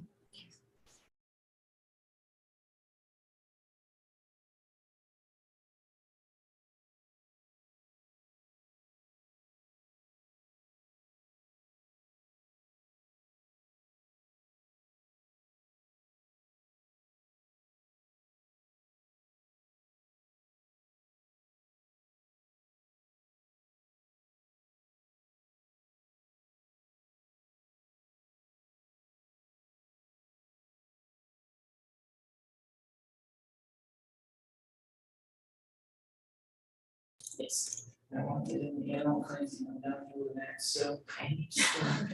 Okay, let's make sure she can get it.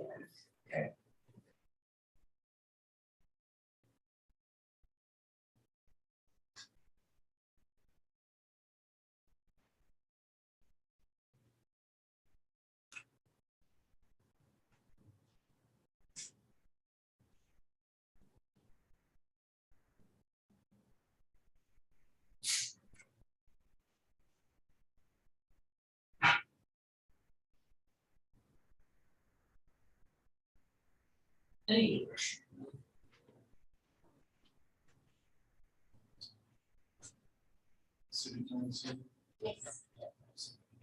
Can we see? So I'm not the only one that says that. Where's a good place to sit just over? And you're welcome to sit wherever you would like, sit around the table or like a seat chair or.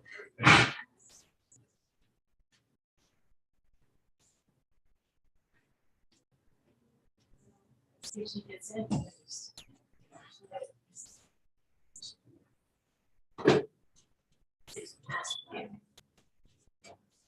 She can't do it.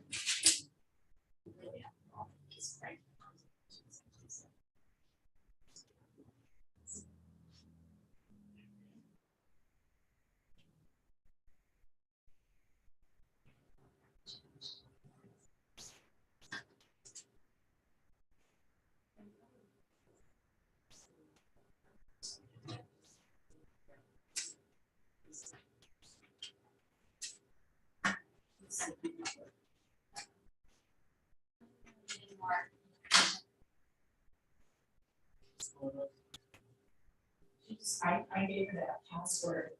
I'll give her the code, yeah, meeting code just in case. Is she getting an incorrect password, or is she getting an actual?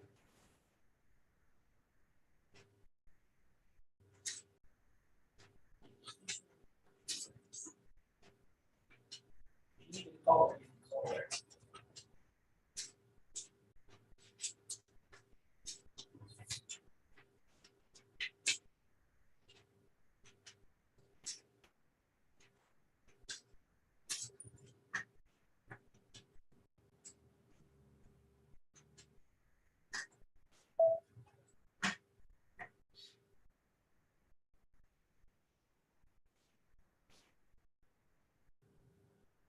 Anyway, she has the Zoom link.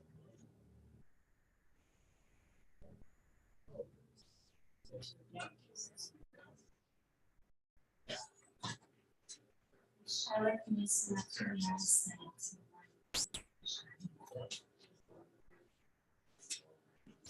So I just. Yeah. No, no. Or what?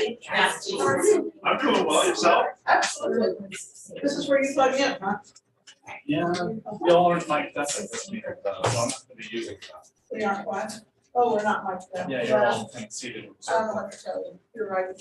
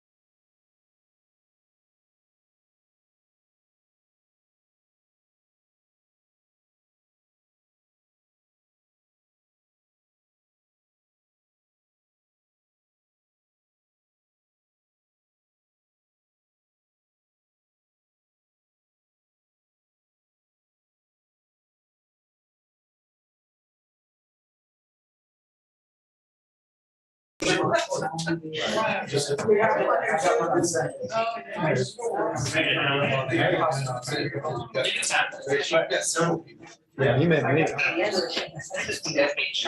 just think,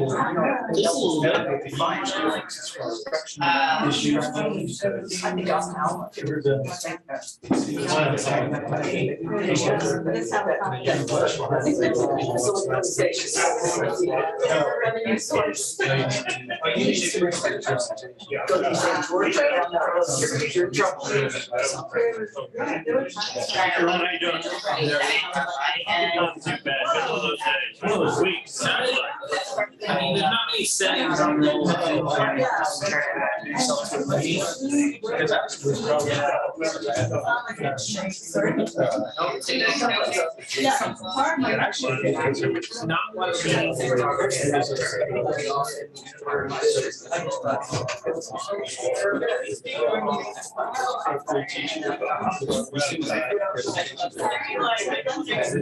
So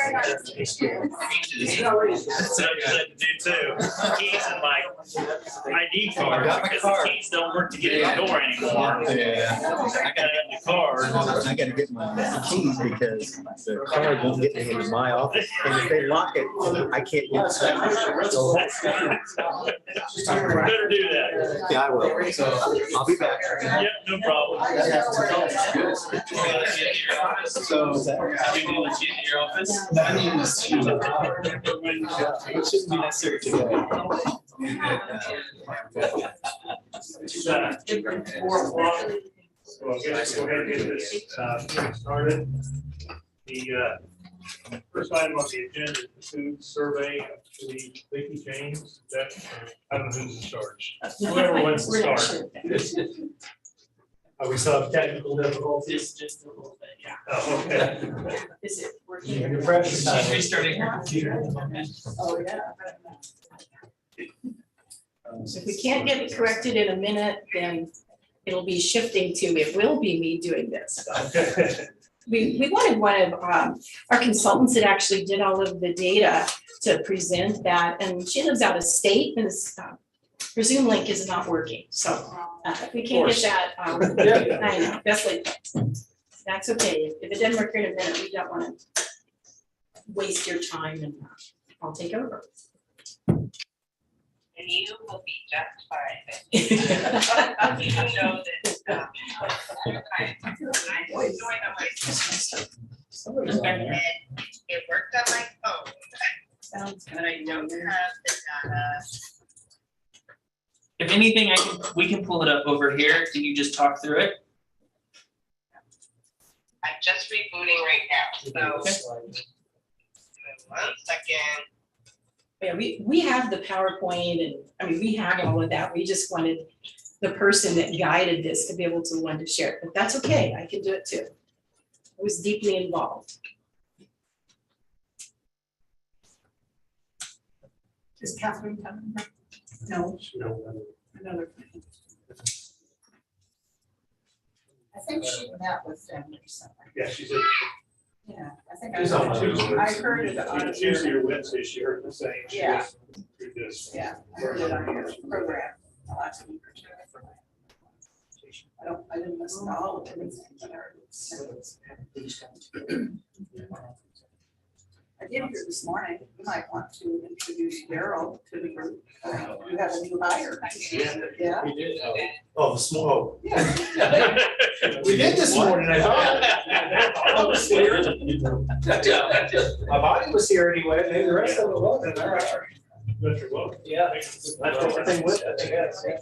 Yeah, and those who don't know, Daryl leads the new budget. Having a I know little more more trying to join. It's new to the county, not new to the area. She's the representative. Congratulations, Daryl. It's eating like you guys. And you're like, oh, honestly. I knew that. That name. That name thing, yes. I don't know, I don't think you do either. Oh, yeah, no, it's in the first time too. Yeah,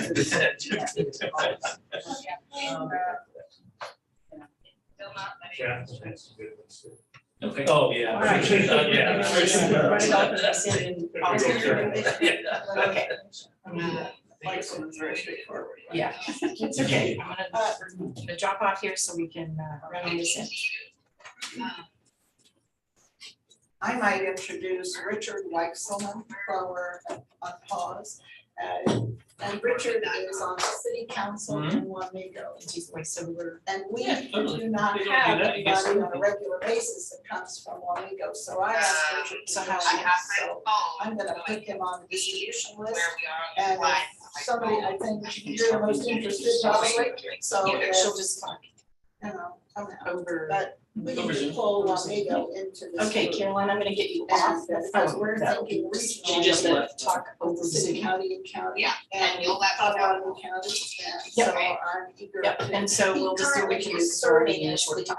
Chair of Yeah, jump on Flintstones phone. Regional Okay. Council Thanks. Board of Directors. And so we're about Okay, so tomorrow Tyler, if you to would- announce a new hire. my You know presentation. that Christy Rodriguez left for Texas, and it takes a few months turnaround she left in December. So here we are, April, about to announce a new hire. Maybe tomorrow, our board meeting, when we introduce him to the big board, because the executive board has kind of served as a selection committee. So just to, is anybody else, I'm not chair, but does anybody else want to make an introduction?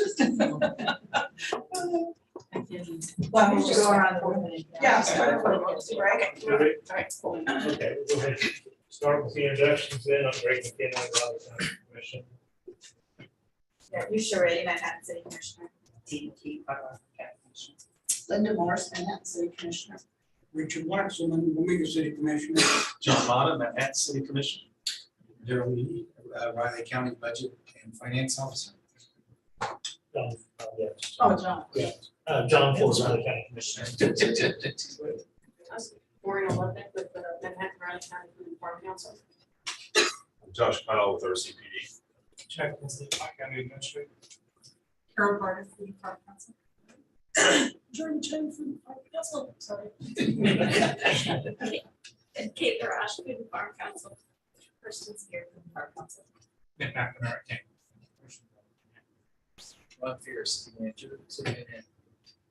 Rich Fargo, Riley County. Clancy Holman, Raleigh County. Vicki James, Coordinator at Food and Farm Council. We're ready to rock.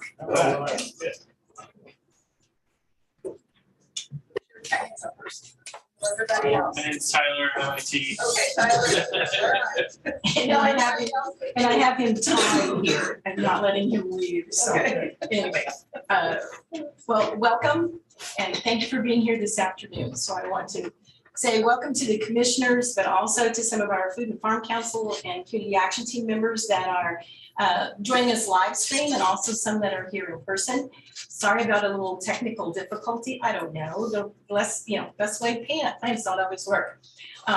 This presentation is a year in progress, and we're so excited to be. This is one of 3 meetings that you'll be seeing us at in the coming months. So as coordinator of the council, I was going to do a brief intro and then turn it over to our great advisors and consultants from New Venture Advisors. But because of the glitch, it's going to be Caroline attempting to voice over the slides and me helping with that.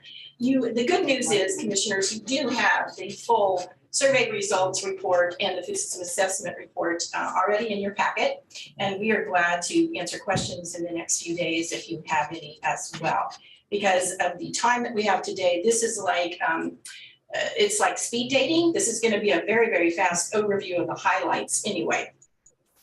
Before I do this though, I have to say thank you and acknowledge, it would be not good if I didn't say thank you to the Flint Hills Wellness Coalition. In 2020, they applied and received a Blue Cross and Blue Shield of Kansas Pathways to a Healthy Kansas grant. And because of that grant, then the Food and Farm Council was able to apply for a local implementation grant. And if you'll remember, in May last year, so it's been almost a year, we came to the city and county commissions, did a presentation and asked for your blessing. We asked for letters of approval. And in that, we agreed, if you so approved, that we would take the funding from our grant and we would put together an updated food system assessment. We would try to do due diligence to be very authentic and engaging the community in a food survey so we could hear from them what their needs and challenges were. We agreed that we would use a health in all policies philosophy so that health was part of the decisions that we would be making as we did this work. And we said that within the 8 to 12 months, we would come back to you with what we would propose as a 10-year strategic plan. It would be the inaugural, the first food system plan locally. And we would encourage the city and county and ask for your adoption of that. So we're back now 11 months later. We've met those commitments and we're ready to share with you today a few highlights of the food system assessment and the survey. We will be back in May, May 19th, to share the master food plan. Then we will come back to you both separately in June and request adoption. So just as a reminder, that's where we are and where we're headed.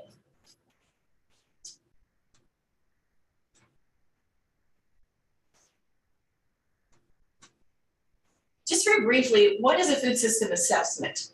And what are we talking about when we talk about our food system? When I first started having conversations with you all, it was 2017.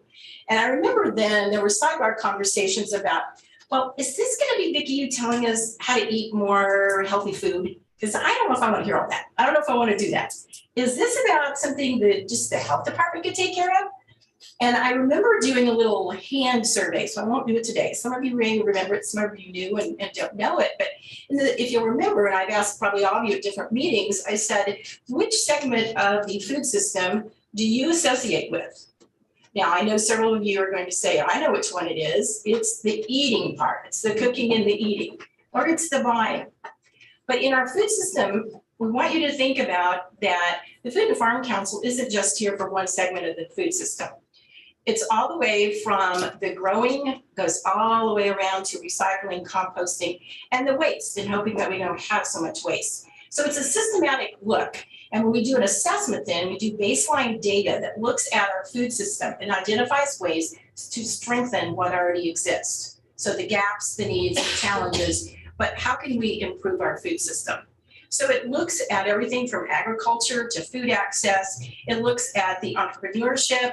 It looks at economic support and impact and development, our businesses, and waste. And when we talk about food waste, just an FYI, we also talk about that solid waste that goes with that. So all that packaging and extra that goes along with our food.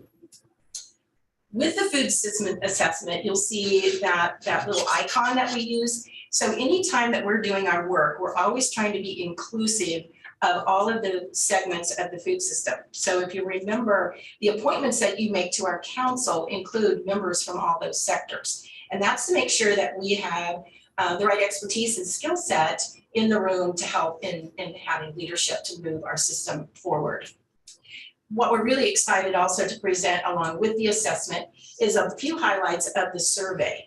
And I hope that most of you took the survey. I won't make you raise your hands, but I hope you at least saw it and hope you took it. But last year between July and September, so it's about 6 weeks, we had online and paper opportunity for all of our residents in Riley County, City of Manhattan, so it was inclusive of the full county, to participate in about a 25 question questionnaire. And I'm really excited to share with you that we had over 2,000 people participate in that survey. The exciting thing about that was not only was it length, but also strength in numbers of meeting our demographics. So it was very, very representative of our population groups, and we thought that was pretty exciting. Other than men, we got to get you guys doing more surveys. It was obviously more women than men. We struggled with that one, but most of the demographics were pretty spot on. Also, we provided this in 3 languages so that we could be more inclusive and try to include some of our neighbors of different cultures and ethnicities. And that was very well received. The survey really looked at the experiences that people have in our food system. What were their challenges? What are they doing related to everything from do they garden to are they throwing away food? Would they be interested in composting? And how much trouble are they having accessing food?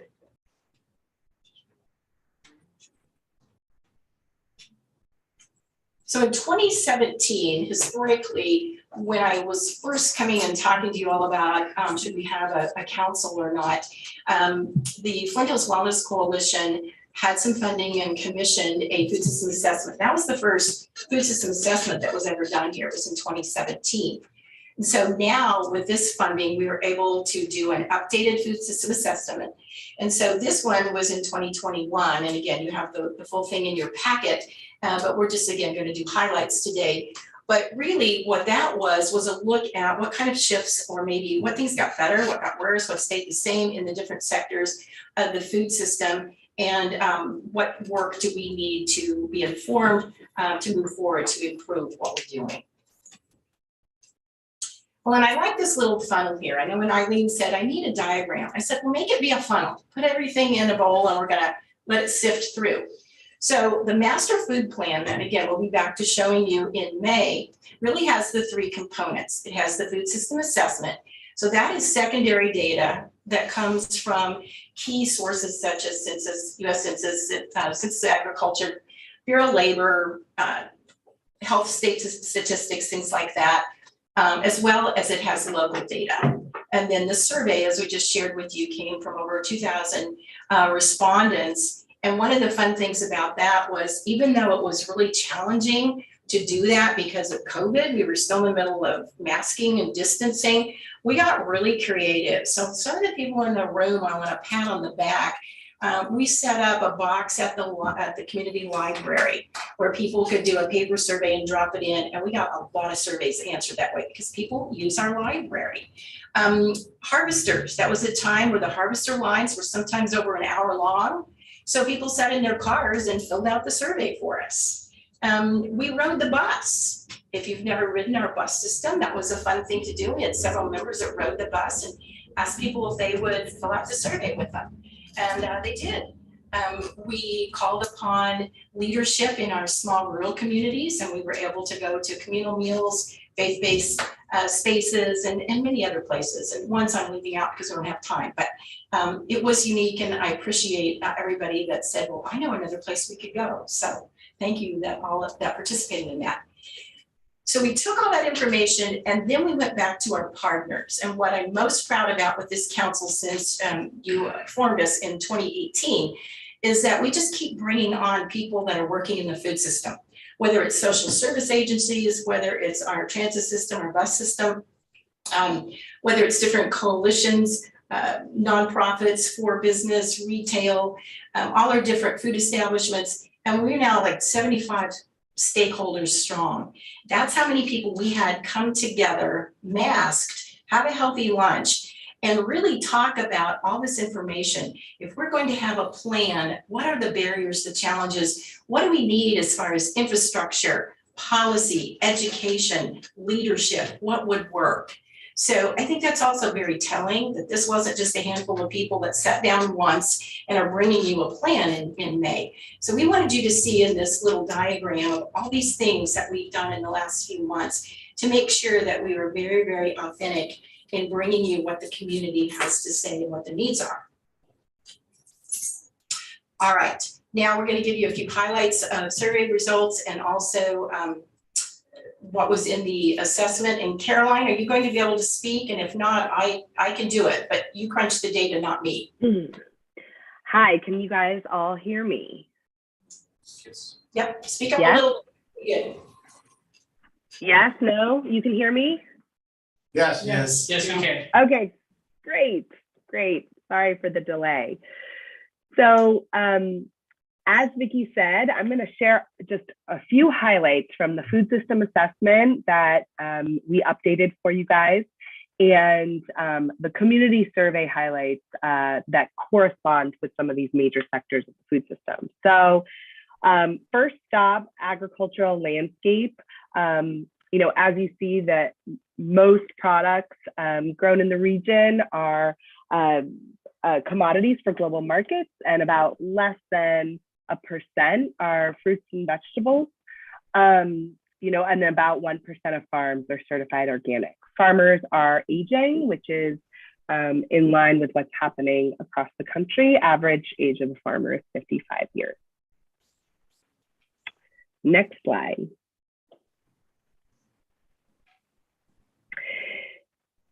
The unmet demand for local food is something that NVA, New Venture Advisors, our firm, looks at through this tool that we call the Market Cipher. And what we found is that there is $6.2 million in unmet demand for local food. So for dairy, 2 million in poultry and eggs, and 13 million in fruits and veggies. And just really quickly, how we calculate this on the back end is you look at how much is being sold in the county that is also being produced in the county. And then to find the unmet demand, you take the demand within the county and subtract this quotient number. And so there's a real opportunity here to produce and sell more products, agricultural products within your county. So that's a big number. Next slide. Here we have some highlights from the survey. So folks were asked in the community survey how much they participate in these self-provisioning activities like hunting or growing their own food. There is the highest interest existed among learning about how to grow or hunt or fish for your own food, but most folks are not doing this. About a third reported gardening and knowing where their community garden is in their community, but most are not actually participating in these activities. Next slide. Food access. So no surprise, but food insecurity jumped as a result of the pandemic. There's a projected jump between 2019 and 2021 by over 1% in overall food insecurity. And that's about 2% for childhood food insecurity. We have 4 census tracts within the county that are considered low income and low access to a supermarket. And I'll say a little bit more about that on the next slide. The other thing to note is something called the SNAP gap, which is significant in the county. You can see here on the graph to the right that it shows in that red section about 1,500 people receive SNAP benefits out of the 18,000 plus residents that are eligible for these benefits. So that's considered the SNAP gap that provides, there's some opportunity to do more outreach for those folks to enroll them. Next slide. This is what I was talking about before with the census tracts. So on the left is Riley County broken into the census tracts. The orange or red tracts indicate low access to food, which is defined as at least 500 people or a third of the population lives farther than 1 mile in an urban area or 10 miles in a rural area to a supermarket. On the right, you see a zoomed in map of Manhattan, and those 4 green tracts indicate both low access to a supermarket and low income. So that's the overlap there. Next slide. From the community survey, residents were asked about the pandemic's impact on accessing food. Most Riley County residents reported that the pandemic made it more difficult to buy food. You can see 67% right there. The top reason being that they did not have enough money to buy food. The other kind of 2 top reasons included a lack of time to go grocery shopping and a lack of food available in the store. Next slide. The food system assessment also looked at food business or food system infrastructure and consumption trends. Riley County residents struggle to eat and the target amount of fruits and vegetables and are not immune to the obesity epidemic in our country. And then there's also not as many consistent outlets for farmers to sell their products outside of farmers markets, which have limited hours and limited access. So grocery stores in the county are all large chains, which often have limited ability to buy directly from growers. Next slide. From the food plan survey, residents were also asked questions about healthy eating. The majority of respondents agreed that they eat healthy foods and have access to fresh fruits and vegetables, but fewer respondents agreed that the community provides sufficient options for healthy eating. We also looked at some of the demographic information based on this question, and respondents aged 40 to 59 were the largest group to report not eating healthily or not being able to find healthy foods, and Black and African American, Hispanic, and Asian Pacific Islander groups reported less availability of fresh fruits and vegetables in their community than their white counterparts. Next slide. We looked at food waste. This data is only available at the national level, but on average, a household wastes 338 pounds of food per year. And then we can go to the next slide where we look at some trends in food waste in the community. So in Riley County, residents reported that they wasted food at least once a week. The top reasons being that they bought too much and couldn't eat it before it was spoiled. We also asked about recycling and compost. If you go to the next slide.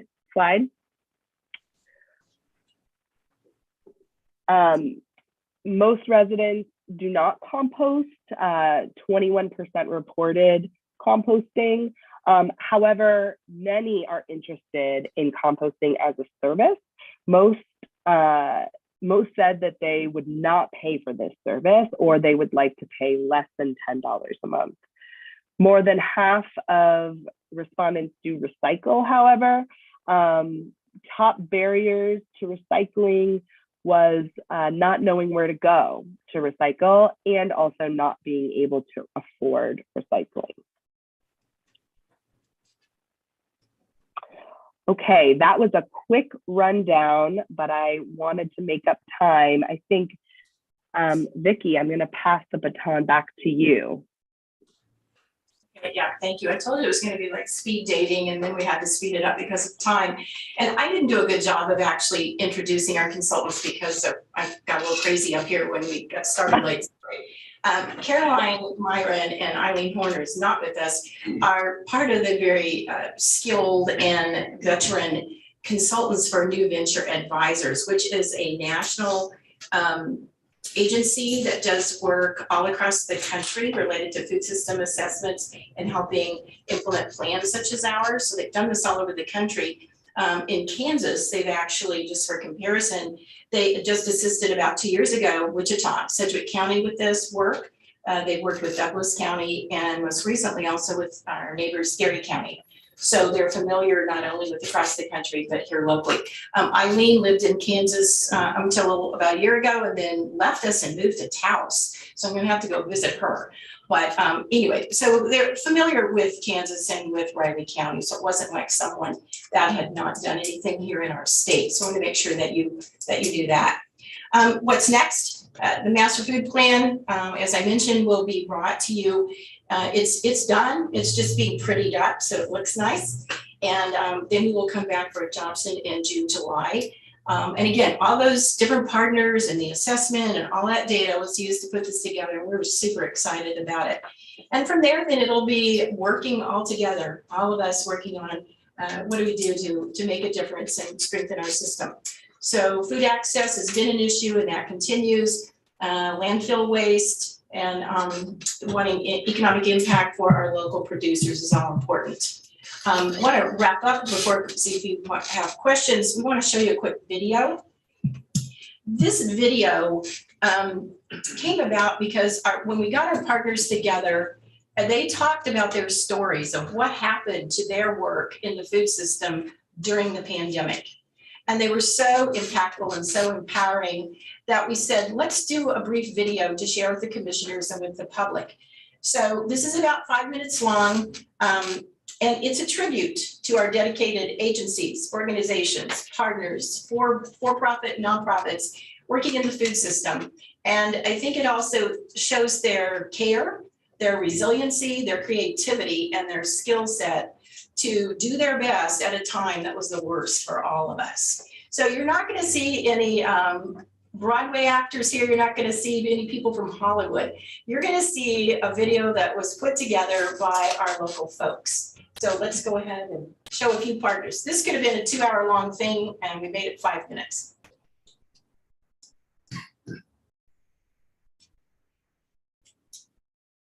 I would say one of the biggest impacts COVID had on us was that it closed our facility completely from March to August of 2020.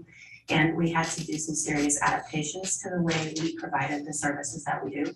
We cut our volunteers in half because the space is really limited.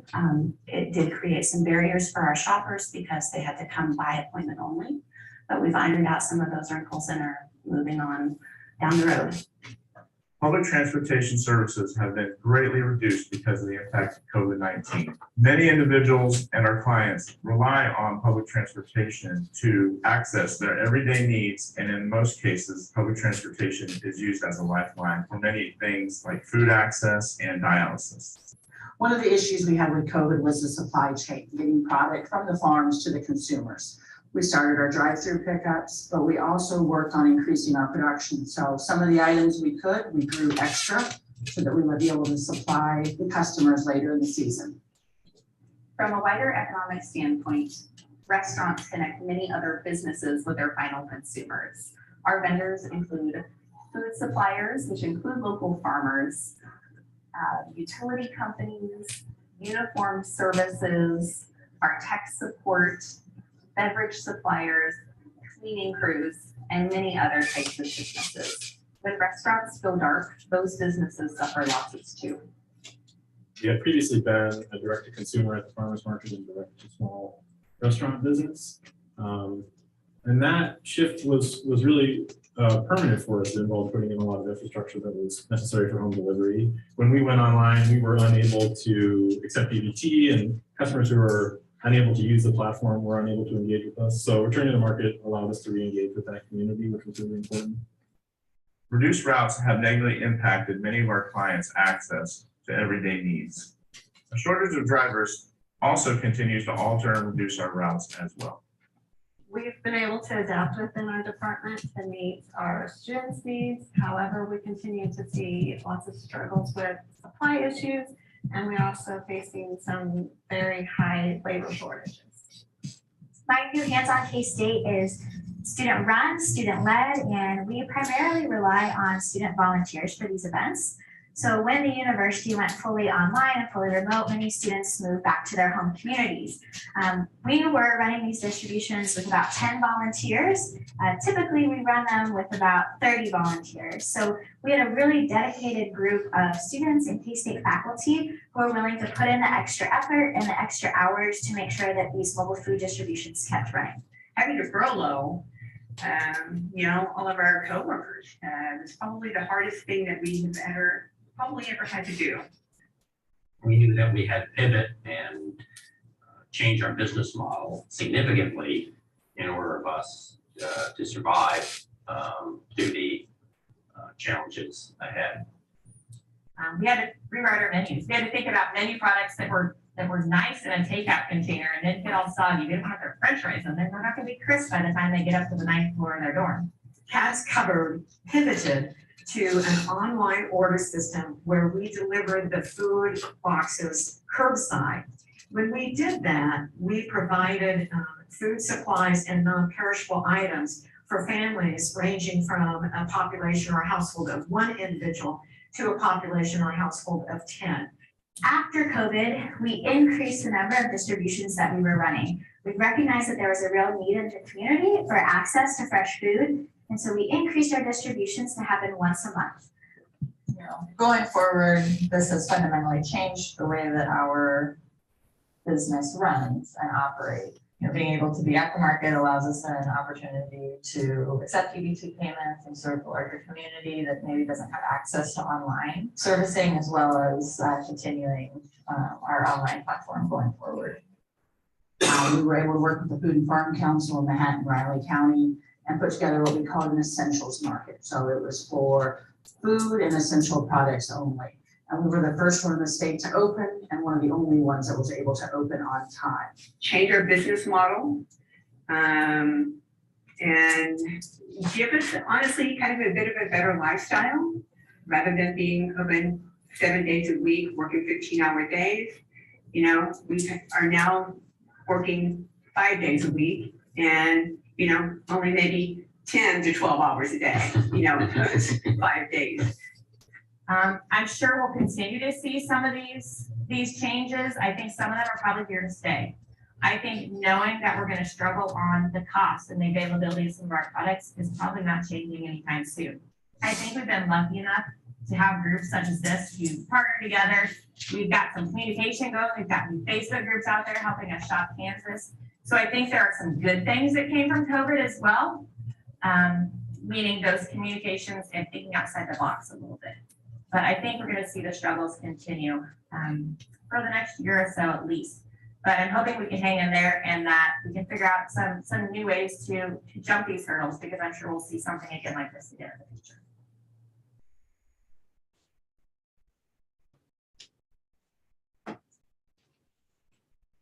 And a shout out to Leif Nelson, our videographer, who did that for us. And again, we had so many stories and so many partners and a lot of data connected to that. But I think it just points out the importance of our food system and that food is a necessary daily need. And it's a lot of work to have the strongest food system that we can, therefore having the healthiest community that we can. And we're committed to continuing to do that. So we think that these two components, when we come back to the master food plan, are going to help that. Any quick questions? And you can always email, call, and we'll be back in a month. But any questions about anything? Because you had all the complete reports in your packet. And sorry again about the technology glitch. Thank you, Caroline, for hanging in there.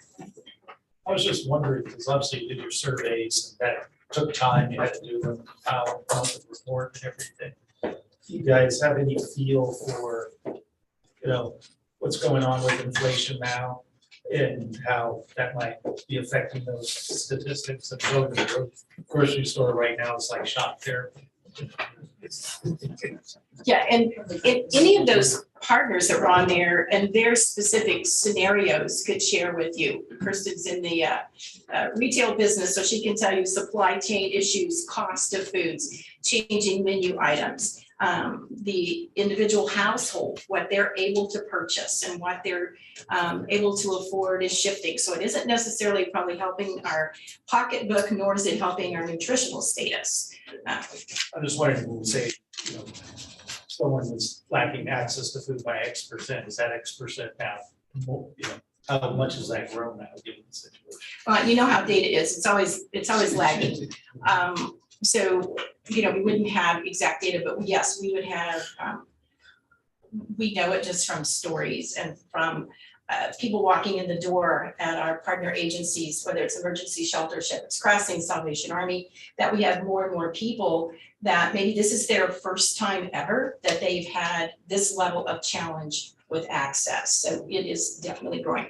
And as the data showed, Riley County has a higher food insecurity rate than our average across the state. So we already had a challenge, yeah.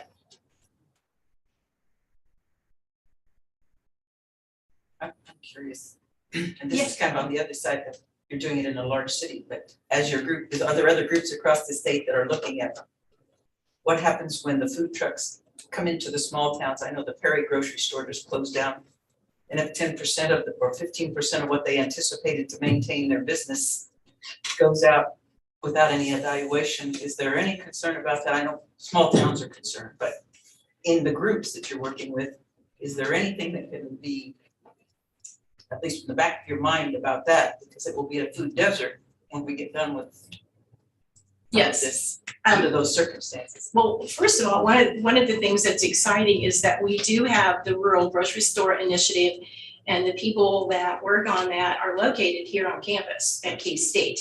And they're the ones that really lead working with those communities and look at grant opportunities, what's available and how to do that. So they have also given us information because technically we can be considered rural. If you think about, we're not like a Chicago or a New York.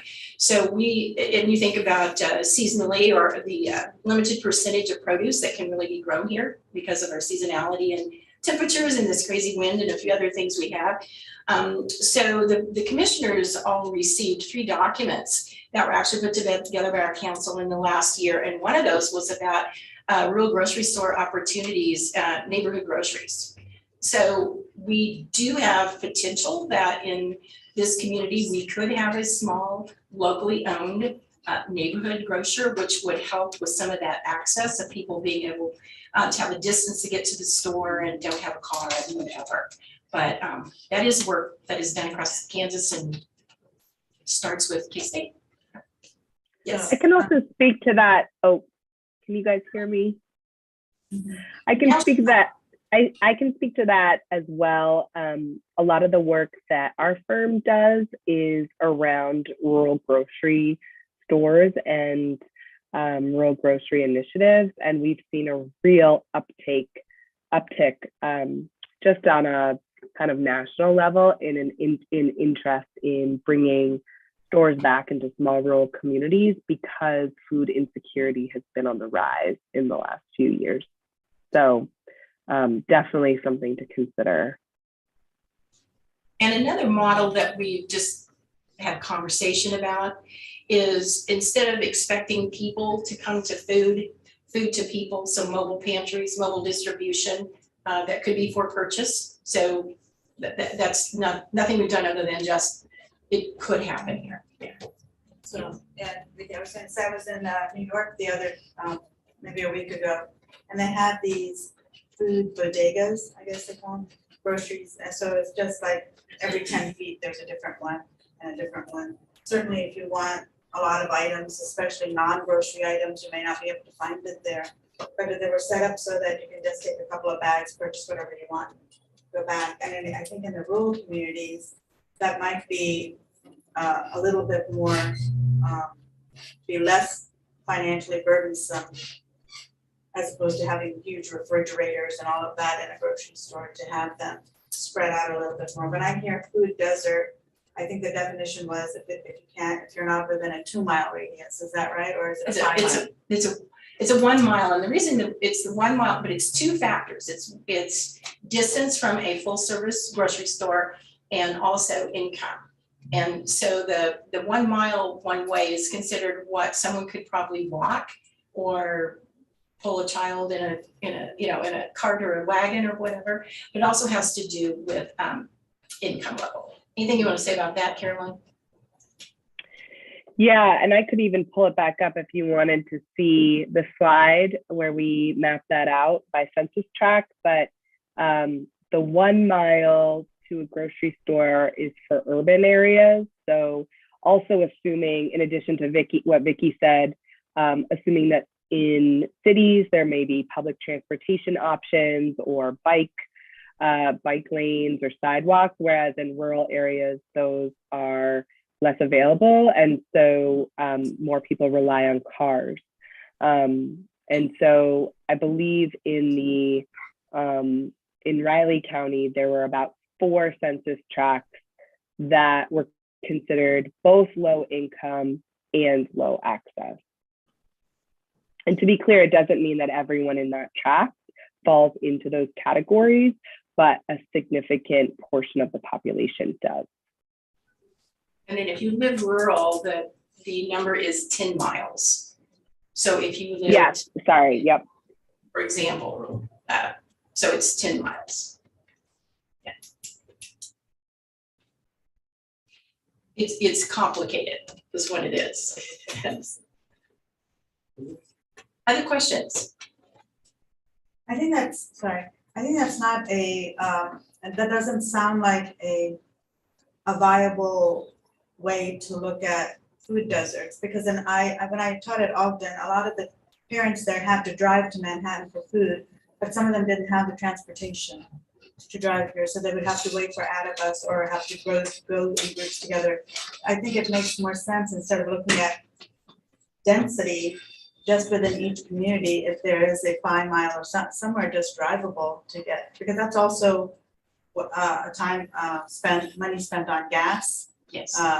vehicle maintenance, childcare, all of these things come into play. So I don't know if there's a different way to look at it, because they definitely needed a grocery store. Definitely, I agree, and our council would agree. And in the survey, when you look at the questions, one of the questions really alluded to that, because it asked things about their transportation, and it might be, I didn't drive, not only because I don't have a car, but I have a car, but I didn't have enough money for gas or maintenance or tires or whatever it might be. So we actually overlay all of that. Our council has never looked just directly at one factor. We know that all of those things have a lot to do with it. And COVID changed that too. Healthcare concerns, lack of insurance, losing housing, losing jobs, trying to work 2 jobs, children not in school. I mean, so the overlays just got deeper and deeper as we're trying to look at solution sets, but we're really cognitive of that. But thank you.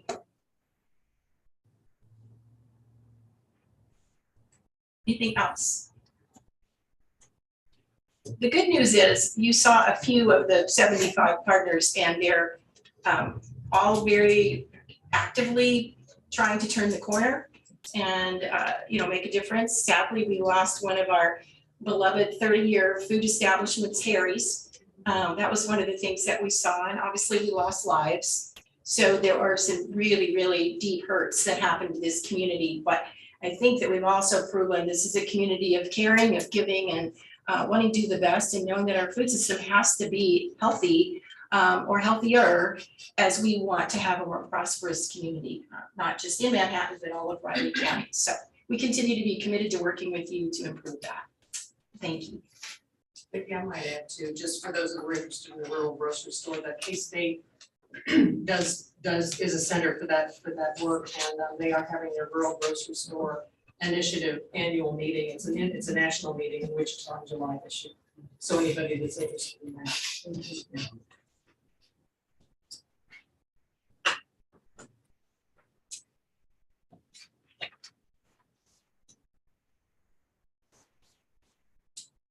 Take it away, Dee.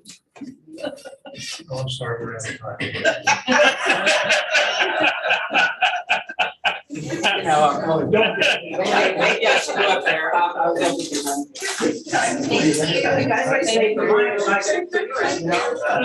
You have to understand, we are rural. They're running fast. Yeah.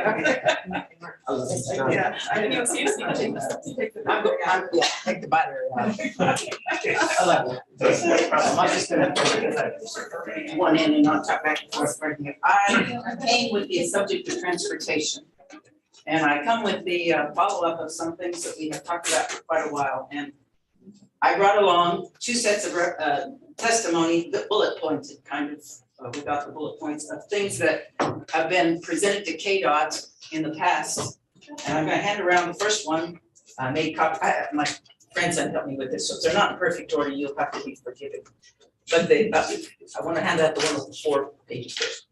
This one that I'm gonna do, it was the Blue River Bridge presentation in 2019 to KDOT when they were asking about projects and so on. And the reason I'm talking a little bit before I hand it, because I want you to come to the piece.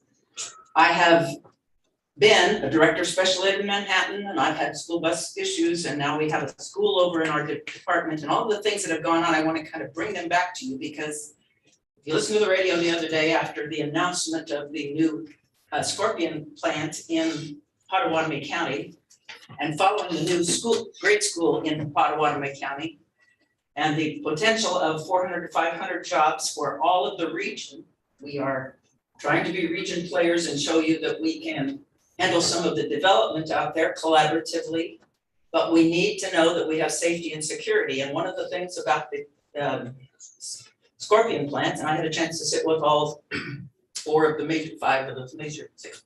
How many people were in that room? There must have been more than I could count. I got past with one hand and I stopped. But when we were sitting there, the discussion of those kinds of things wasn't very strong because we don't want to discourage them. But the truth is I counted in my phone, and I probably in the last week before they knew about Scorpion had approximately 33 comments about roads, difficulty, the T-bone of a car, the back end of a car, the problems that come on 24 because of construction, which is supposed to make it better. But you add a building that's going to be built that size, 500,000 square foot, plus all of the concrete trucks and the workers and everybody coming up and down the road, and then the follow-up of 400 people coming to work there. When you look at this page, you want to help me a little bit if I do. Well, the last page has kind of a map here that I have used, and I'm I stuck it in there because the circle area is the approximate area where that bridge or crossing should go. And looking at that, I want to kind of get you to focus the last page. I did some color because that's what I had in the report or that map, but this is Potawatomi County's access, and if you look, once you get yeah, grab it. Airplane material, nothing else. I mean, the teacher in me says, well, you can't do one thing with it, do something else. Flyover maybe. By the time we have drones, we'll just pick people up, take them to work, a little harness and drop them. Yes, I like to see on the roads. Yeah. But if you look at this. Turning my head, it doesn't have a map. Oh, yeah. Grab that. It's kind of this kind of gives you a visual, and I would invite you, as a matter of fact, as somebody mentioned that of us, I would like some of the people from Manhattan to get on a bus and go with us approximately 7:30 in the morning or approximately 3:30 in the afternoon and see the school buses challenged to go in Green Valley one way in to the new Oliver Brown School and then turn around and come back out. And we are working on that development, but when you're in a county instead of a city, there are many other people who think that roads into other places ought to be fixed. And though we have some plans to get this done, this moves it a little bit faster into this is not just a follow-up, but a necessity. It was on the plan for the city in 2003 under Lauren Pepper, who was your mayor. And he talked about needing this. And so it's not my idea, so I don't want to be totally blamed, but if you look at the map, when you see Manhattan, when you're up here by this F dot that's in the middle of Potawatomi County, right there on the bottom of the page, that F dot is where probably you will look and see that the purple is the river, Blue River. And once you get on that F dot and go out, there is no resource, no alternate route, no way to turn around and come back. And we have had floods that have taken that area in there. You're going to increase the dike by 2 foot, so maybe it's coming on our side deeper in the next couple of years. I don't know that, but I have to stand there and think this could be a possible issue. We have also back here at the probably Swamp Angel Road. The reason this area is called Swamp Angel because the slope is about 1 inch per 1,000, and when we try to drain it, it's not very easy. So all of what they're putting this on has been raised 6 inches, 6 foot or better by MCM, who owned the property and had a contract to do commercial out there. Before this was an agreement with the city that they would be probably annexed if they did it. Before my time, I can't take total blame. I try to tell people out there, they don't blame me. But it is what part of what we're dealing with, and I'm glad to work with the city and with the community to try and make this happen. But having some of this history, when you get out by Swamp Angel, the water has actually gone over the road further east of there when we've had major rains. And that probably we aren't trying to necessarily fix, but I did talk to some of the guys that are doing design and making sure that maybe they can ask the railroad to open up a larger area to drain it out. The big problem is the drain, as you have with the new construction on Fort Riley. You can't get the railroad to give you more space, even though you put the bridge higher in that space. But just those complications on 24 with the increases and the chamber saying about 2 years ago at their major meeting that 40% of the people came from Manhattan to come to work in Wamego, Caterpillar, and so on, and 40% of the people over there come in to Manhattan to go to work.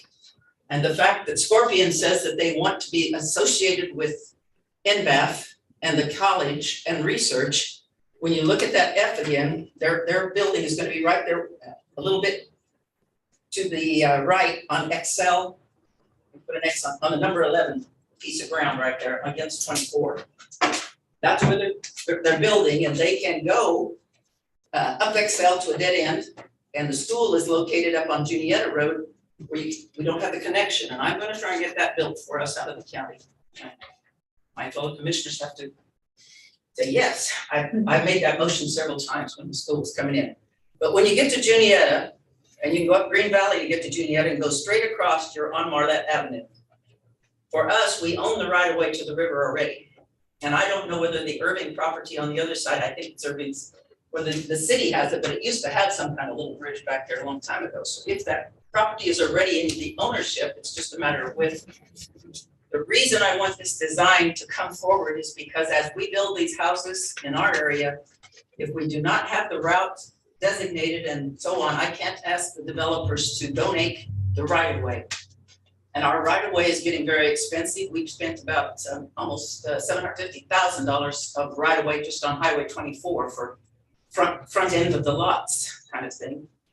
And as you probably know, the school district has 40 acres out there on the, I'm just trying to get you to see where, on Mount Zion Road, they have 40 acres for a high school and they paid $25,000 an acre for those pieces of ground. So everybody thinks their ground is worth $25,000 an acre. So that's what we as a commission face, trying to move forward on getting that right of way donated for the roads in the future.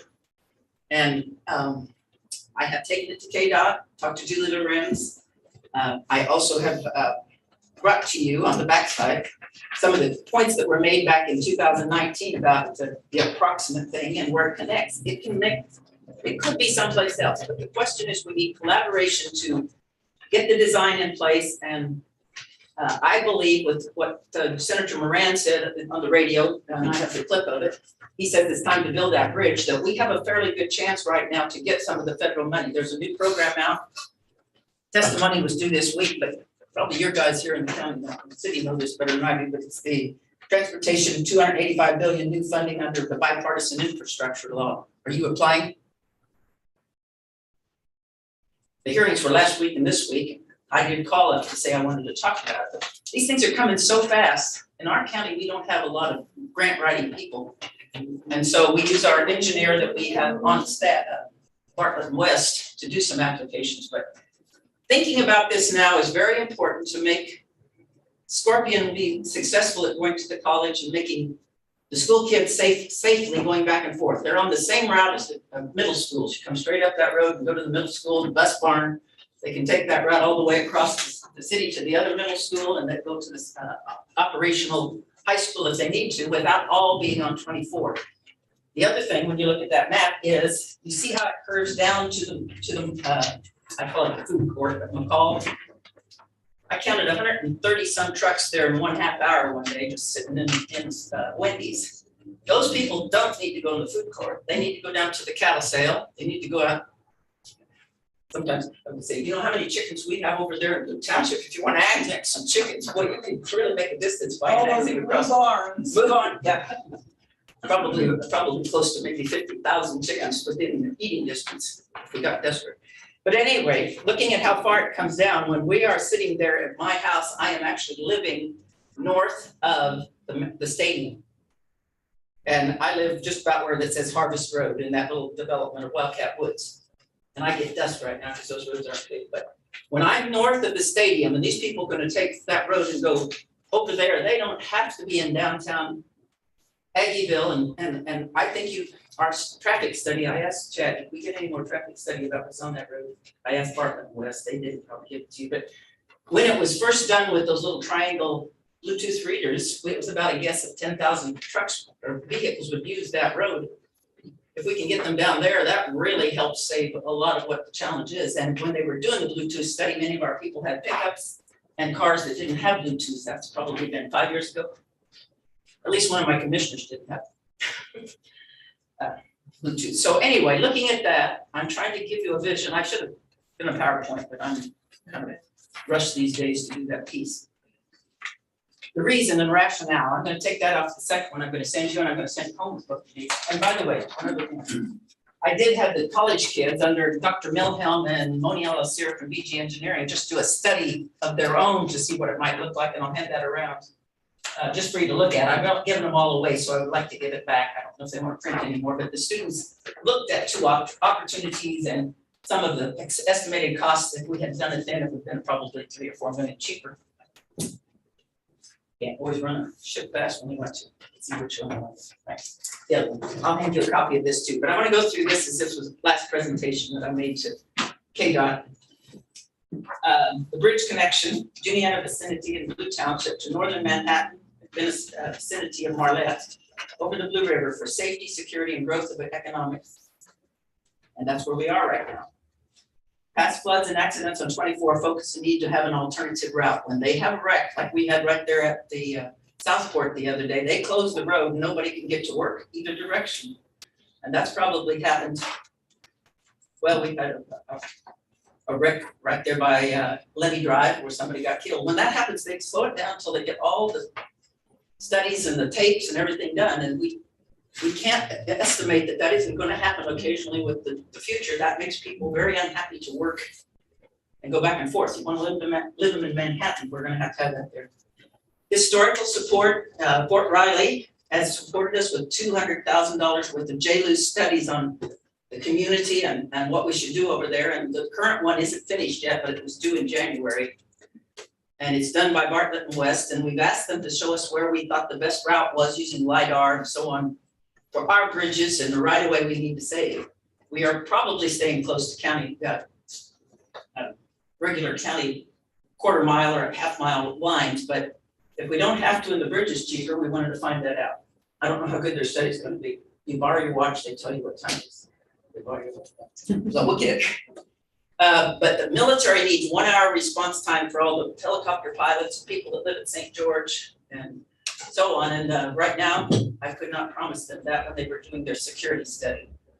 And that's something that we want to keep in this area because it affects not only the new, why do I not want to call it? Scorpion. Because it didn't grow up with them. It's just a strange. Stroke, it's not, it not only affects them, but it affects the process of getting people to the fort when they need to respond.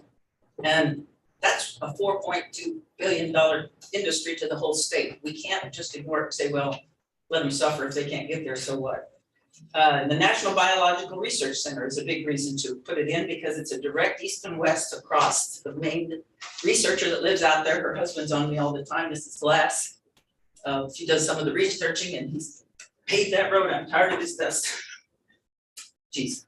But NBAF is part of what Scorpion wants to be by and go to and visit and take care of research with cancer and any other the kinds of things they're going to do. I'm not sure I could list them all, but if they want to get there, then they could very easily just go up Green Valley, or when I finish Excel, go on across to Juniata. By the way, if you have never gone to Marlette, drive up there and then look across the river and you can see the path where the road could go. Now, I'm not saying that's where it has to go, but once you get above the river, I did a bypass in Dodge City for the packing plants, and you're going to be on pedestal. Keep it out of the floodplain, but they do that in Florida, clear to the ocean, so it's not impossible. Some people have said, don't do it, it's too far. Well, anyway, I'm not the design engineer, but I'm just saying it needs to be designed. Every Blue Township resident has a minimum of 2 vehicles, and they're all on Highway 24. No alternative except the Blue River Road. And if you have that map, you can see the Blue River Road and where it runs and it goes into the floodplain. If we buy right away and houses it to make that the straight route, when they get to the end of it and turn on Barnes Road, they're across the river. And if it's a flood, we still can't get back into town. We're gonna go further out. The last flood, they had to go clear up to Myers Valley Road. Come back in when they had the dam closed for construction. Oliver Brown School is a new piece that wasn't here when I wrote the first piece, but located on Juniata Road up at the corner of that and Moody Road. Everybody's in one way and out one way, and we're still talking about how to get that road connected by the county. So where it should connect and how to get down to the Highway 24 is part of the discussion. Would serve as an alternate route for those. If parents can't get to their kids because we have a wreck, they don't even know how. We can't make an alternate route. KDOT does it. I tried to get an alternate route in the hands of them before they got there. I suggested these additional things on construction. KSU engineering, design, and construction people would be able to do hands-on applied training, being able to do this. Mine had a little purple rope coming up and down and had Carl Ice's name on it if they wanted to do that. You guys want to talk? Maybe your name would be on it. But it is a great educational opportunity for the students, as well as the fact that Scorpion expects the students to be trained and they'll go to the grade schools and work with the kids. I think it's a great STEM opportunity for all of them. Funding is also possible by a demonstration toll bridge used by the Turnpike people. And I just saw today on my phone that the Turnpike now has a way to do it without stopping, and you don't have to have money at all. So I brought that up to Julie Lorenz and the staff the last time with Moni, and said that road is isolated, and if it is possible for the county to be able to actually put money in, and we put a toll bridge on it and adjust according to license plate going through. 25 cents on our side, $1 on your side. No, we worked that out. But the point is not to make anybody feel like we're doing something just for us. It is for this region development and the valuation that the city's gonna get, and that benefits the county and all of that, and the valuation that we will get. And we're trying to offset the closing of Jeffrey Energy Center by being positive about what it is, facing the challenges and explaining it to our people. I probably have not covered every piece, but I'm just trying to give you a feeling that we need to take this issue and move forward. I would like you to talk with people about a letter of support from the region to be able to do that. I think that many people will live on the Manhattan side, up by the lake, out in the county. They need to be able to have that access. 20 years from now, if we don't have it, we will all look at it and say that was prime, and now there's houses where we want to grow, like they did, if you're familiar, from Goddard over to the north side of Wichita. They built all the houses, and they couldn't get the right away without paying for houses to be removed. Just trying to make you see that. We can move it further back than Juniata if we need to go another half mile back to Mount Zion and across. That's fine, but I want it to be there in the planning stage so that we can save ourselves a lot of costs and make it safer and secure and appropriate for the military, where they're also going to try and employ a lot of people from the military and train them, for the educational system, getting over to the technical school, which we now have one in Wamego that they can go both ways. But any questions? I made this all up as I'm going. I thank you. I mean, I really appreciate the city and the efforts that we have to talk together and chances to think about ways to do it. My vision doesn't always come the way I have it, but I just think we need to be strong about being able to do this in the short run, within 3 to 4 years when this thing opens. It's going to be important. Anything? I don't have questions, but I agree with what you're saying. I think we need to start looking at the infrastructure for a 3 to 5 year plan. Even as I was talking to Stephanie once on the MPO, we need to start having more of those conversations that are on traffic, bridge, everything else. We have a little bit of time, but there's also a lot of federal money right now. The tough thing about not being on the MPO, it was on there several years ago. They changed the rules. If I didn't commit the money to it, we couldn't put it on there. We have money in our account in reserve. And I believe, as one commissioner, that we can bond it to the level of what we need to put up as our percentage. The percentage by the KDOT rules is according to a valuation about a split. And last time we looked at it was about 50-50. I mean, it wasn't much off of that. If the city wants to put some in, and I tried to tell them that I'd contribute my $5 million over there, but I was gonna have them have to give me something back in lieu of taxes for a road. That ain't go too far. You never know. Oh, and I'm not above asking anything. I asked the general if he had one of those military drop down bridges so we could demonstrate it, and he's gonna see if he can find one, but we'd have to buy it. Thank you, guys. I appreciate it. I need your help. And we can do this. There's no reason that some kind of answer can't be, but if we get a chance to talk to Secretary Lorenz or whatever, if I can still get the testimony, then I will get it back in the next couple of days. I hope that we can succeed with this with a lot of federal money rather than having to come out of all of our pockets if we hang together. Thank you. Thank you. I'll give you these, I need your pages. Thank you. You're welcome. Here's the other latest testimony that it was KDOT consulting. This is the other one. Get the KDOT one. Did you get the KDOT one? Everybody got it? All right, so you might have to turn that. Thank you. I go to speak. I'm risking myself down 24 and paying speeding fees on the development from Wamego to Alma. Do not speed unless you really want to ride on it. He said from Astor, just head south out 10. I think that's right. But I come back, I came back on Sunday and thought it was working, it was not a good choice. Thank you all. Thank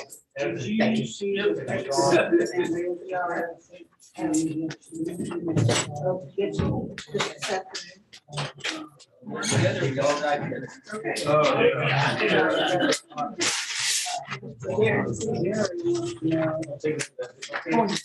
point out. Man, you guys are lagging behind. Yeah.